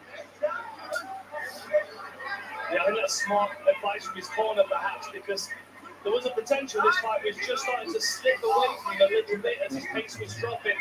Plus 275. Starting to push forward.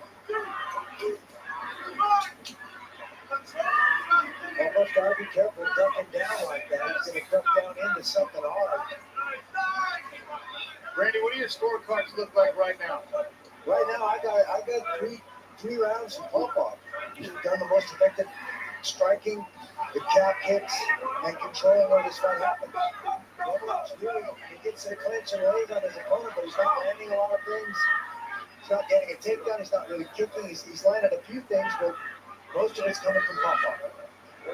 Warning from the referee for grabbing inside the glove. Come in, ready? Yeah, I agree with you, Randy. I just feel like that last round, maybe Popov took his hands off the wheel a little bit and allowed. Oh, that was good. A couple of good punches there. Nice knee up the middle by Romanov. Yeah, looked like Popov got a little tired of that round for a minute. Took a little break, let himself catch his breath. Popov has had the higher output so far in this fight. Go, Romanov, go. Push it. Romanov almost made the fight decent. His corner calling for elbows, and you can see big breaths from Oleg Popov as he backs out. Still got a fast jab. Every time he lands a good shot, he gets a knock from Romanov. Even when it looks like Romanov is catching up, oh, he's about to do something here.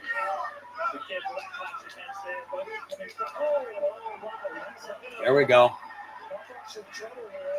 Go, Romy! The pride of Moldova. Let's go. You got to finish it. Don't gas out.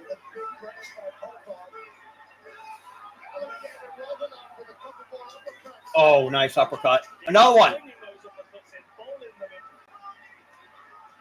Make sure he doesn't punch himself out.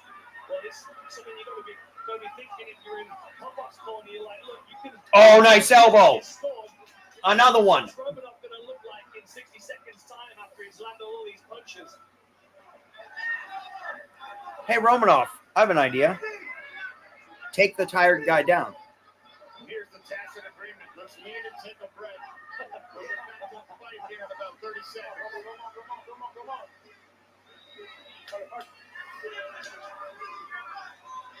PFL has launched a new loyalty program, PFL Rewards, exclusively in the PFL app. Make sure you sign up in the app to unlock premium rewards like VIP seating discounts and fan badges. Oh, nice uppercut. Now send to the right eye of Oleg Popov. There we go. Take him down. There. Boom. Nice knee. Another one. Yes, he is. I think, Dan, you talked about the strategy of maybe just kind of biding your time and leaning and waiting. Now, if you can get the finish, we'll talk You about need the finish, Romanov. if it really is But you have another round, so. potentially won. Even if the fight continues to go in his favor, we might have said too little too late. With blood and a mouse under the left eye of Romanov. A gold belt and $500,000 check on the line in this Knees. tournament final. Oleg Popov put a lot of work in the first 3 rounds. Does he have enough to survive the next 2 as Romanov has turned it up? Nice elbow. That was a very nice elbow by Romanov. Look at the right eye of Popov now. Nice. Oh, good kick.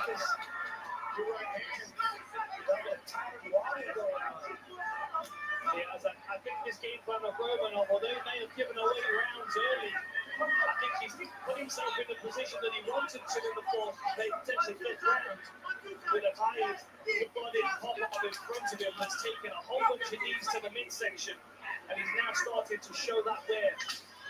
This trickle effect that he's having. Romanov is a minus 185? That's crazy. Another elbow from Romanov. And we head to the 5th and final round. Well, we still don't know about that second round, though. So it could be 2-2, or it could be 3-1.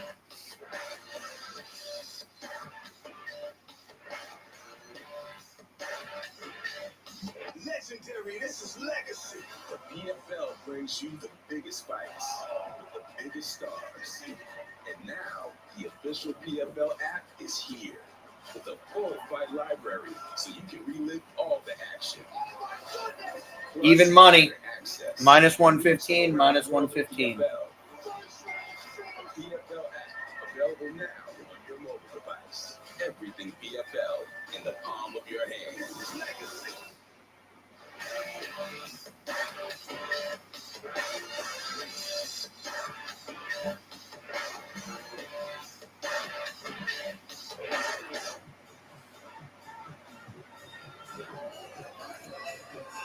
Okay, so he has round 2 going to Romanov, which makes sense, which is why it's minus 115.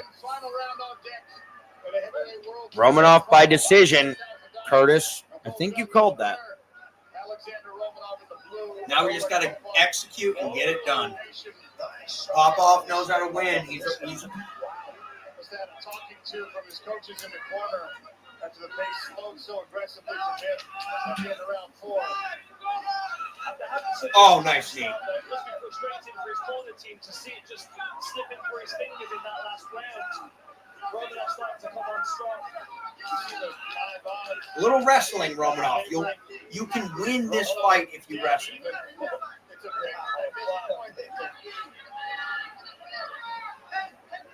But if our calculations are correct, Romanov's got to have a finish in this round to win the fight. I still think that's correct. According to the stats, Romanov landed 20 more strikes in the last round than Popov did. 75 to 55.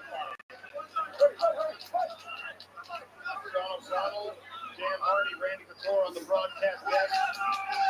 This is the second of 3 tournament finals. Our main event still to come features Fabian Edwards and Dalton Rasta, who've shared their mutual distaste for one another all week long and finally get to sort it out for 25. Romanov, you've come this far. You got meat in the balls.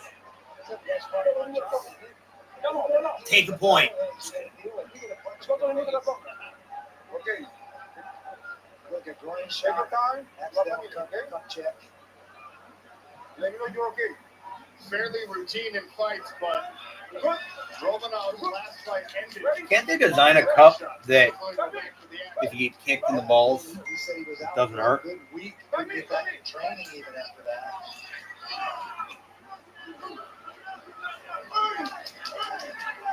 Popov appears to have found a second win here in the 5th round.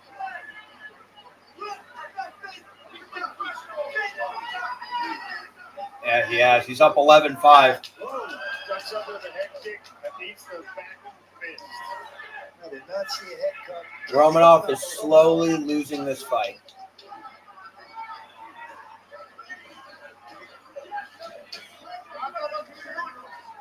Live line minus 200. We're back where we started. The Popov is crushing. Got an overhook and a wrist lock. Now he on a single. But his spinning and falls it with the right hand. Nice. And they won't even let you bet Popov. Minus 275. Beast mode. Looks like you're going to get what you want, barring something crazy. And you have to start to wonder, what is the end game of this clinch and lead for Romanov? Is he actually going to commit to a throw or try to take Popov down? Potentially work for a submission because it's not a high percentage finishing position here. Hey, plus 550 was a good bet, by the way. Good bet. I would have bet more on it. I could have played back on Popov. Wasn't enough, though. 2 minutes left in round number 5. The action is slowed. Really, I should have played back at minus 115. Referee wants to see more. Oh, nice.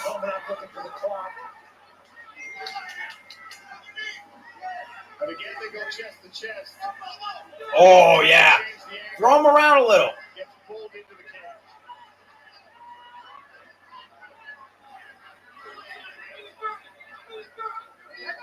90 seconds. What a battle this has been. My goodness, a war of attrition. Like Romanov had a good game plan, and then to an extent, it's come to fruition. You look at the fatigue of Popov, but it's whether he's done enough. If this shows the distance, whether Popov has still managed to take enough rounds on the scorecard. I mean, I think he was 3 up going into the championship round. I agree with that, man. Yeah, I think the strategy might have made more sense if you started to turn it on in round number 3, give away the first. I don't think it was 3-1 based on the betting line, but and by the analyzer. Finishing in the 4th and 5th. He's got to have a finish at this point. Yeah, but it's Oleg Popov has only been finished 1 time in his career, and it was the last year's championship bout against Dennis Koltsov. So it's a lot to ask.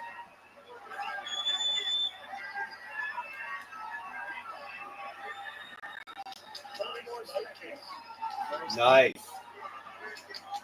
Hey, no kick just misses for Romanov. Oh.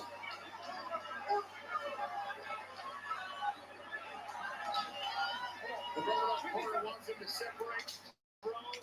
Yep, Popov won. Of this World Tournament final. Okay, beast mode. Now you need Edwards. Swing. Here we go to the judges' scorecard.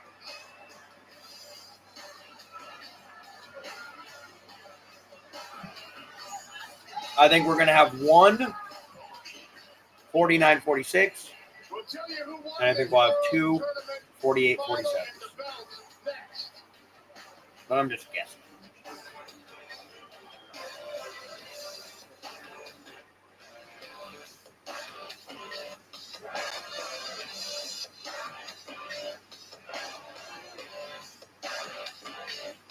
Legendary, this is legacy. The PFL brings you the biggest fights with the biggest stars. And now, the official PFL app is here. The full fight library, so you can relive all the action. Plus, fighter access and news from around the world of PFL. PFL app, available now on your mobile device. Everything PFL in the palm of your hand.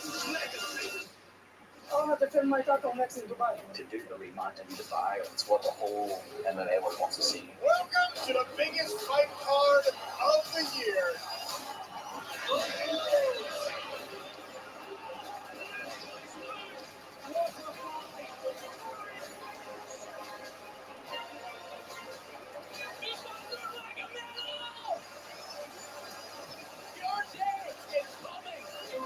When I will finish him, he's already gonna forgive this guy.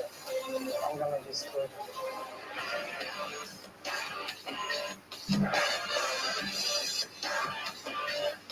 No worries. I'm approaching this challenge with Fabian the same exact way I did every other fight. First round, I drew a former world champ. Plus 550 was still a good bet. Whatever I need to tell myself. No, it was. No, I don't think so.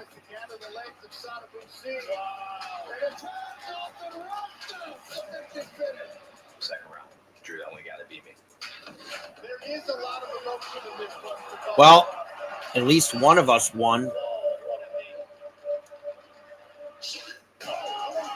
See, and that's the thing too, Curtis. Why did I bet Romanov at plus 170?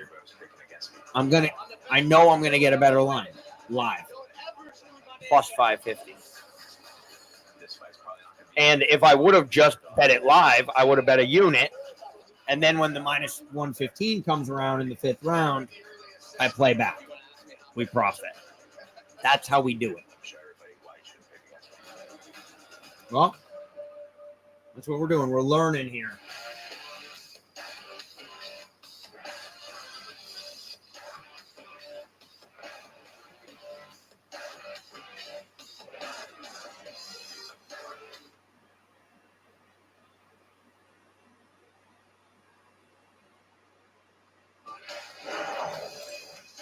Welcome back to the 2025 PFL World Tournament Finals in Hollywood, Florida. Presented by Valor, nitrogen-infused energy drinks. Here's our Element Zero Sugar Hydration post-fight stats. Here's my question, though. A guy whose main skill is wrestling does not attempt a takedown. Not one. Their cards are with Greg Hamilton.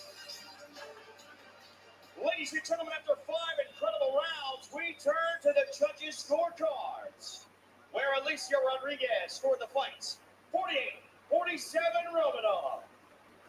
What? Troy Winklepaw scored the fight 49-46 Popov. Oh, it's going to be a split to Popov. Whoop. Jason Grenier scored the fight 49-48. Yeah. For your winner, 49-48. by split decision, and the 2025 heavyweight PFL World Tournament champion. Yeah.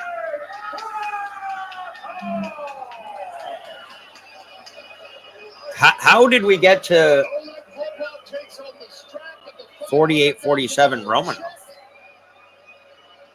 His second straight year in the heavyweight final. This time he gets it done after a hard-fought 25 minutes. I would like to see that. That person should use the analyzer. Let's just say that. They should be required. We've got to do something about the judging in the sport. There has to be some accountability, in my opinion. You hear it? Did you hear that, analyzer? He said we have to do something about the judging in the sport. There has to be Did he say accountability or transparency? Well, we know something. Unless the internet goes down, then we get into a little bit of a issue. But overall, nothing is more transparent than this. I agree. I do agree. Also, though, think about this. The winner of that fight gets $500,000. If another person screws that up, that's a big mistake. It's a big mistake. But that's also why, we got 3 judges. So that it doesn't happen. It sometimes still happens, but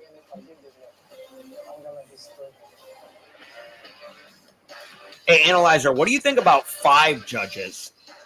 Do you think that would make, even it out so that it wouldn't, each judge, I guess, it spreads it out a little. So if one person's wildly off or 2 people are wildly off, the 3 could still score it correctly.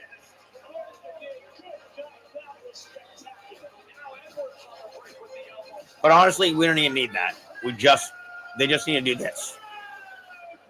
And then show their work, show how they got to that decision. I would love,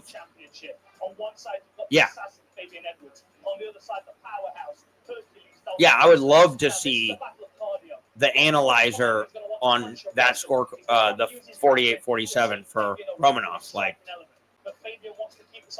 And I had a bet on Romanov.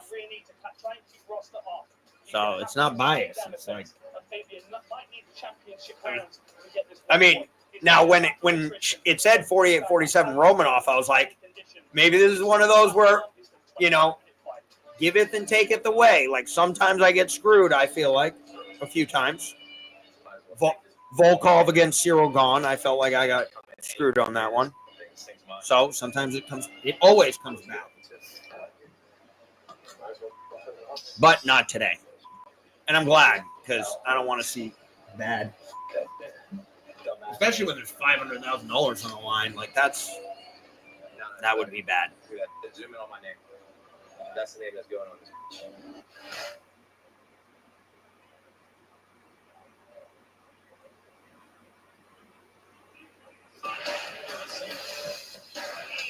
World Tournament ends tonight, but upcoming events.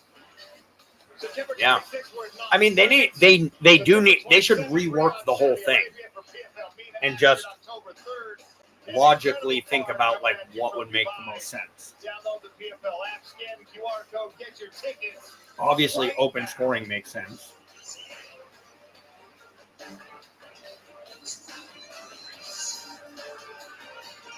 The analyzer makes sense, showing your work. Hollywood, Florida has played host to our World Tournament Finals this week. The Guitar Hotel and Casino at Hard Rock. Earlier tonight, Sway Lee turned it up.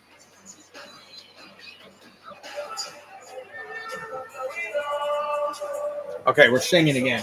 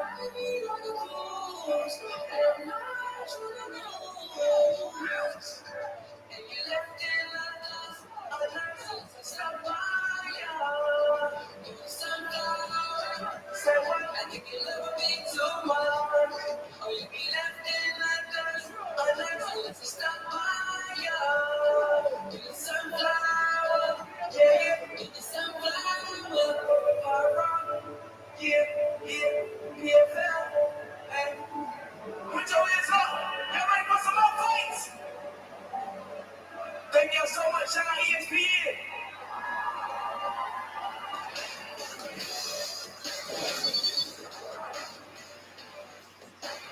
Coming up next, Dalton Hercules Rasta. Fabian, the assassin Edwards. The trash talk back and forth all week has progressively heated up, leading to this moment. Let's take a deeper look inside each athlete's journey as we set the stage for the middleweight championship fight. Brought to you by Road to Dubai. Dalton's a guy that I can't take serious. He's wearing silly suits and he's talking a certain way, but really that's the all end all. He's been trying to make it personal. It doesn't seem like he wants to engage too much on social media or in person. Everything seems to be behind the camera. He hasn't said any of this to my face. I've seen the hole in Dalton game, and the biggest hole is and that's it. I've seen it in him when he gets to that stage where fights get gritty. The real Dalton comes out, and I can't wait to expose that. The biggest thing is I'm a man. He's not. I'm going to be way too much of a man for this guy. I'm looking forward to this, and I can't wait to show him off. When he steps up and he realized that we're on a different level, everyone will see him fall apart in there, and all his acts and all his persona, all that will be gone. Get ready to get a clinic put on you tonight, and when you look over at your corner and there's nothing they can do, just know that you should have worked a little bit harder. You're going to get mauled.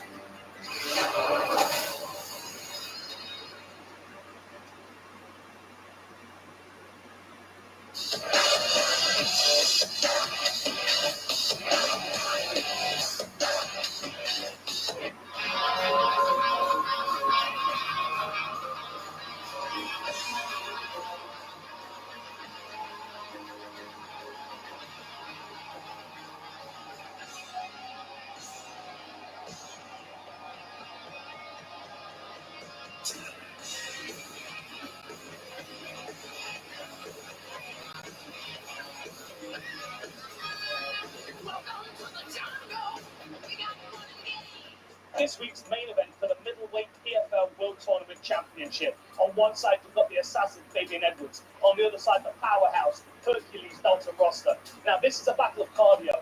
Rosta's going to come out and he's going to want to punch and wrestle. He's going to want to use his grappling to take Fabian away from his striking element. But Fabian wants to keep us on the feet. He's going to be using that rear elbow and that rear knee to try and keep Rasta off.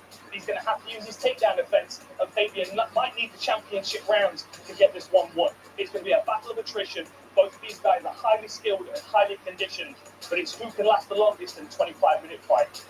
I want to defend my title next in Dubai. To do the rematch in Dubai, it's what the whole MMA world wants to see. Welcome to the biggest fight card of the year.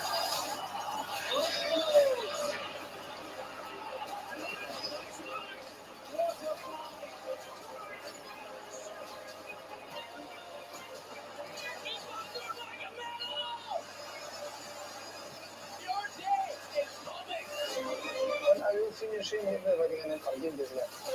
I'm gonna destroy.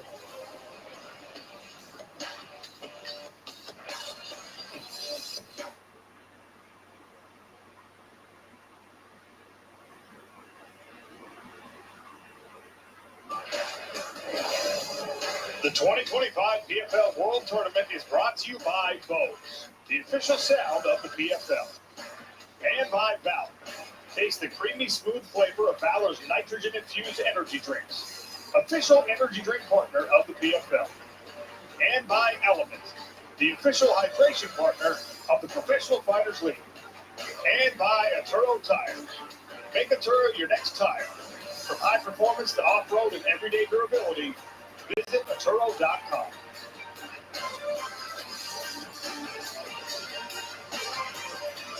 2025 PFL World Tournament Finals action is presented by Valor Energy. Hollywood, Florida, hosting us this week. Fabian Edwards putting the final touches on a warm-up for his main event, middleweight championship bout against Hercules. Dalton Rasta. He avenged the only loss on his record in his last bout, a semifinal victory over Aaron Jeffrey. Main event next. 7 weeks. Hey, keep talking. Pressure him, smother him, maul him, and at the end of the day, whether I knock him out on the feet or whether I submit him, it's going to end one of those ways. It's not going to full 5 rounds. He hasn't gone out there beat any former champions or any guy that's done loads in the sport. He hasn't done anything like that.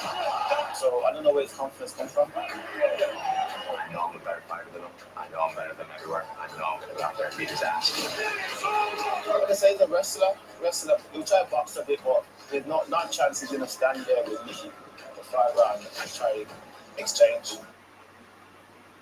That was what happened. He's a good fighter, but he likes fighting at his own pace. Against me, he's not going to get that. I'm going to be in his face the entire time. But he knows 5 rounds, that suits me. That fight tonight, he lost. I don't see that, you know. Still is a bomb. He's I'm going to beat his ass. But I'm in his face from round 1 to round 5. Let's see who's above. I'm going to go out there. I'm going to win this title, just like I said I would on August 21st. Because you know I'm going to knock you out, and that's it. I'm going to take you out.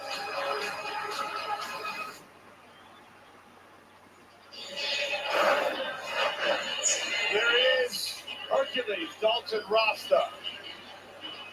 2-sport collegiate athlete. He wrestled at Seton Hall. He played football at Youngstown State.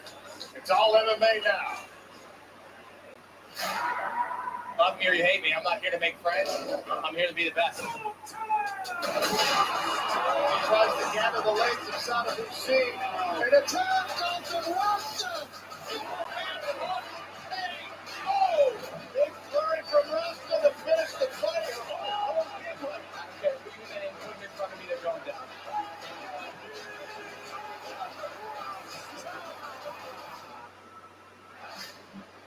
Yeah, Analyzer, I got a question. How do the judges just go pen and paper? Like when they're scoring it and they're just doing what you're doing, but just like, I'm sure they don't have like a computer. Yeah. Well, that right there should tell us everything we need to know. If you need to sharpen your pencil to fill out your scorecard in 2025, you might need to update some things. But, I mean, that is what's cool about this.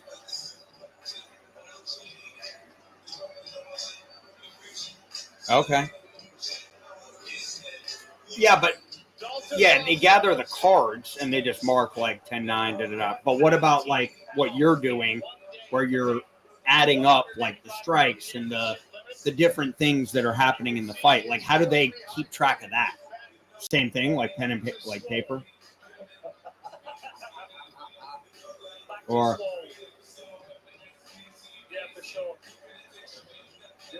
like you're like when the fight's going on, you're hitting the arrows up, down, right, just adding points in and out, and it's going into the computer. How are they adding up the points to then decide who won that round?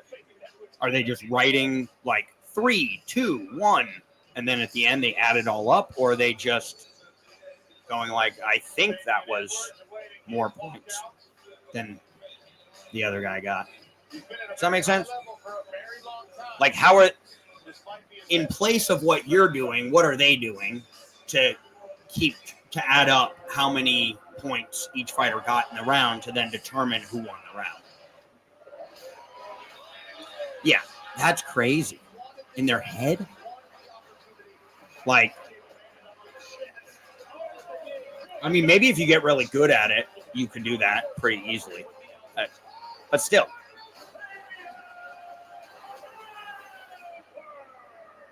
Okay. I still think your system's better. You got little graphs. It is like a tug of war. But then you have all these other things in there that basically explain what happened in the round.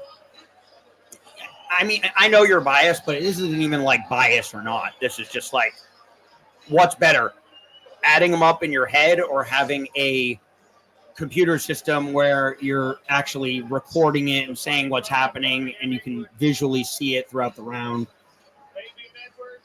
Obviously. Has been engaging and picking and prodding and trying to draw that emotion out of Dalton Rasta. In the fighter meetings, he told us he doesn't like Rasta, but he doesn't get worked up, and he thinks that the American counterpart does. He truly believes this gives him an advantage psychologically in the fight because he'll stay calm. And JP doesn't think that Rasta will. I think these two could have met Yeah. in any circumstances and would have I know. despised each other. I just think it don't seem like people. Oh, live. Oh, yeah, like when they're there. And most of the time you're like, I think, I don't know the numbers, but I think it's probably close to 90%, where every once in a while you'll be in the minority, maybe 1 out of 10. But for the most part, and sometimes I swear, and I don't know why I think this, I'll be like, no, I think he's going to be off on this one. It was too close. Nope, I'm wrong every time. So now I'm going to stop trying to guess. And I shouldn't. And what proves that even more is when you're not here to do the scoring, and then I have to like start figuring out who won the round. I realize like how little I understand who, like, what the scoring is. I'm just, it's crazy. It's all going to catch on though. You know, everything just takes time. But good ideas always come out in the end. Wasn't it like when they first came out with the car, everyone was like, what are we going to do with all the horses and the different things? Like there were people who were like against the car because they didn't want to move on. Here we go. So I guess we're rooting for Mr. Beast Mode's parlay to hit. But if I get a good live line on Mr. Dalton. It's the finals of the middleweight bracket of the 2025 PFL World Tournament, and you already know it's about to be an absolute banger. What? Okay. First, take a look at the blue Yeah, that's corner crazy. as we introduce a man with a record of 11 victories with only Oh, one yeah. single It does. defeat. 5 wins by way Oh, of you mean practice to even, stoppage, yeah, do it. win streak.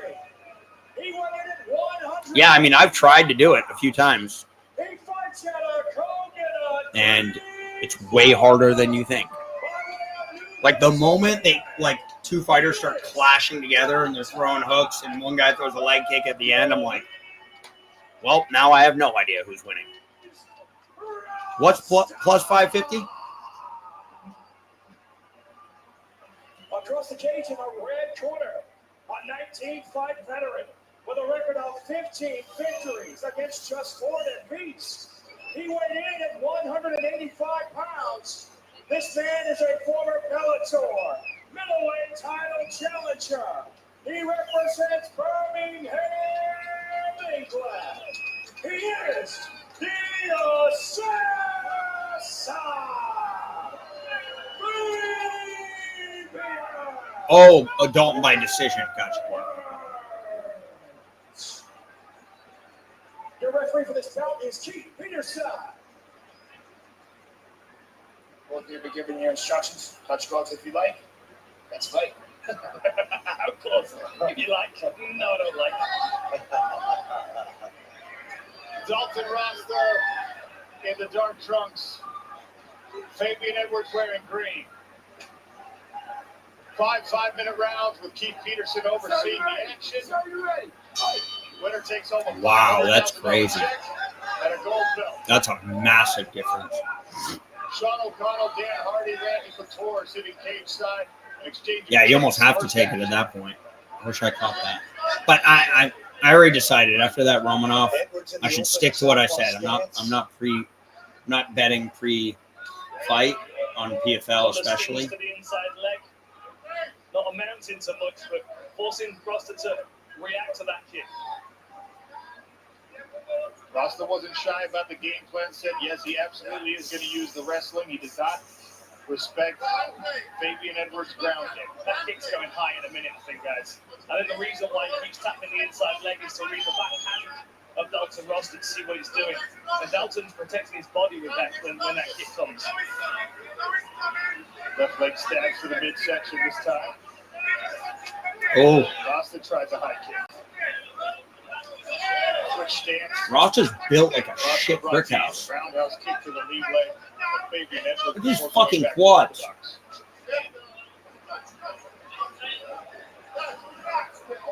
It almost doesn't even look Fabian's just edging closer to Rasta. It's like a running back in the NFL. Oh. Oh. Oh. Fabian tries the elbow, but misses. Knee came up the middle.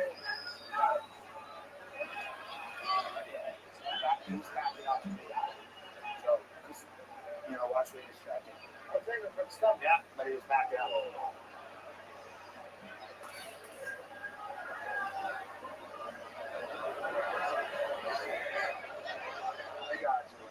Corner Fabian Edwards advising him to take time. We're only 90 seconds into a potential 5-round fight. Yes. Edwards is up now. Seems to be moving around all right. Are you ready? Okay, just keep them clean, yes. Tommy!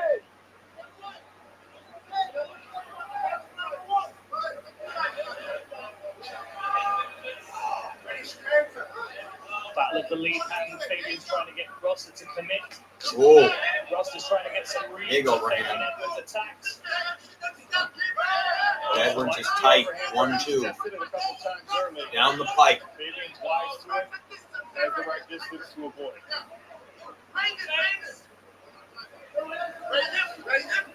Fabian looking to counter the kicks of Dalton. Those cheeks in the midsection will do good work as well, especially the longer this fight goes. Disrupt the breathing, soften up the midsection. Great mirroring footwork by Edwards. Stay right in front of Dalton. Not let him move right or left. Well, like a good cross to the body there from Dalton a minute ago. Fabian is looking to counter those kicks, so Dalton needs to be cautious throwing stuff on the center line. Straight left to the body from Fabian Edwards. Again, Rasta slaps a head kick. Still no live line. The Fabian get reactions out of Dalton. Now he goes to the body. 2 big swings and a miss for Dalton Rasta. Ooh. Edwards mentioned that Rasta Oh. Can he keep him down? This will. Yeah, solid takedown, a big statement straight away. Punched his way into that, didn't try to make a takedown. Fabian's going to bide his time here a little bit. He's going to try and break this grip and try and force Dalton to work in this position. But don't be surprised if Dalton breaks the strike. Good hand control by Edwards. Turning face. Now chest to chest. Dalton driving that second underhook in, he's done it. Fabian's fighting it with the forward pressure of Dalton Rasta. Nice great strikes. Nice. Wow. Fabian's got on the chin here.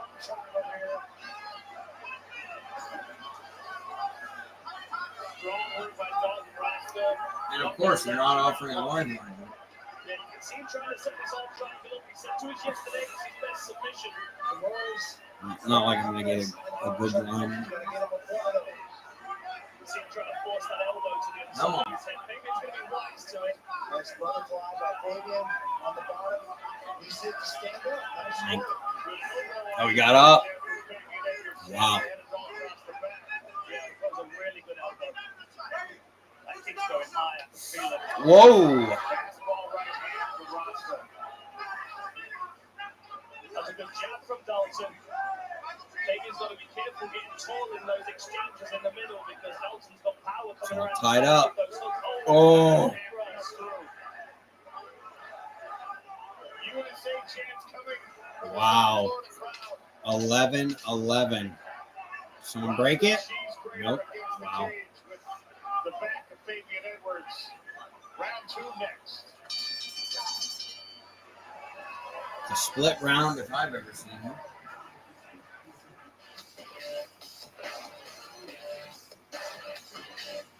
Legendary, this is legacy. The PFL brings you the biggest fights, the biggest stars. And now, the official PFL app is here. The full fight library, so you can relive. Curtis, you seen anything live on Bovada? Once again. Access and news from around the world of PFL. PFL app, available now on your mobile device. Everything PFL in the palm of your hand. Yes.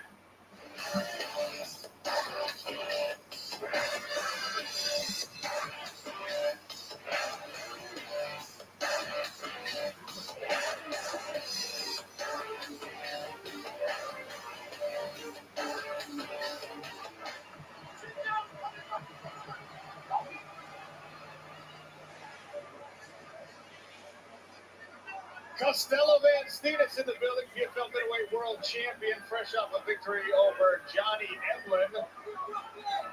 And he was yelling at us. He said, I'm going to fight the winner of this one. And guess what? That's official. Winner of this bout gets Costello Van Steenis next in the PFL Smart Chain. There's that inside low kick. See some redness on that thigh, that lead thigh of Dalton Roster. There's the head kick.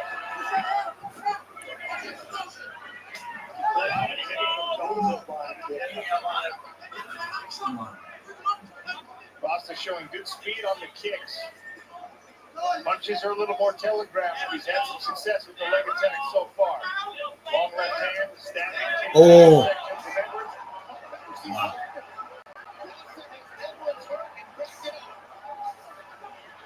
Roasters a go. And outside single by Dalton. Trying to find a way to put Edwards on the ground. Sliding up down to the body line, chest to chest. Unlocked there by Fabian in the reverse of the position.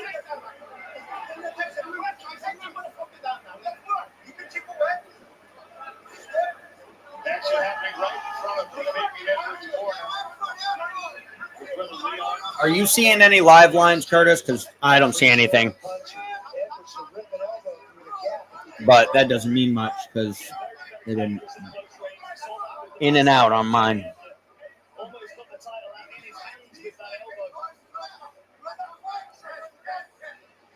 And this is the exact kind of fight I do want to live bet with close rounds. Is he going to break and strike in a moment?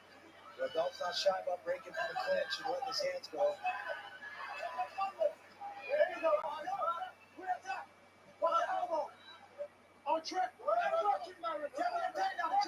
Edwards down, his place with it. This is where Fabian's elbows come into play. Roster's got to be aware of this. Good shoulder position here for Fabian Edwards. Bringing Dalton Roster all the way up. Now, they just came on. That left elbow. It's on the overhook side. Not on mine. Fabian This is Edwards. Properly off balance. He can create some space and break that elbow through the middle. There was a small attempt down right there. Yeah. Me too. Especially as we go later in the rounds and he can wrestle and seems like he has more tools. What's the live line? Oh, so secure a lot. Take him down. Nothing makes any sense. Right now on the bicep, Fabian gets his shoulder underneath the chin of Dalton Roster. Nicely to the inside leg. Now he turns. 2 minutes left in round 2. Middleweight tournament title on the line here. Fabian Edwards now pressing Dalton Rosta right into the cage. Yeah, mine aren't even showing up as like in existence. Like there isn't even a Dalton Rosa. And names aren't there, nothing's there. Whatever, I'll figure it out on the next one. A little blue tape hanging from Dalton that needs to be cut off. Hopefully here in between rounds. Chest to chest again, Rosman. Told us he was willing to grind this one out if he had to. Wanted to get the finish. Thought that he would have the better cardio. If you follow Dalton Rosta on social media, you see him posting his body DEXA scans, his resting heart rate down in the 30s. Yeah, well, that's Incredible athletic horseshit. Like, why wouldn't you have the main event live lines up? It makes no sense. Fabian trying to draw that cross of Dalton Roster so he can catch him with the elbow like he did against him. But all this wrestling, though, it's hard to tell who it's going to be good for because even though Dalton's having success here.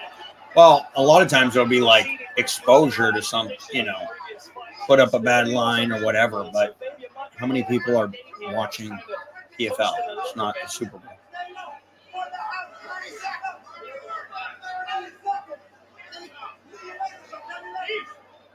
25 seconds left. I got his 2 rounds to roster so far. I don't know about you guys.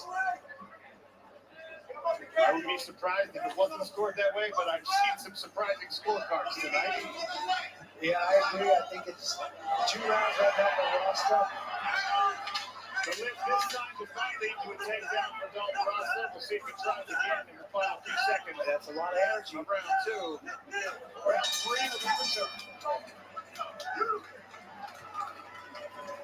I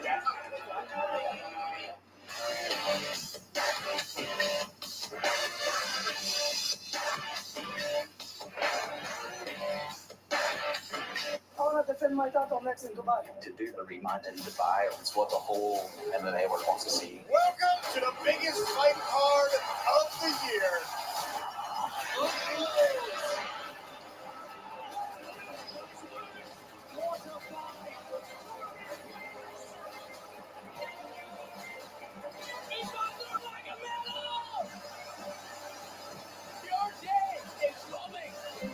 When are you finishing? We're never going to argue this yet.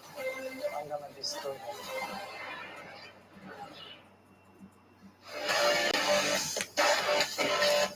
He seems like he has a gas tank, and a lot of will.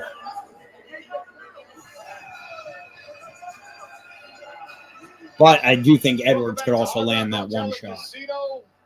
PFL World Tournament final in the Smart Cage, a middleweight contest between Fabian Edwards in the green, Dalton Rosta in the black trunks. Sean O'Connell, Dan Hardy, and Randy Couture cage side. Edwards Fabian's testing coming. out the waters here in round 3 with some kicks. Ooh. Right back at him.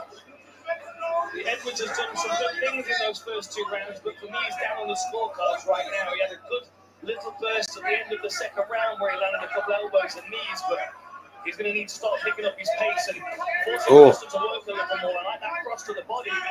Pierce's corner has told him the same because he's definitely bringing it into this round. The live odds showing the same thing, that Rosta is currently the favorite by a narrow margin.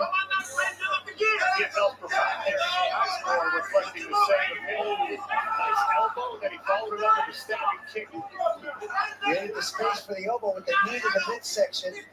Pull back and rip that elbow through the space.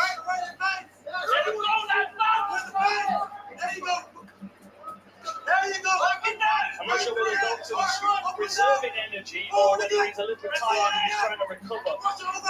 But these 5-round fights, the strategy could be a lot different than the 3-rounder. Bank 2 rounds, rest the 3rd, come back strong. Oh, shit. At the corner of Dalton Rosta. Oh.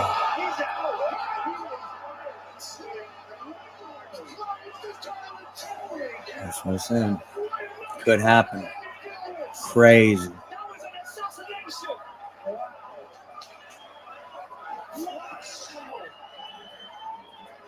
Flush left kick right to the head. I told you he was setting that up, right? I told you he was setting that up. He kept going inside leg, inside leg. I've got chills right now because his brother Leon claimed a UFC belt. Crazy. Yes, sir, Beast Mode. Yeah. Beast Mode, congratulations.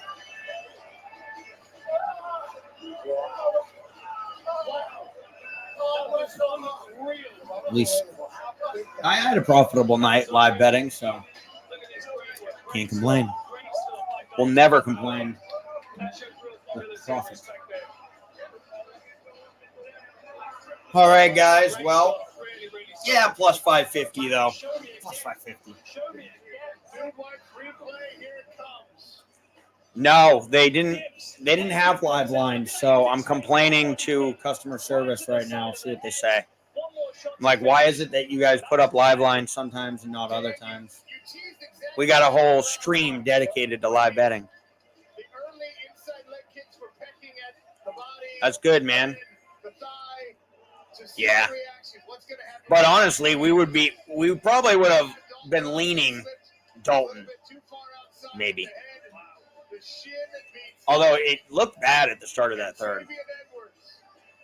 Beautiful Beast Mode. Love it. Yeah, we're here to just cash tickets. That's it. Oh, girlfriend. All right, guys.